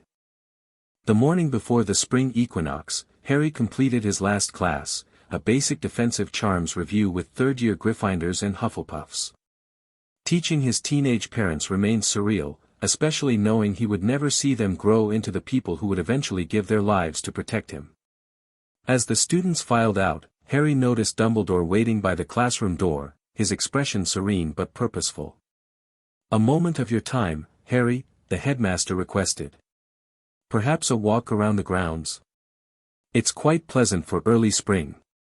They strolled in comfortable silence until they reached the lake shore, where Dumbledore paused to skip a stone across the still surface. "Our preparations are complete," he announced. "The ritual will commence at precisely noon tomorrow, aligned with the equinox moment." Harry nodded, a mix of emotions churning within him. "Thank you for everything, Professor. I couldn't have managed this without your help." "It was my privilege," Dumbledore replied. "Though I confess, I've developed a certain curiosity about the future you'll return to, whether your presence here will have created significant changes to the timeline you remember." It was the same question that had occupied Harry's thoughts increasingly as his departure approached. "I've been careful not to reveal too much about future events," he said. "Though certain interventions were unavoidable." "Indeed." Dumbledore's eyes twinkled knowingly. "Particularly regarding Miss Black." Heat rose in Harry's face. "I've tried to be responsible in my influence." "I believe you have," Dumbledore said kindly. "Though the heart often leads us beyond our original intentions." Harry didn't bother denying the implication. "Will she be all right after I'm gone?" Dumbledore considered the question carefully. "Miss Black possesses remarkable resilience and intelligence. Your guidance has given her tools and perspectives she might not have encountered otherwise." He paused thoughtfully. "Whether those will prove sufficient to counter the considerable pressure steering her toward darkness remains to be seen." "I've tried to prepare her," Harry said. "To help her understand what's at stake in her choices. Including sharing certain details about her potential future," Dumbledore observed. At Harry's startled look, he smiled gently. "Miss Black's changed behavior has not gone unnoticed, Harry. Her sudden skepticism about pure-blood doctrine suggests knowledge beyond what ordinary teaching might impart." Harry grimaced. "I may have revealed more than I should have." "Perhaps," Dumbledore acknowledged. "Or perhaps precisely what was necessary. Time will tell." He skipped another stone across the lake. "I've arranged to keep an eye on her development after your departure. Should she show signs of seeking an alternative path to the one her family expects, discreet assistance will be available." Relief washed through Harry. "Thank you, sir. I do have one concern, however," Dumbledore continued. "The nature of your relationship with Miss Black has evolved beyond mentorship in recent weeks. Quite understandably, given the unique circumstances, but potentially complicating her adjustment to your absence." Harry shifted uncomfortably. "We've maintained appropriate boundaries. Physically, perhaps," Dumbledore said gently. "But emotional attachments follow their own rules. Her response to your departure may be more significant than you anticipate." The observation struck uncomfortably close to Harry's own worries. "What do you suggest?" "A clear farewell," Dumbledore advised. "One that acknowledges the connection formed while emphasizing the necessity of her forging her own path forward. She must understand that your departure isn't abandonment but inevitable circumstance." "I intended to speak with her today," Harry said. "Before tomorrow's ritual." "Wise," Dumbledore nodded. "Now, regarding the ritual itself, only you and I will be present. The temporal energies involved are potentially dangerous to bystanders. You'll need only your wand and the remains of the original device. Everything else has been prepared. As they continued discussing technical details, Harry found his thoughts repeatedly returning to Bellatrix and their imminent farewell. How could he possibly say goodbye in a way that wouldn't feel like abandonment? Especially after the connection that had formed between them, culminating in that kiss by the forest's edge. When he returned to his office after lunch, he found a note slipped under his door in familiar handwriting, Room of Requirement. 8 p.m. Please. The simple request carried weight beyond its words. Harry knew this would be their real goodbye, away from the formal farewell he would make to all his students at dinner. The afternoon passed in a blur of final preparations and conversations with colleagues who believed he was simply returning to Auror duties. Professor Merithought presented him with a vintage defensive spellbook as a parting gift, while McGonagall offered warm thanks for his contributions to the school. At dinner, Dumbledore announced Harry's imminent departure to the student body, citing a return to important ministry work as the reason. As polite applause filled the great hall, Harry's gaze sought Bellatrix at the Slytherin table. She maintained perfect composure, joining the applause with appropriate restraint, nothing in her public demeanor suggesting anything beyond ordinary respect for a departing professor.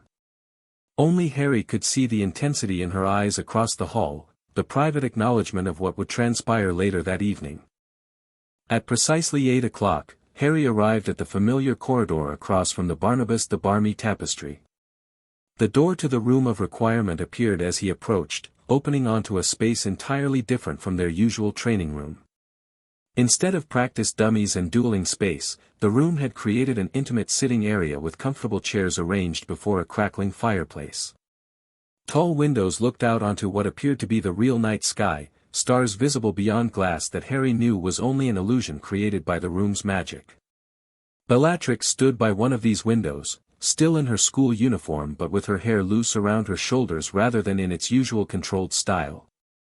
She turned as he entered, her expression a complex mixture of emotions. "You came," she said simply. "Of course," Harry replied, closing the door behind him. "Did you think I wouldn't? I thought you might decide a clean break was wiser." She gestured to the sitting area. "I asked the room for somewhere we could talk properly. One last time." Harry moved to one of the chairs, noting that the room had provided a small table with a bottle of elderflower wine and 2 glasses, a detail that made him raise an eyebrow. "The room seems to have ideas about this conversation," he observed dryly. Bellatrix smiled faintly. "I may have been specific in my requirements." She sat opposite him, maintaining a respectful distance despite the room's intimate arrangement. "I'm not trying to seduce you, if that's what you're worried about. I just thought, our last conversation shouldn't be rushed or interrupted." "I agree," Harry said, relaxing slightly. "There's much we should discuss before tomorrow." She poured 2 glasses of wine, offering one to Harry. "A toast, perhaps? To futures changed." Harry accepted the glass. "To choices freely made," he countered, clinking his glass gently against hers. They sipped in silence for a moment, the weight of imminent separation hanging between them. "Will you tell me your real name?" Bellatrix finally asked. "Your full name, I mean. Before you go." Harry hesitated, then decided there was little harm in the truth at this point. "Potter," he said. "Harry Potter." Recognition flashed in her eyes. "Potter? Like James Potter? The third-year Gryffindor?" "Yes," Harry acknowledged, seeing no reason to hide this connection now. "He's family." Understanding dawned on her face. "That's why you look at him that way. He's your relative, your ancestor, I suppose." "Something like that," Harry said, keeping certain details vague. Bellatrix absorbed this revelation thoughtfully. "That explains much about your reluctance to interact with him directly." Temporal complications indeed. "Yes," Harry agreed, relieved she hadn't pursued the exact relationship. My presence here risked changing his future in ways I couldn't predict. Just as you've changed mine, she observed. I hope so, Harry said quietly. In positive ways. Bellatrix set her glass down, leaning forward with sudden intensity. I need you to understand something before you leave. Whatever happens after you're gone, whatever choices I make, whatever path I take, it will be because I choose it.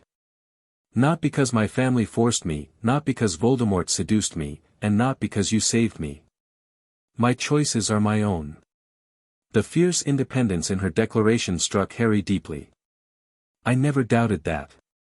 Didn't you? She challenged. Isn't that why you intervened?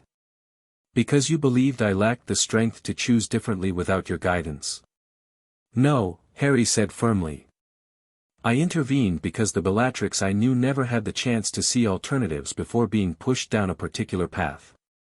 I wanted to give you what she never had, real choice based on complete information. She studied him for a long moment. And if I still choose wrongly? If you return to your time and find I became exactly what you feared?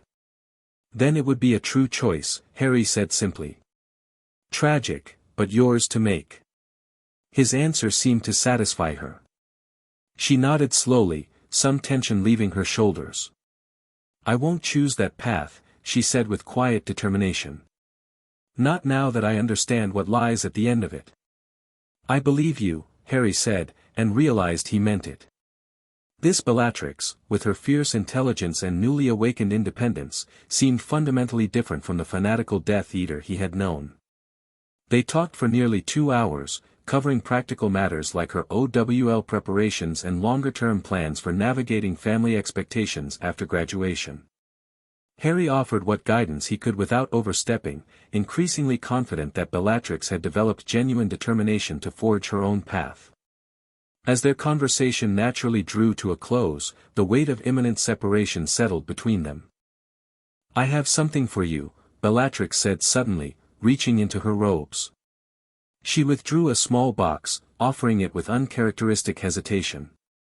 A parting gift. Harry accepted it carefully. Inside lay a finely crafted silver pendant on a thin chain, a stylized phoenix rising from flames, the details intricate and beautiful. It's charmed, she explained. A protection amulet combined with an alerting spell. If you're in danger, it warms against your skin. Not powerful enough to stop serious dark magic, but enough to give warning. The thoughtfulness of the gift touched Harry deeply. Did you make this? Yes, she admitted. Advanced Charms Project, technically, though Professor Flitwick doesn't know its true purpose. Harry lifted the pendant, sensing the subtle magic woven into its silver form. It's extraordinary work. I wanted you to have something to remember me by, she said quietly. The me I am now, not what I might have become. I won't forget, Harry promised, slipping the chain over his head. The pendant settled against his chest, cool against his skin. Bellatrix watched with satisfaction as he accepted her gift. Good. They fell into silence again, both aware that the moment of farewell had arrived but reluctant to acknowledge it. Finally, Harry stood. It's getting late. You should return to your dormitory before curfew. Bellatrix rose as well, maintaining composed dignity despite the emotion visible in her eyes. Will I see you tomorrow? Before the ritual? I'm not sure that's wise, Harry said gently. The ritual requires focus and preparation. This is probably our real goodbye. She nodded, accepting this with remarkable grace. Then goodbye, Harry Potter. And thank you, for seeing me as I could be, not just as what I was expected to become. Goodbye, Bellatrix Black, Harry replied softly. Remember what I've taught you. Not just the magic, but the choices behind it. They stood facing each other, the space between them charged with unspoken feeling and paths not taken. Then, with deliberate intent, Bellatrix closed the distance between them. This final kiss held none of the impulsiveness of their previous encounters, it was a conscious farewell, measured and bittersweet. Harry allowed himself to respond briefly before gently disengaging. "Take care of yourself," he whispered. "Always," she promised, stepping back to rebuild the composure that was so fundamental to her nature. With one last look, Bellatrix turned and left the room of requirement, her head held high in characteristic black family pride. After she'd gone, Harry remained in the room for a long time, contemplating the complex emotions stirred by their farewell. He'd come to this time accidentally, expecting to wait quietly for return to his era. Instead, he'd formed a connection he'd never anticipated, one that might have changed the course of a life he'd once thought irredeemable. Tomorrow would take him back to his own time, to whatever consequences his actions here might have created. But tonight, he allowed himself to hope that somewhere in the stream of time, Bellatrix Black might choose a different path than the one leading to darkness. The spring equinox dawned clear and bright. Harry rose early, packing the few possessions he would take with him, primarily just his wand and the remains of the time device that had brought him here. Everything else would remain behind, part of a life that had only existed for a few months yet had potentially changed so much. Dumbledore was waiting in his office when Harry arrived at 11:30, the circular space already prepared for the ritual. Ancient runes had been drawn on the floor in a complex pattern, centered around a small pedestal where the time device would be placed. "Are you ready, Harry?" Dumbledore asked, his blue eyes twinkling with their usual mixture of wisdom and secrecy. "As ready as I can be," Harry replied, touching the phoenix pendant hidden beneath his robes. "Thank you again for everything." "It was my privilege," Dumbledore said warmly. "I've learned much from observing you these past months. Knowledge that may prove valuable in the coming struggles." Harry had been careful not to reveal specific details about the future war, but Dumbledore's perceptiveness had undoubtedly gleaned more than he'd intended. "Professor, about Bellatrix Black, yes." Dumbledore stroked his beard thoughtfully. "A most remarkable transformation, if I'm not mistaken. Whether it proves lasting remains to be seen, of course." "Will you keep an eye on her?" Harry asked. "After I'm gone?" "I watch over all my students, Harry," Dumbledore smiled gently. "Miss Black included." He adjusted his spectacles. "Though I suspect she has less need of oversight than most, thanks to your influence." A knock at the office door interrupted them. "Curious," Dumbledore murmured. "I specifically ensured we would not be disturbed." "Come in," he called. To Harry's surprise, the door opened to reveal Professor McGonagall with Bellatrix Black beside her. "Headmaster, I apologize for the interruption," McGonagall said crisply. Miss Black insisted it was a matter of some urgency. Bellatrix stepped forward, her composure perfect despite the situation. "I won't delay the proceedings," she assured Dumbledore. "But I needed to deliver something to Professor Evans before his departure. Something relevant to his future work." Her eyes met Harry's briefly, conveying a silent message he couldn't quite interpret. Dumbledore exchanged a look with McGonagall, then nodded. "Very well. A moment only, then we must begin. The equinox alignment is precise." McGonagall followed Dumbledore to the far side of the office, giving them a semblance of privacy. "You shouldn't be here," Harry said quietly. "I know exactly what's happening," Bellatrix replied, her voice equally low. "You're returned to your own time." She glanced at the ritual preparations with knowing eyes. "Spring equinox. Temporal realignment." Harry shouldn't have been surprised by her perception. "Then you understand why this needs to be private." "I understand that I might never see you again," she countered. "At least, not as I am now." She pressed a small, sealed envelope into his hand. "Don't open this until you're back in your time. It's important." "Bellatrix, no sentimentality," she interrupted with a ghost of her usual imperious manner. "Just take it." Her voice softened slightly. "Please." Harry slipped the envelope into his pocket. "I will." She studied his face as if memorizing it. "Whatever you find when you return, whatever I've become in your absence, remember that you made a difference." Even if it wasn't enough in the end. The raw honesty in her words struck Harry deeply. "You'll make your own choices," he said. "Good ones, I believe." "I'll try," she promised. "Goodbye, Professor. Or should I say, Harry Potter." She spoke his real name in a whisper meant only for him, then turned with characteristic grace and departed with Professor McGonagall, leaving Harry holding the mysterious envelope and wondering what final message she had entrusted to him. There was no time to consider it further. Dumbledore approached as the door closed, gesturing to the center of the ritual circle. "It's time, Harry. The equinox approaches." Harry took his position in the center of the runic array, placing the remains of the time device on the pedestal before him. As Dumbledore began the complex incantation, magical energy gathered around Harry in swirling patterns of light and shadow. His last conscious thought before the magic enveloped him completely was of Bellatrix, not as the deranged Death Eater who had haunted his memories, but as the brilliant, complicated young woman he had come to know and care for. A woman who, he hoped, might choose a different destiny than the one history had originally assigned her. Then time itself fractured around him, and Harry Potter disappeared from 1973, leaving behind only memories and changed possibilities in his wake.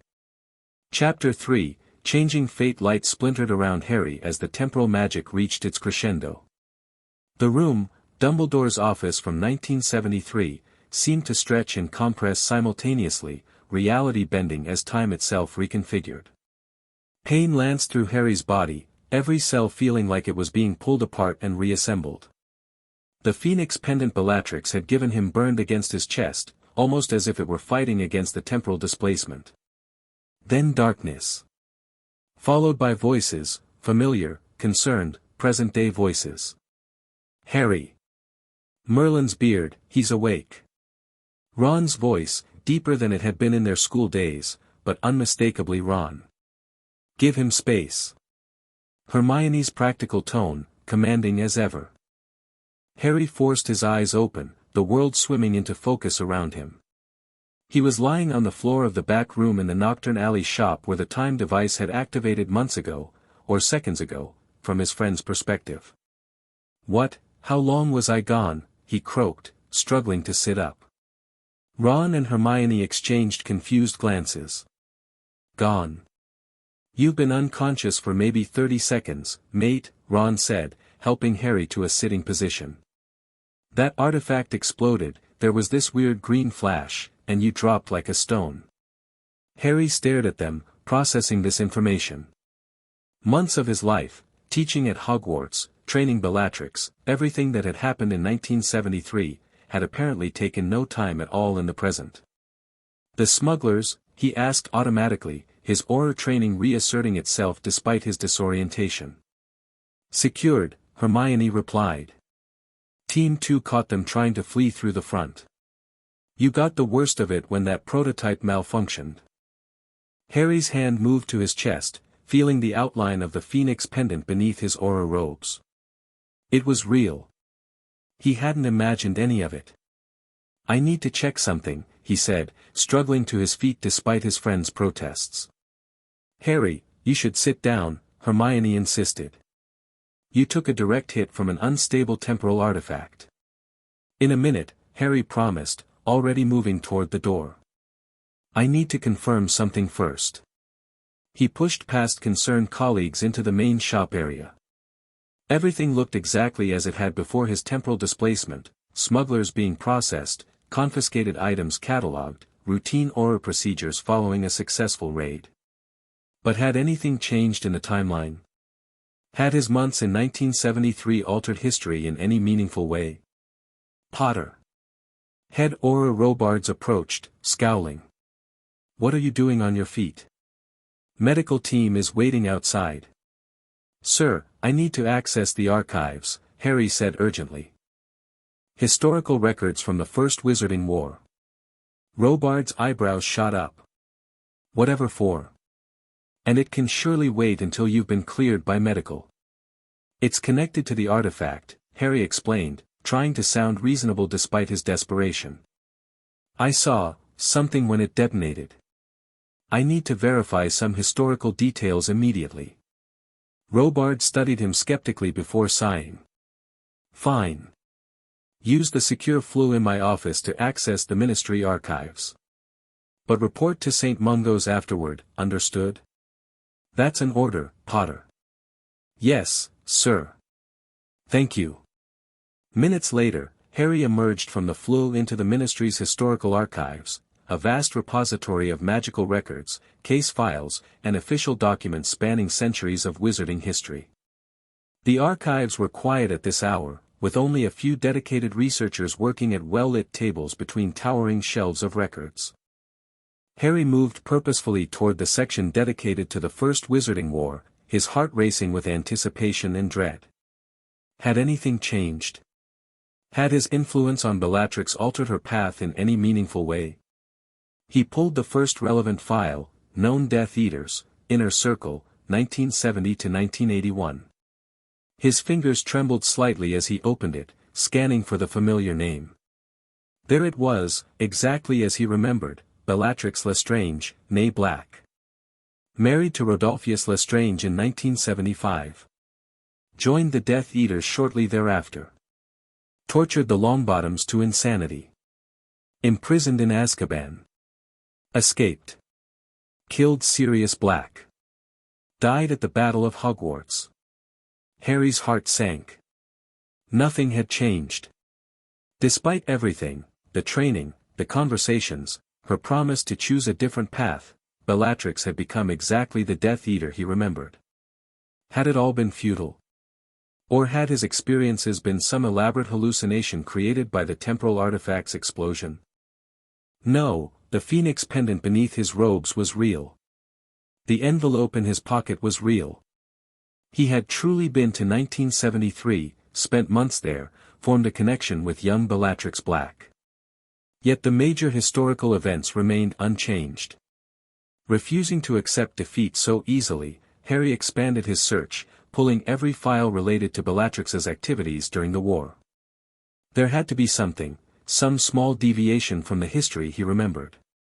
Hours later, as Ministry workers began trickling out for the day, Harry was about to admit defeat when a small notation in a supplementary file caught his eye. It was a minor addendum to the official Death Eater records, easily overlooked. Subject, Black, Bellatrix, later Lestrange. Note, intelligence suggests subject acted as double agent for Order of the Phoenix between 1975 to 1977, providing critical information that prevented multiple attacks. Connection severed after apparent discovery by V. Subject subsequently underwent suspected extensive mental modification via dark magic, explaining subsequent fanatical loyalty and psychological instability. Harry stared at the note, reading it repeatedly to ensure he wasn't imagining things. This was new. This had not been part of the history he remembered. For 2 years after his departure, 2 years after she came of age, as she promised, Bellatrix had secretly worked against Voldemort. With renewed purpose, Harry pulled more files, searching for corroborating evidence. There wasn't much, unsurprising for covert intelligence operations, but what he found supported the notation. Several thwarted Death Eater attacks in 1976 were attributed to reliable insider intelligence. Dumbledore's personal notes, heavily redacted but partially accessible to Aurors, mentioned a valuable source close to Tom's inner circle, during the same period. She had kept her promise, at least for a time. She had chosen a different path, until Voldemort discovered her betrayal and, Harry's stomach churned at the thought, magically broke her mind and will to ensure her loyalty. It explained so much about the Bellatrix he had known, the fanatical devotion, the psychological instability, the complete abandonment of the sharp intelligence and ambition that had characterized her as a student. Voldemort hadn't just recruited her, when she resisted, he had destroyed who she was and rebuilt her into his weapon. Harry? Are you still here? Hermione's voice called from the archive entrance. Ron said you never reported to St. Mungo's. Harry hastily gathered the files as Hermione approached, her expression shifting from irritation to concern as she saw his face. What's wrong? You look like you've seen a ghost. Just, following up on something, Harry said, standing and stretching his stiff muscles. Lost track of time. Hermione studied the scattered files with suspicious eyes. First Wizarding War records. What does that have to do with today's raid? Harry hesitated, then made a decision. If anyone could help him make sense of what had happened, it was Hermione. If I tell you something completely unbelievable, would you hear me out before deciding I need a bed in the psychiatric ward at St. Mungo's? Her eyebrows rose, but she nodded. Of course. Let's go somewhere more private. They moved to a small conference room at the back of the archives, Harry placing a privacy charm around them before he began his story. He told her everything, the time travel, his months at Hogwarts in 1973, his interactions with young Bellatrix, and the small but significant change he discovered in the historical record. When he finished, Hermione was silent for a long moment, her analytical mind visibly processing his account. It's impossible, she finally said. The temporal magic required for such extensive time travel, and the paradoxes involved in changing the past. I know how it sounds, Harry said. He reached into his robes and withdrew the phoenix pendant, placing it on the table between them. But it happened, Hermione. This was her parting gift to me. And there's documentary evidence that something changed, however small. Hermione examined the pendant carefully, casting several detection charms that revealed the intricate protective enchantments woven into the silver. This is remarkable spellwork, she murmured. Far beyond OWL level. She was brilliant, Harry said quietly. Not yet the person she would become. Hermione set the pendant down and gestured to the files. That note about Bellatrix being a double agent. I've never seen that before in any of my research on the war. Because it wasn't there before, Harry insisted. Not in the timeline I remember. If what you're saying is true, Hermione said slowly, then you actually did change history. Not enough to alter major events, but enough to give Bellatrix a moment of redemption before she fell. Or was pushed, Harry corrected grimly. The note suggests Voldemort broke her mind when he discovered her betrayal. Hermione's expression softened with unexpected sympathy. That would explain a lot about her psychological state during the Second War. She reached across the table to touch Harry's hand. If this really happened, Harry, and I'm not saying I'm completely convinced, but if it did, then you gave her a chance. A choice. That's significant, even if it was ultimately taken from her. Harry nodded, finding strange comfort in that perspective. I suppose so. The question is, Hermione continued, ever practical, what do we do with this information now? Before Harry could respond, he remembered the envelope Bellatrix had pressed into his hand just before the ritual. With slightly trembling fingers, he withdrew it from his pocket. She gave me this just before I left. Asked me not to open it until I returned to my time. Hermione leaned forward, her curiosity piqued. Well? Are you going to open it? Harry studied the sealed envelope. The wax seal bore the Black family crest, a shield with stars and a hand holding a wand, surrounded by greyhounds. After a moment's hesitation, he broke the seal and carefully unfolded the parchment inside. The handwriting was unmistakably Bellatrix's, elegant, precise strokes he recognized from the notes they'd exchanged during their training sessions. But the message was brief, cryptic. If you're reading this, you made it back. Remember our discussions about family heirlooms and hidden places? Some things remain unchanged across decades. Greengrass Estate, 16, Willow Lane, Pembrokeshire. The Old Conservatory. Come alone when you understand. BB, not BL.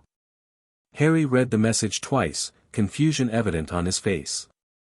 It's some kind of instruction, but I don't understand. Hermione took the note, reading it carefully. BB not BL, that's clear enough. Bellatrix Black, not Bellatrix Lestrange. She's emphasizing her identity before marriage.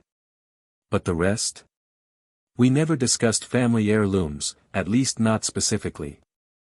Harry frowned, trying to recall their conversations. And this address, Greengrass Estate. I don't remember the Greengrass family having any significant connection to the Blacks. They didn't, not directly, Hermione confirmed.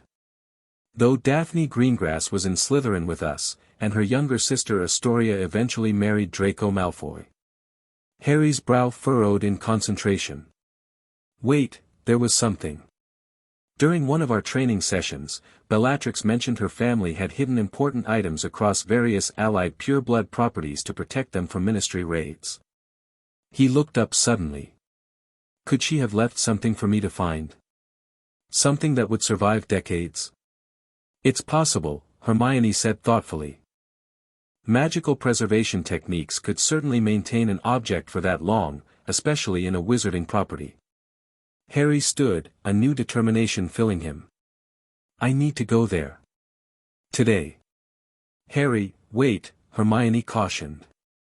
This could be complicated. The Greengrass estate might not even exist anymore, or it could be under different ownership. And even if you find something, what exactly are you hoping for? I don't know, Harry admitted. But Bellatrix went to significant effort to get this message to me across decades. It must be important. Hermione sighed, recognizing his resolved expression. At least let me research the property first. Give me an hour to check ownership records and current status. Harry reluctantly agreed, using the time to organize the historical files and prepare a plausible report for Robards about the temporal artifact's effects. He kept the discovery about Bellatrix's brief role as a double agent to himself. It wasn't relevant to the current investigation, and explaining how he'd noticed that particular detail would open questions he wasn't prepared to answer. Hermione returned exactly 1 hour later, a slim folder in hand. The Greengrass estate still exists, she reported. After the war, it passed to Astoria Greengrass Malfoy, but following her death, it's been maintained as a historical property by a Wizarding Preservation Trust. Limited public access, but primarily used for research and conservation of magical plants. The old conservatory, Harry murmured, recalling the note's specific instruction. That's the interesting part, Hermione continued. According to the Trust's records, the original Victorian conservatory remains intact but has been sealed for decades due to unstable magic in the foundations. No one goes there anymore. The perfect hiding place for something meant to remain undisturbed until the right person came looking for it. How do I get access? Harry asked. The estate is open to researchers with Ministry credentials, Hermione explained. Which, fortunately, we both have. I've taken the liberty of requesting a research permit for tomorrow morning. Magical herbology documentation, officially. Harry smiled gratefully. Have I told you lately that you're brilliant? Not nearly often enough, Hermione replied with a small smile. But Harry, be prepared for the possibility that whatever she left, if she left anything at all, might not provide the answers you're hoping for. He nodded, understanding her caution. I know. But I need to see this through. The Greengrass estate sat nestled among rolling hills in a remote corner of Pembrokeshire, magical boundaries separating it from the surrounding Muggle farms. Harry and Hermione arrived by approved apparition point just after 9 the following morning, a light mist still clinging to the manicured garden surrounding the impressive manor house. A witch in practical work robes greeted them at the entrance, examining their Ministry credentials and research permit with professional thoroughness. Magical herbology documentation, is it? She asked, making a note on her clipboard. Most of our significant specimens are in the new conservatory. The original structure is off-limits due to unstable magical foundations. Actually, Hermione interjected smoothly, we're specifically interested in comparing structural magical decay patterns between the old and new conservatories. Part of a broader Ministry study on the degradation of permanent enchantments over time. The witch looked skeptical but shrugged. Your credentials check out. I'll have to note your access to the restricted area, of course, and you'll need to sign liability waivers. No one's been hurt in the old conservatory yet, but the Trust won't be responsible if that changes today. After completing the necessary paperwork, they were provided with a basic map of the grounds and left to their own devices, a courtesy extended to ministry researchers that Harry silently blessed. "Nicely done with that explanation," he murmured to Hermione as they walked through the formal gardens toward the rear of the property where both conservatories were located. "I figured structural magical decay would sound sufficiently boring that she wouldn't ask too many questions," Hermione replied with a small smile. "Now, according to the map, the old conservatory should be just beyond that hedge line." They rounded the carefully trimmed yew hedges to find a striking Victorian glass structure, its once elegant framework now weathered and partially obscured by climbing vines. Unlike the newer, well-maintained conservatory visible farther across the grounds, this one had a distinctly abandoned air, magic and nature reclaiming the human architecture in equal measure. A simple barrier spell prevented casual access, with a warning sign reiterating the dangers of unstable magical foundations. Hermione dispelled it easily with their access permissions, and they stepped cautiously through the tarnished brass doors. Inside, sunlight filtered through dirt-streaked glass and overgrown magical plants, creating dappled patterns across the stone floor. The air was thick with the scent of loam and the faint buzz of ambient magic, the kind that accumulates in places where magical plants have grown unchecked for decades. "Where do we start?" Hermione asked, looking around at the sprawling interior. Harry withdrew Bellatrix's note, studying it again. She didn't specify a location within the conservatory. "Just that I should come when I understand." "Understand what, exactly?" "I'm not sure," Harry admitted. But she emphasized her identity as Bellatrix Black, not Lestrange. "And something about family heirlooms." He began moving through the conservatory, letting instinct guide him. The structure was larger than it appeared from outside, with several distinct sections connected by vine-covered archways. Most areas were overgrown with magical plants that had long since escaped their original beds, but one section near the rear appeared more deliberately maintained, despite the overall neglect of the structure. "This is odd," Hermione observed, examining a cluster of night-blooming magical roses that seemed unnaturally vibrant despite the abandoned setting. "These should have died or gone wild years ago, but they've been tended." Harry approached the rose bed, noticing that the plants formed a specific pattern around a small stone bench. The roses were black, not dark red, but true black, with a silvery shimmer along their edges when the light caught them. "Black roses," he murmured, a memory stirring. She mentioned these once. An old Black family tradition, cultivating roses that bloom only under starlight, their color representing the family name. Hermione cast several detection spells around the area. "There's definitely deliberate magic here, layered and sophisticated. Preservation charms, certainly, but something else too." She frowned. "It's almost like a variation on a Fidelius charm, but not quite." Harry circled the rose bed slowly, feeling a familiar magical signature that triggered memories of his time in 1973. He reached out to touch one of the roses, and the moment his fingers brushed the velvety petal, the entire plant bed shimmered. The stone bench at the center transformed, its solid form dissolving to reveal a small alcove beneath, and within it, a sealed box made of dark wood inlaid with silver constellations. "That's Black family magical craftsmanship," Hermione whispered, recognizing the distinctive styling. "Similar to items I've catalogued from Grimmauld Place." Harry knelt before the alcove, his heart pounding. The box bore no lock or visible opening mechanism, just an inlaid silver star at its center. When he reached toward it, however, the phoenix pendant beneath his robes suddenly warmed against his skin. Understanding dawned. He withdrew the pendant, and as soon as it came near the box, the silver star illuminated. The box opened silently, revealing its contents, a small pensieve, miniaturized for storage, and beside it, a crystal vial containing swirling silver memories. "She left you memories," Hermione breathed. "Memories that have waited here for decades." Harry carefully lifted the pensieve and vial, an inexplicable tightness in his throat. "She must have placed them here after I left, sometime before Voldemort discovered her betrayal and broke her mind." "Are you going to view them now?" Hermione asked gently. Harry nodded, setting the pensieve on the stone floor and enlarging it with a tap of his wand. I need to see what she wanted me to know. Do you want privacy?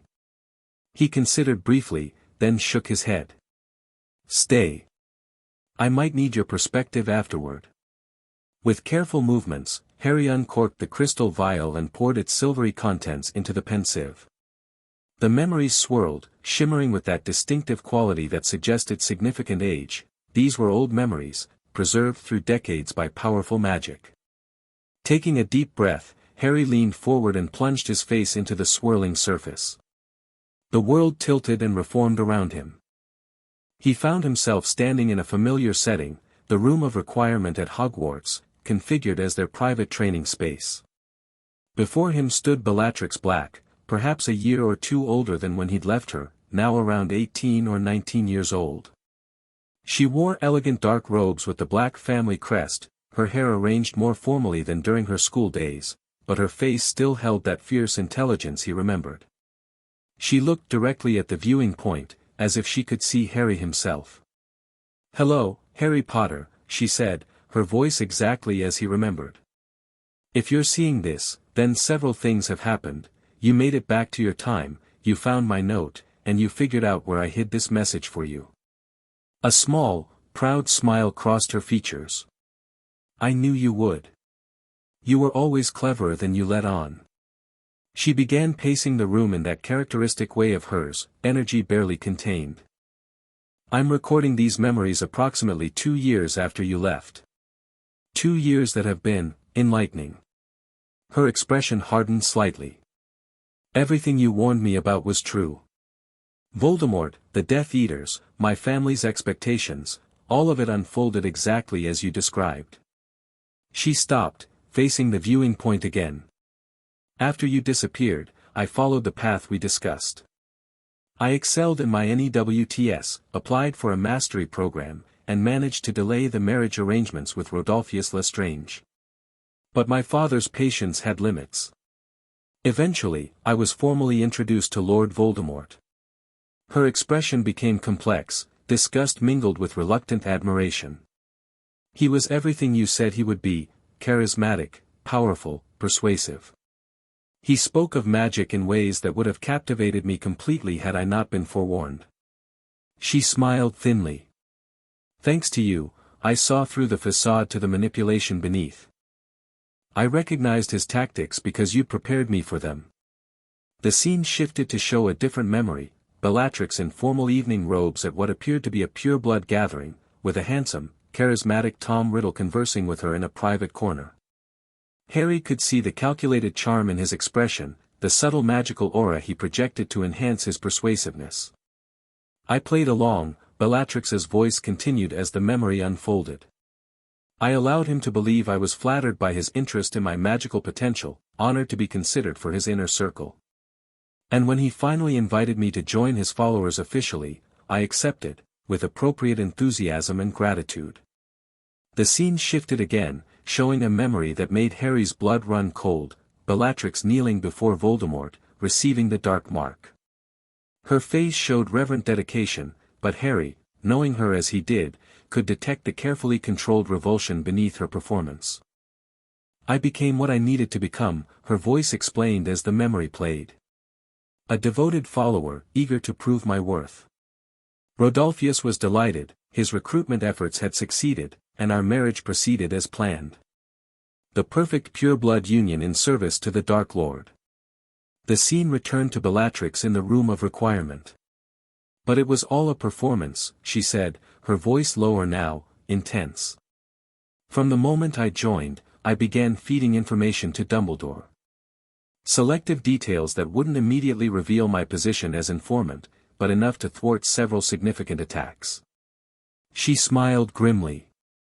"Dumbledore was surprised at first, skeptical, understandably, but eventually came to trust my intelligence. He never revealed my identity to the broader order, protecting me even from his closest allies." Her expression darkened. "I was careful, Harry. Meticulous in covering my tracks.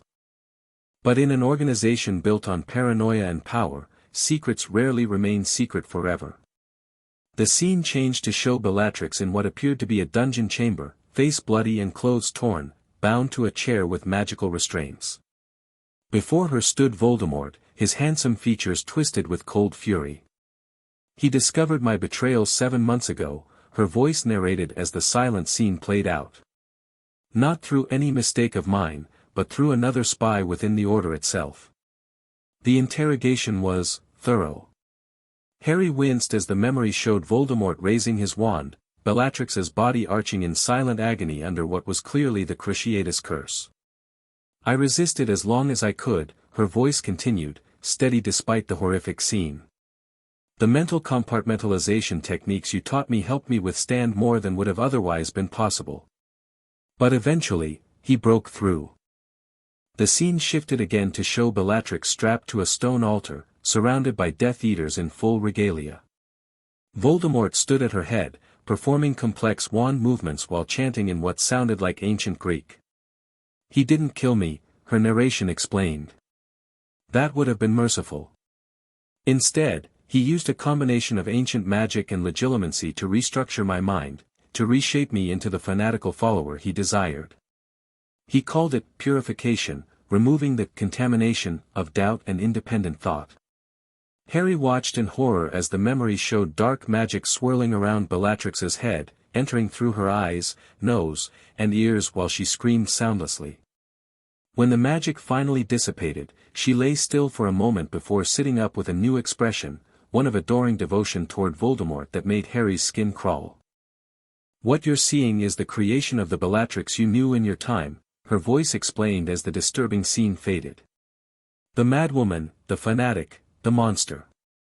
Not born, but made, crafted deliberately by breaking and reassembling my mind."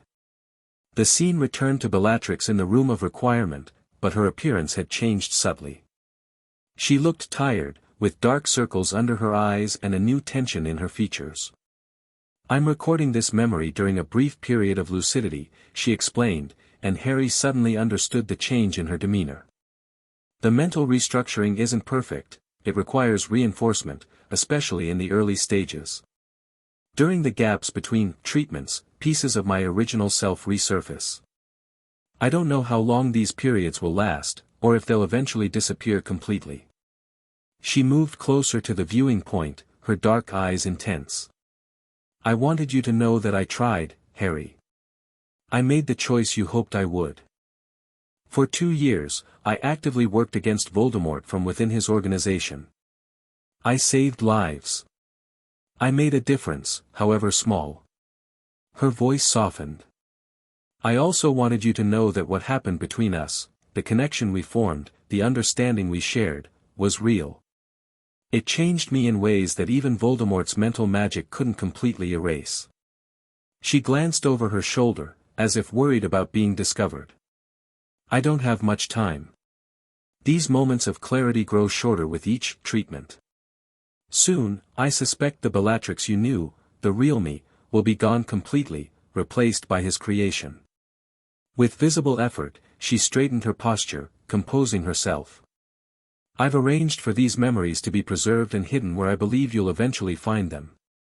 The location is protected by magic keyed to the pendant I gave you, magic that operates independently of my conscious mind, so even my reformed self can't betray its existence." She smiled sadly. "I don't know what happens next, Harry. Whether you find these memories soon after your return, or decades later. Whether I'm still alive in your time, or long dead. But I needed you to know that your effort wasn't wasted. You gave me a choice, and I made it. That the consequences were taken out of my hands doesn't diminish the choice itself." Bellatrix raised her hand in a gesture that mirrored their final farewell. "Goodbye, Harry Potter. Remember me as I was, not as what he made me become." The memory began to fade, but just before it dissolved completely, Bellatrix added one final message: "There's one more thing you should know. Look into the Lestrange vault at Gringotts. He entrusted something to me, something precious to him. I've left clues that might help you, if you're still fighting him in your time." The pensive scene dissolved, and Harry found himself back in the abandoned conservatory, Hermione watching him with concern. "Harry? Are you all right?" He realized there were tears on his face. Quickly wiping them away, he nodded. Yes. It's just, a lot to process. What did she show you? Harry took a deep breath, then recounted the memories Bellatrix had left, her initial resistance to Voldemort, her work as a double agent, and the horrific reconditioning that had transformed her into the fanatical Death Eater they had known. Hermione listened without interrupting, her expression growing increasingly troubled. When he finished, she sat silent for a moment before speaking. That's monstrous. Even for Voldemort. She shuddered slightly. Mind manipulation beyond anything I've encountered in magical literature. It explains so much, Harry said quietly. The Bellatrix we knew, the seemingly insane devotion, the erratic behavior, the complete abandonment of the intelligence I saw in her younger self. It wasn't natural deterioration or Azkaban alone. It was deliberate reconstruction of her personality. And yet, parts of her true self must have survived somewhere beneath the conditioning, Hermione observed. Otherwise, how could she have created and hidden these memories during periods of lucidity? Harry nodded slowly. She said the reconditioning required reinforcement, especially early on. Maybe over time, with Voldemort's attention directed elsewhere, small pieces of her original personality occasionally surfaced. Not enough to change her actions or loyalties, Hermione noted. But enough to leave this breadcrumb trail for you to find decades later. She frowned suddenly. Harry, what was that last part she mentioned? Something about the Lestrange vault. She said Voldemort entrusted something valuable to her, Harry replied. Something she kept in the Lestrange vault at Gringotts. Understanding dawned simultaneously on both their faces. The Horcrux, Hermione whispered. Hufflepuff's cup. It was in the Lestrange vault when we broke in during the war. She knew, Harry realized. Or at least, part of her knew it was significant to Voldemort. Even through the mental conditioning, some piece of the real Bellatrix recognized its importance and left this clue. They sat in silence for a moment, absorbing the implications of this revelation. What will you do with this information? Hermione finally asked. It doesn't change what happened. Bellatrix still committed terrible acts as a Death Eater, regardless of how she was manipulated. No, Harry agreed. It doesn't erase what she did. But it changes how I understand who she was. He gestured to the pensive. The woman in these memories, the one who made a conscious choice to resist Voldemort, who served as a double agent at tremendous personal risk, that's the real Bellatrix Black. Not the weapon Voldemort created from her broken mind. It's a distinction most people wouldn't appreciate, Hermione said gently. Especially those who suffered at her hands. I know, Harry acknowledged. That's why I'm not sure what to do with this knowledge. Making it public wouldn't change anything now. She's been dead for years, judged by history for actions she committed while essentially under the magical equivalent of mind control. He carefully collected the pensive and memories, returning them to their protective box. For now, I think this stays between us. I need time to process everything before deciding if others should know. Hermione nodded, respecting his decision. As they prepared to leave the conservatory, she placed a supportive hand on his arm. For what it's worth, Harry, I think you did make a difference. Not enough to save her completely, but enough that some essential part of her resisted until the end. Harry touched the phoenix pendant beneath his robes, drawing comfort from its presence. I suppose that's all anyone can hope for when trying to change fate, not complete transformation, but moments of choice that might not have existed otherwise. In the weeks that followed, Harry found himself dwelling on Bellatrix's memories during quiet moments. The knowledge that she had actively resisted Voldemort, had made the choice he'd hoped for, brought a measure of peace he hadn't expected. Yet the horror of what had been done to her, the deliberate breaking and reconstruction of her mind, left him with a lingering sense of helpless anger. He kept his promise to Hermione, throwing himself back into his Auror duties with renewed focus. The temporal artifact that had sent him to 1973 was classified and secured in the Department of Mysteries, its smugglers prosecuted and imprisoned. Life returned to its normal rhythms, but Harry found himself changed in subtle ways by his experience in the past. 1 month after viewing Bellatrix's memories, Harry visited Hogwarts on official Auror business, a routine security consultation with Headmistress McGonagall regarding the upcoming international student exchange program. After completing his official duties, he found himself drawn to the 7th-floor corridor, standing before the blank wall that concealed the room of requirement. He paced 3 times, thinking clearly, I need to see the place where we trained together. The door appeared, smaller and more modest than he remembered. When he stepped inside, the room had recreated the training space exactly as it had existed in 1973, practice dummies arranged around the perimeter, defensive texts on shelves along one wall, the same large windows overlooking the grounds. Harry moved slowly through the space, memories washing over him.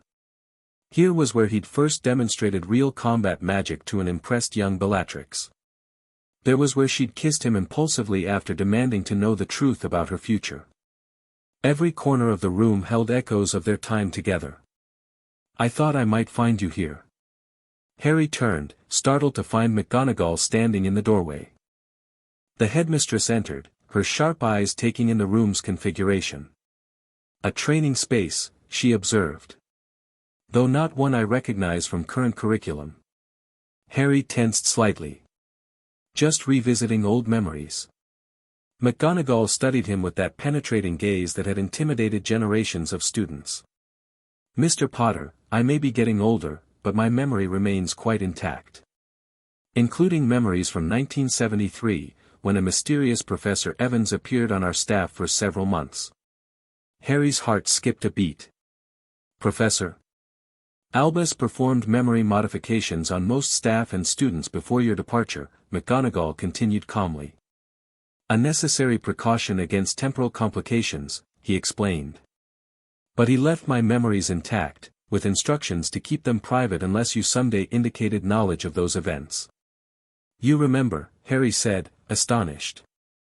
All this time, you've remembered me being there, teaching. Indeed. McGonagall's expression softened slightly. Including your particular interest in the development of one Bellatrix Black. Harry sank onto a nearby bench, processing this revelation. Why didn't you ever say anything? Albus was quite clear about the dangers of acknowledging temporal events prematurely, McGonagall explained, joining him on the bench. I've waited nearly 50 years for you to broach the subject first. Your visit to this specific configuration of the room seems sufficient indication. Dumbledore knew you'd remember, Harry realized. He left you as a contingency. Someone who could confirm what happened if I ever needed verification.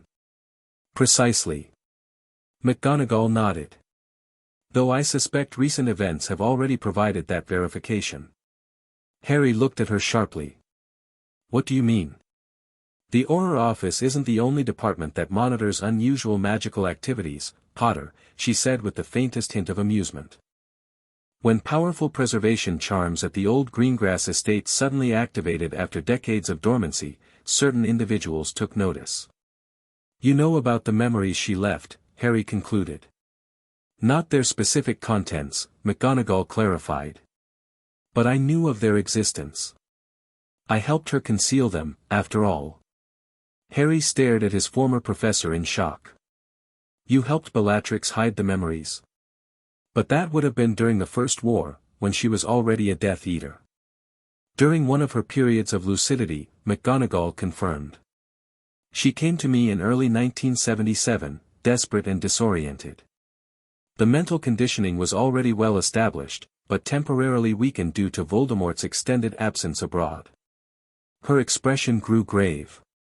She had perhaps an hour of clarity before the effects would reassert themselves. Just enough time to extract the memories and secure them where we believed you might eventually find them. You took an enormous risk, Harry said quietly. If Voldemort had discovered your involvement, some risks are worth taking, Potter. McGonagall's voice held the same firm conviction he remembered from his school days. Especially when they involved preserving truth against tyranny. They sat in silence for a moment, the weight of shared history settling between them. Did it matter? Harry finally asked. What I did, trying to change her path. In the grand scheme of things, did it make any difference? McGonagall considered the question carefully. History records that Bellatrix Lestrange remained one of Voldemort's most devoted followers until her death at the Battle of Hogwarts. That much didn't change. She paused, choosing her next words with precision. But thanks to her brief period as an informant, 12 families were saved from Death Eater attacks. 37 lives that would have been lost remained intact. Including, I might add, the McKinnons, whose survival altered certain subsequent events in ways that ultimately benefited the Order. She turned to face Harry directly. So yes, Potter. It mattered. Perhaps not in the dramatic fashion you might have hoped, but in the accumulation of lives saved and small divergences that collectively shaped a marginally better outcome. Harry nodded, finding unexpected comfort in this perspective. Thank you. For telling me. For helping her. She wasn't the monster history remembers, at least not originally, McGonagall said quietly. I saw the change in her during your time teaching. The questions she began asking, the independent thinking she developed. A shadow crossed her features. What Voldemort did to her mind when he discovered her betrayal was among the darkest magic I've encountered in my lifetime. I've been struggling with what to do with this knowledge, Harry admitted. Whether anyone else should know the truth about what happened to her. The truth is rarely simple, Potter, and historical narratives resist revision, McGonagall said wisely. For most, Bellatrix Lestrange will remain the fanatical Death Eater who committed terrible acts in Voldemort's name. That's the reality they experienced, regardless of the forces that shaped her into that person. So the truth stays buried? Harry asked, a note of frustration in his voice. Not buried, McGonagall corrected. Preserved. By those who understand its complexity. She rose from the bench. History is written by the survivors, but sometimes the most important truths are passed privately, from one keeper of knowledge to another, until the proper time for their wider revelation arrives. As she moved toward the door, she paused. She asked me to tell you something, if you ever remembered your time in the past and came asking about her. What? Harry asked, standing. That the choice was worth it, McGonagall said simply. Even knowing the consequences, she would make the same choice again. Because for 2 years, she was truly herself, the person she might have become without her family's influence or Voldemort's manipulation. The message struck Harry deeply, resonating with his own reflections on their time together. Thank you, Professor.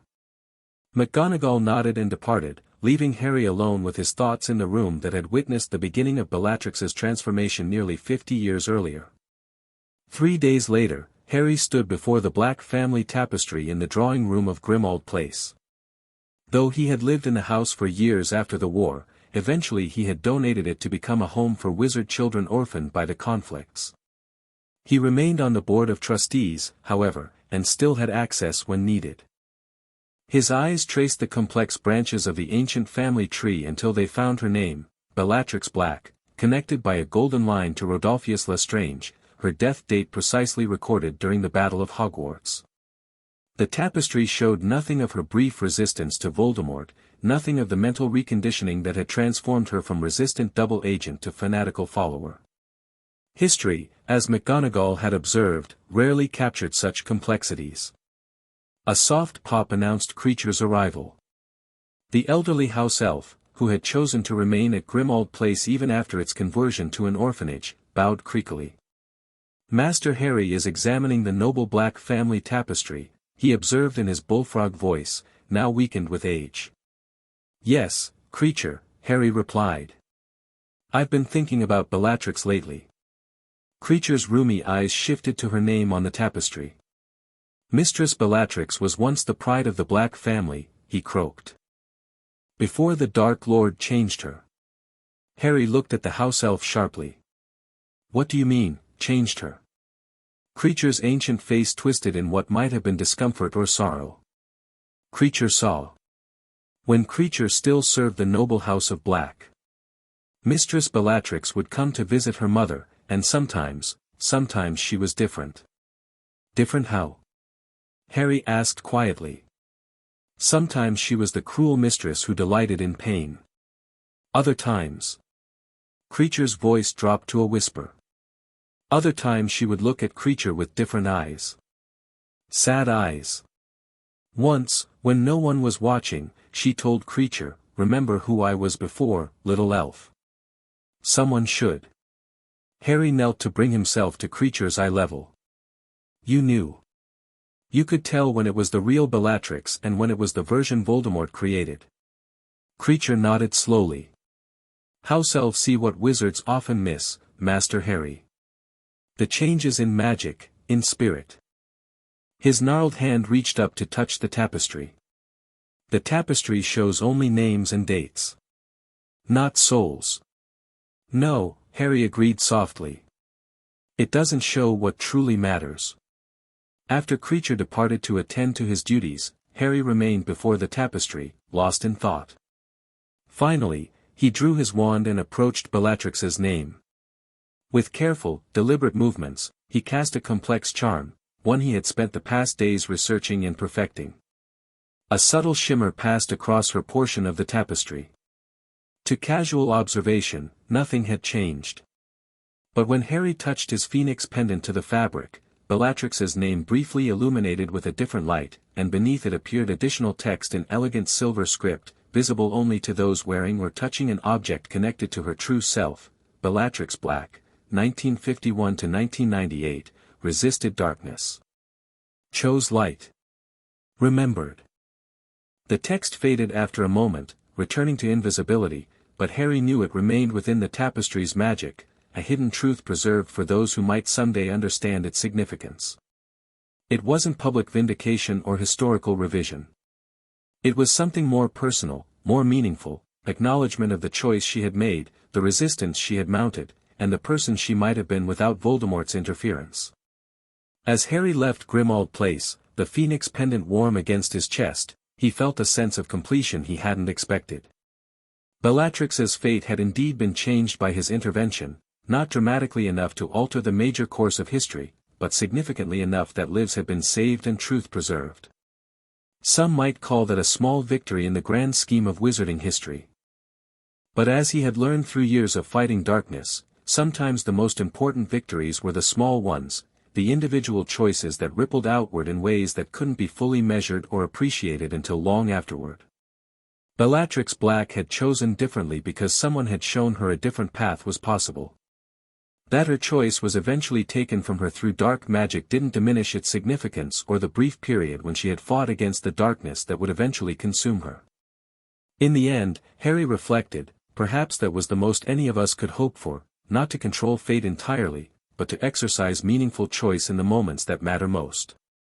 To be remembered not just for what we became, but for what we chose to be when true choice was still possible. It was enough. It had to be enough. As he operated back to his flat in London, Harry knew he would continue to wear the phoenix pendant Bellatrix had given him, not as a reminder of what was lost, but as acknowledgement of what had been briefly, beautifully possible. The end.